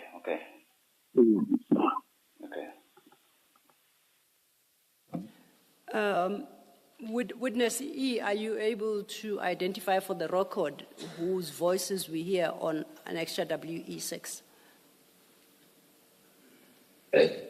Chair, that was Minister Senzo Mkhunu. Talking to... And he was talking to me because he wanted that statement so badly. So since he wasn't getting hold of me on WhatsApp, he decided to use a normal call. And if I can explain to the commissioners, I did not deliberately record the minister. I was not in a process of entrapments. WhatsApp, the Minister Mkhunu stated from me, told me in December 2024 that he doesn't want us to talk on a normal call because his phones might be monitored. He wants us to use a WhatsApp call because a WhatsApp call cannot be recorded. There's no option to record. So because he was desperate for this statement, he was then forced to call me on a normal call. But you could hear from how he speaks that he was not comfortable in talking more in a normal call. The reason why I'm explaining this is that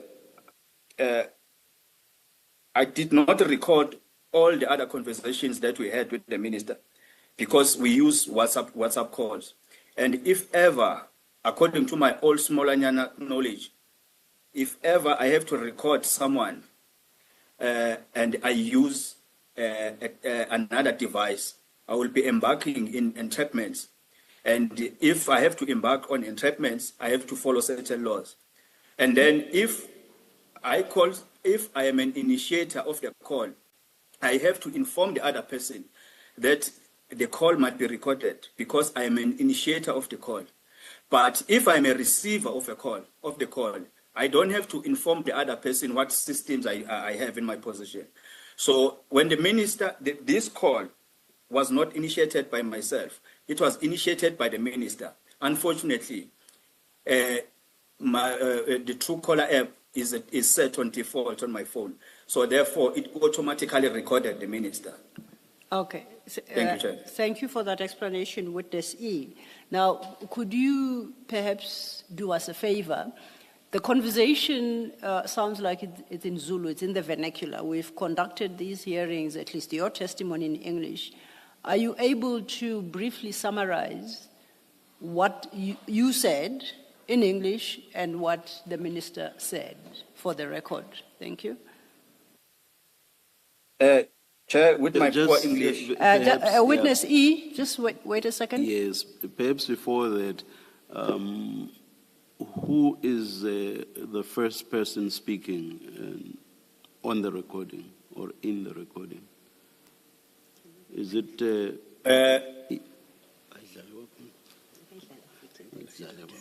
Just perhaps please replay. I will replay it, Chair. Yes. Witness E, please, we are going to replay the clip. Please listen to it and then take some questions from the commissioners. Thank you.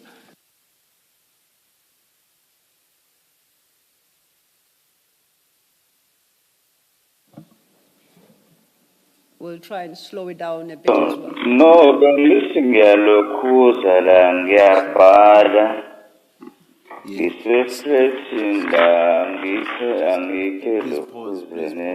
Please pause. Who is that witness E? That is Witness E, Chair. That's myself. And what are you saying there? Perhaps continue to I the am saying. end. No. Continue to the end of what Witness E is saying, and then Witness E should please tell us what he's saying. We shall do so. We're going to try, and we will run the part that Witness E says he's the speaker.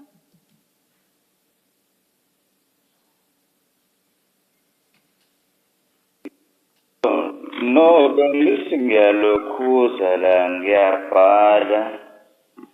Ngisefreshini la angikhe lokhuze nendlini.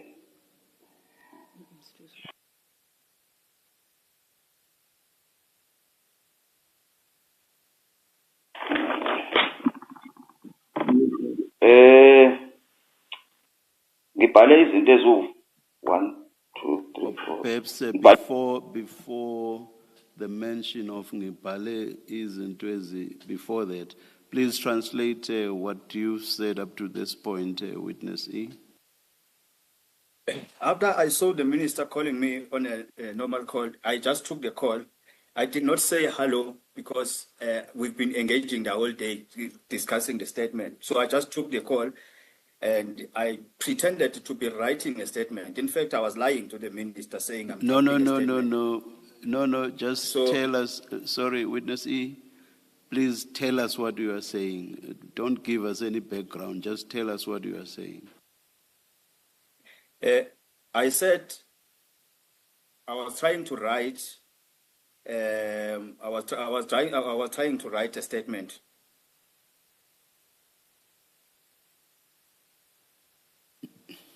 That's very short. I was just suggesting we are going to replay that part and try and stop before he gets to the second part. Okay. Thank you, thank you. We'll replay the first part. Please listen carefully, witness E, and translate for us. Thank you.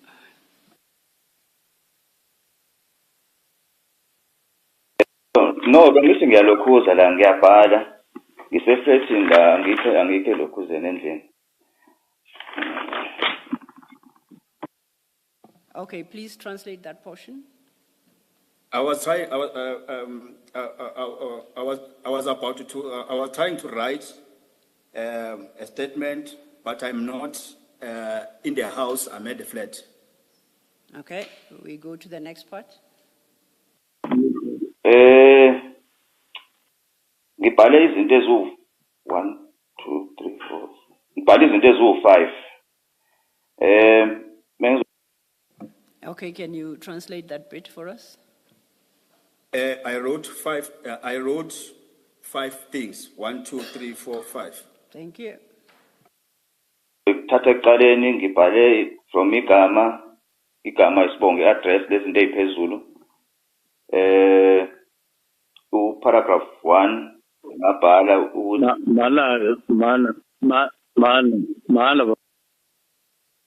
Okay, before the other voice comes in, can you translate the last bit?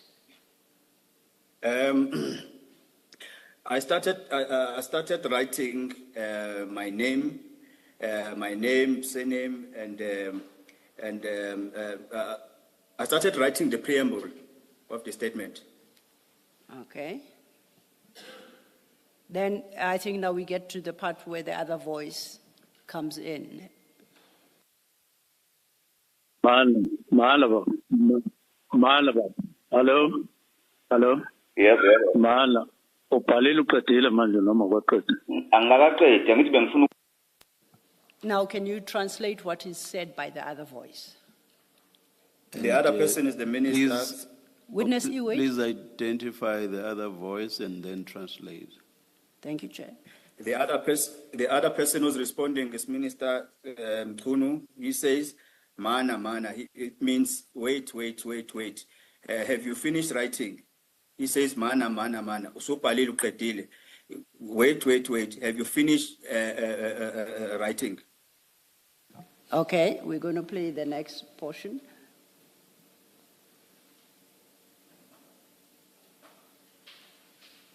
ngithi bengifuna ukusilungisa sengibhalile kodwa ngicabanga ukuthi ngiqedile kodwa manje kufanele ngistype ngoba manje bengifuna ukuthi kodwa aqale uzwe ukuthi ngibhale kanjani.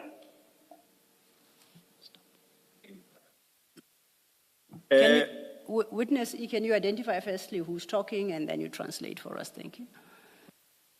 The second person who responded is myself. I said, I think I finished writing or drafting the statement, but I think I'm not yet done. I just wanted to confirm it with you so that you can see, so that you know what has been written or what I've written in the statement. Okay, thank you. We proceed. Ukuthi ngibhale kanjani.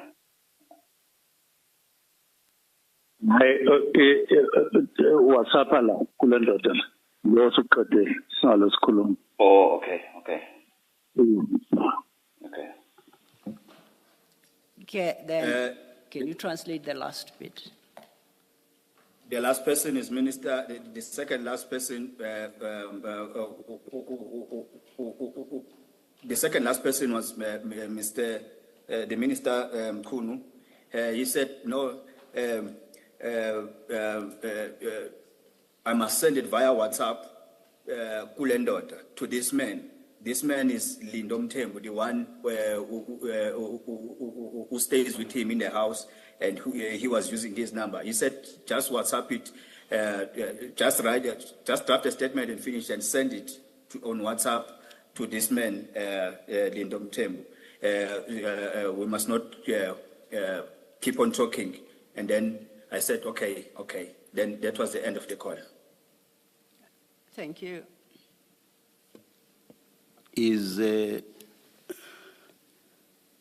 Does this recording contain the content of the entire call, Witness E? It contains the entire call. In fact, it didn't want to even participate in the call, but it contains the entire call. I'm asking because the way it starts is rather strange if that's the entire call. If I'm not mistaken, but we can replay it if you say I'm mistaken. I think it starts with you speaking and you say, no, angithi ngiyabhala. That to me sounds a rather strange way of a call, or rather, it's a very strange start of a call that has not been initiated by you. No, angithi ngiyabhala, which you translated as you are writing, and of course you start with a no. No, angithi ngiyabhala. I don't know. No to what? No responding to what? I don't know, Chair, but when we speak Just a minute. Can you just play that very first part, if indeed it does say no angithi ngiyabhala? Indeed, Chair.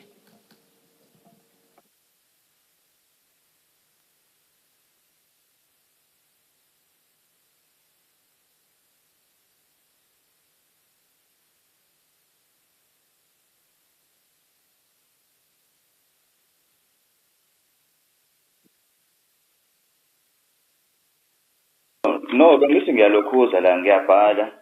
Ngisefethini la angikho lokhuzeni endlini. It sounds to me, yeah, you say exactly that. The only thing I did not include is the bit that says ngiyalokhuza. No angithi ngiyabhala ngiyalokhuza.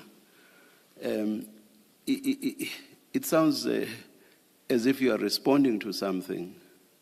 No angithi ngiyalokhuza ngiyabhala. What were you responding? Sorry, Witness E. What were you responding to, Witness E? I think, Chair, I was answering the call. I think I said sure. I think I said sure, not no. Sure instead of no. Yeah, I think I said sure because the call was coming from Lindom. We'll try again, it was Chair. not coming from a minister. If it was coming from a minister, I was not going to say sure. I was going to answer it in a decent manner. But since it was coming from this Lindom Temple, I said sure.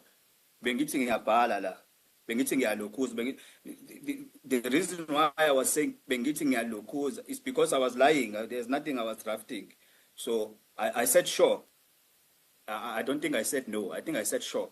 But that is the recording I found in my Truecaller. So there's nothing more I can say about it. Maybe it's a miss here on my part then, but let's just play it one last time.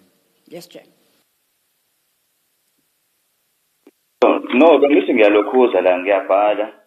Ngisefethini la angikho lokhuzeni endlini.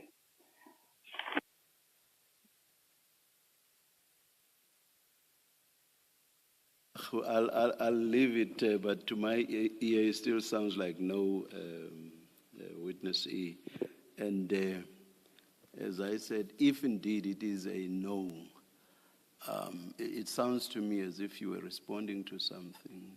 You couldn't just say, you're picking up a call and you just say, no, angithi ngiyabhala ngiyalokhuza. It sounds as if you are responding to something. If indeed in the end, we say, or rather, we take the view that it's a no, would you accept that you would have been responding to something? And that ordinarily, that's not how you would have spoken upon picking up the call. Chair, I cannot confirm that. That recording is what I found. I'm not the, as I said, I'm not the one who recorded the recording. The phone, the app itself is the one that recorded the phone. So I've got no answer on that question. Thank you, Chair. Thank you, witness. Yeah, I think you had confirmed that that is the totality of the conversation as we heard. Is that correct? That's correct, Chair. Okay. That would then take us to your paragraph 45, still on page 18. On the same day, I received a WhatsApp call from cell phone number of Lindom Tembo, but it was a WhatsApp call now, this one. This time, it was Lindom Tembo who spoke to me. It was no longer the minister. It was Lindom Tembo who said to me that the minister had indicated that I should not send a statement anymore because I have missed the deadline of 12 o'clock. After this call, I then contacted the IO and I used a statement in that regard. This I actually did. I wish to state that I have never deposed any statement on behalf of Minister Mkhwanazi, and I have never given him any statements that I've made to the PKTT of the matter.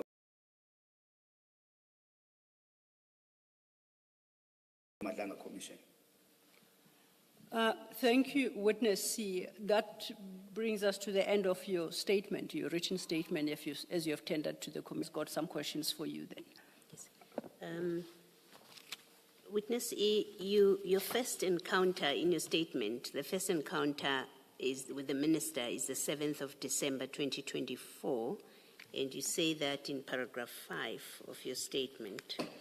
Now, and then we know, and you mentioned this in paragraph 25, that General Mkhwanazi held that press briefing on the 6th of July, and then subsequently the minister was placed on leave.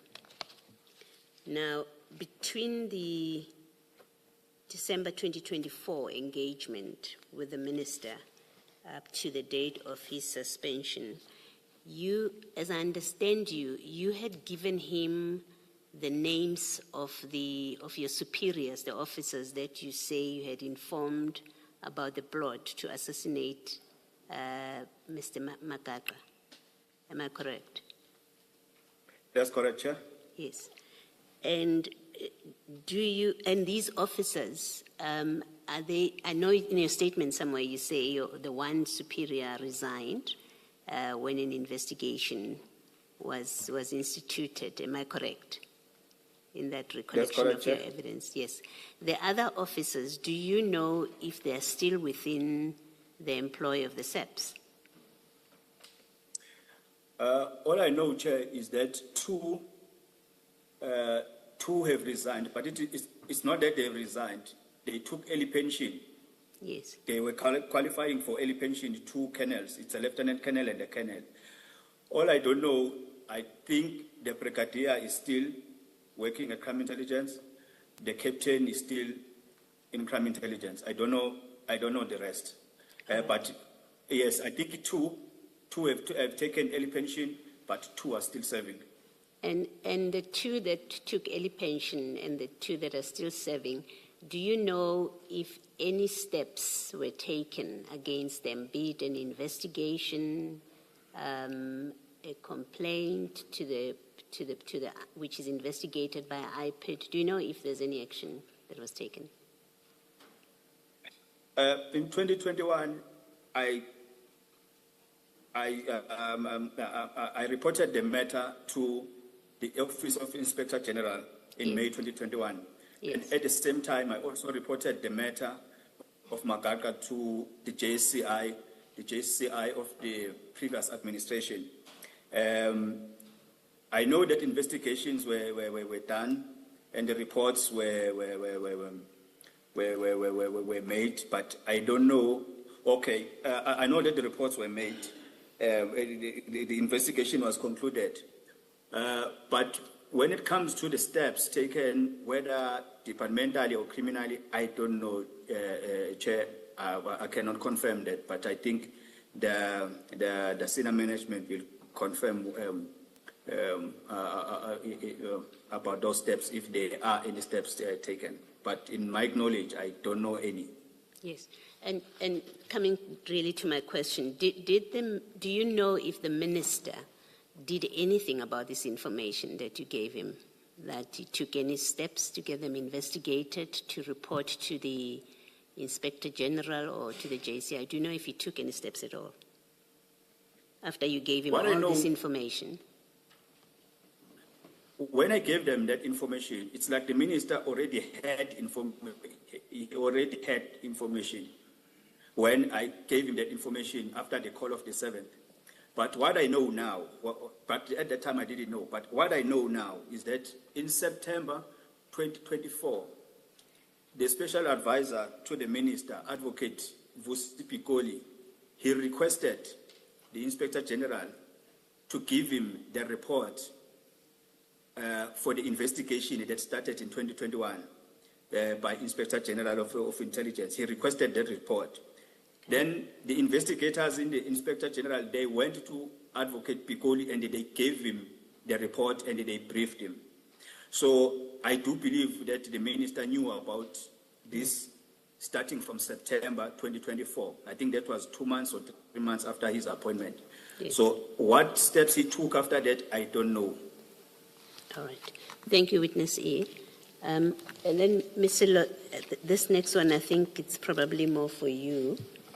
Yes, Commissioner. The call logs that you have given us, at WE5, that's all that we have. And the statement is replete with references to telephone calls. Yes. It's also replete with references to WhatsApp exchanges. And you know it's been matters of controversy in this commission with other witnesses with the existence of these kind of this information. Is there a reason that we have only WE5? There is a reason, but I think it's best coming from Witness E. Okay, do you want Witness E, Commissioner Baloyi notes that the only call logs you have provided are for the 2 days in December 2025, your annexure WE5.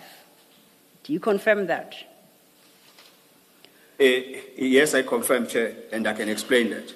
And that your statement references other calls going as far back, I guess, as December 2024, as well as WhatsApp communication you say you had with various people. You reference all this in your statement. Do you confirm that?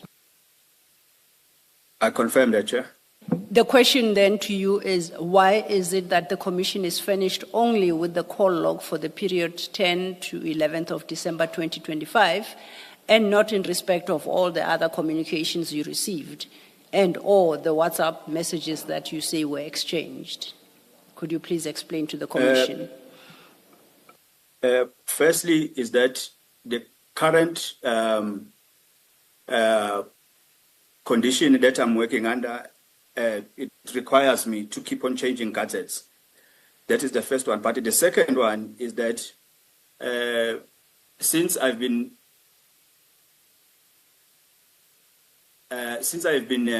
working undercover for 14 years, it's a habit that I don't keep information long in my phone.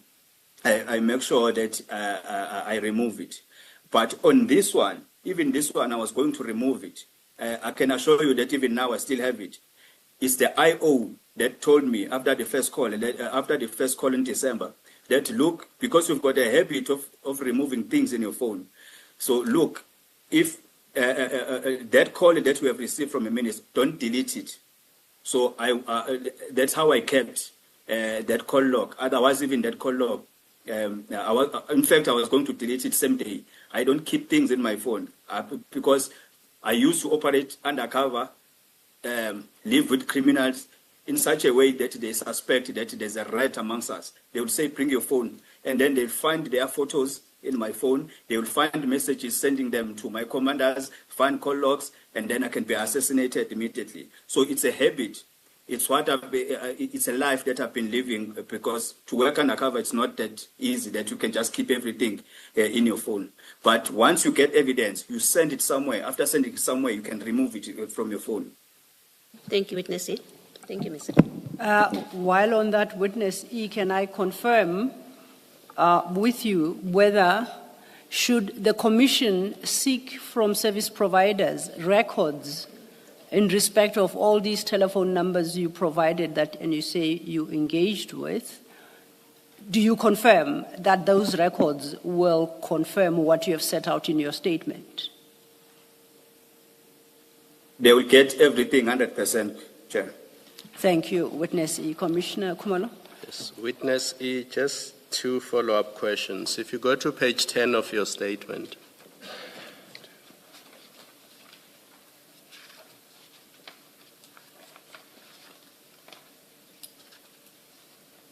are you there? Yes, I'm there, Chair. If you Yes, look I'm there, at, Chair. if you look at paragraph 28, this statement that you are presenting to the Commission is dated January 2026. How were you able to recall that that phone call was received at 2200 hours? I mean, if you don't have a record of these telephone calls, how were you able to recall that it was from that 076 number and it was at 2200 hours? I took note, Chair. I have a notebook. Then I took note. I started, in fact, after the press briefing, I started because I'm a person, the IO advised me that because you are a person who always remove things from your gadgets, each and everything that you think it might be helpful in future, just take notes. So I took note of that. That is why I can remember. And the service provider can prove that call, that indeed it is there. Okay, so you have something akin to a diary or a notebook? Yes, I do. I've got a lot. Okay, and then my last question is, after the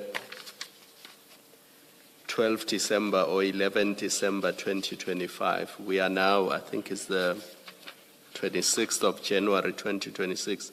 Have you received any further calls from Lindo or the Minister? No, Chair.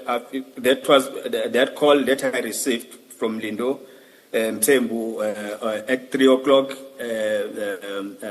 on the 11th of December 2025. That was the last call from Lindo. That was the last call from the Minister.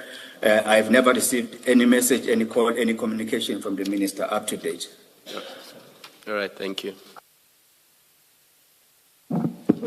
Thank you, Chair. That will be the testimony of Witness E. Thank you very much, Witness E. Shall we be ready at 9:30 tomorrow? We're scheduled to proceed tomorrow at 9:30 with the next witness. Thank you, Chair. Let's adjourn and resume at that time then. Thank you, you. Chair.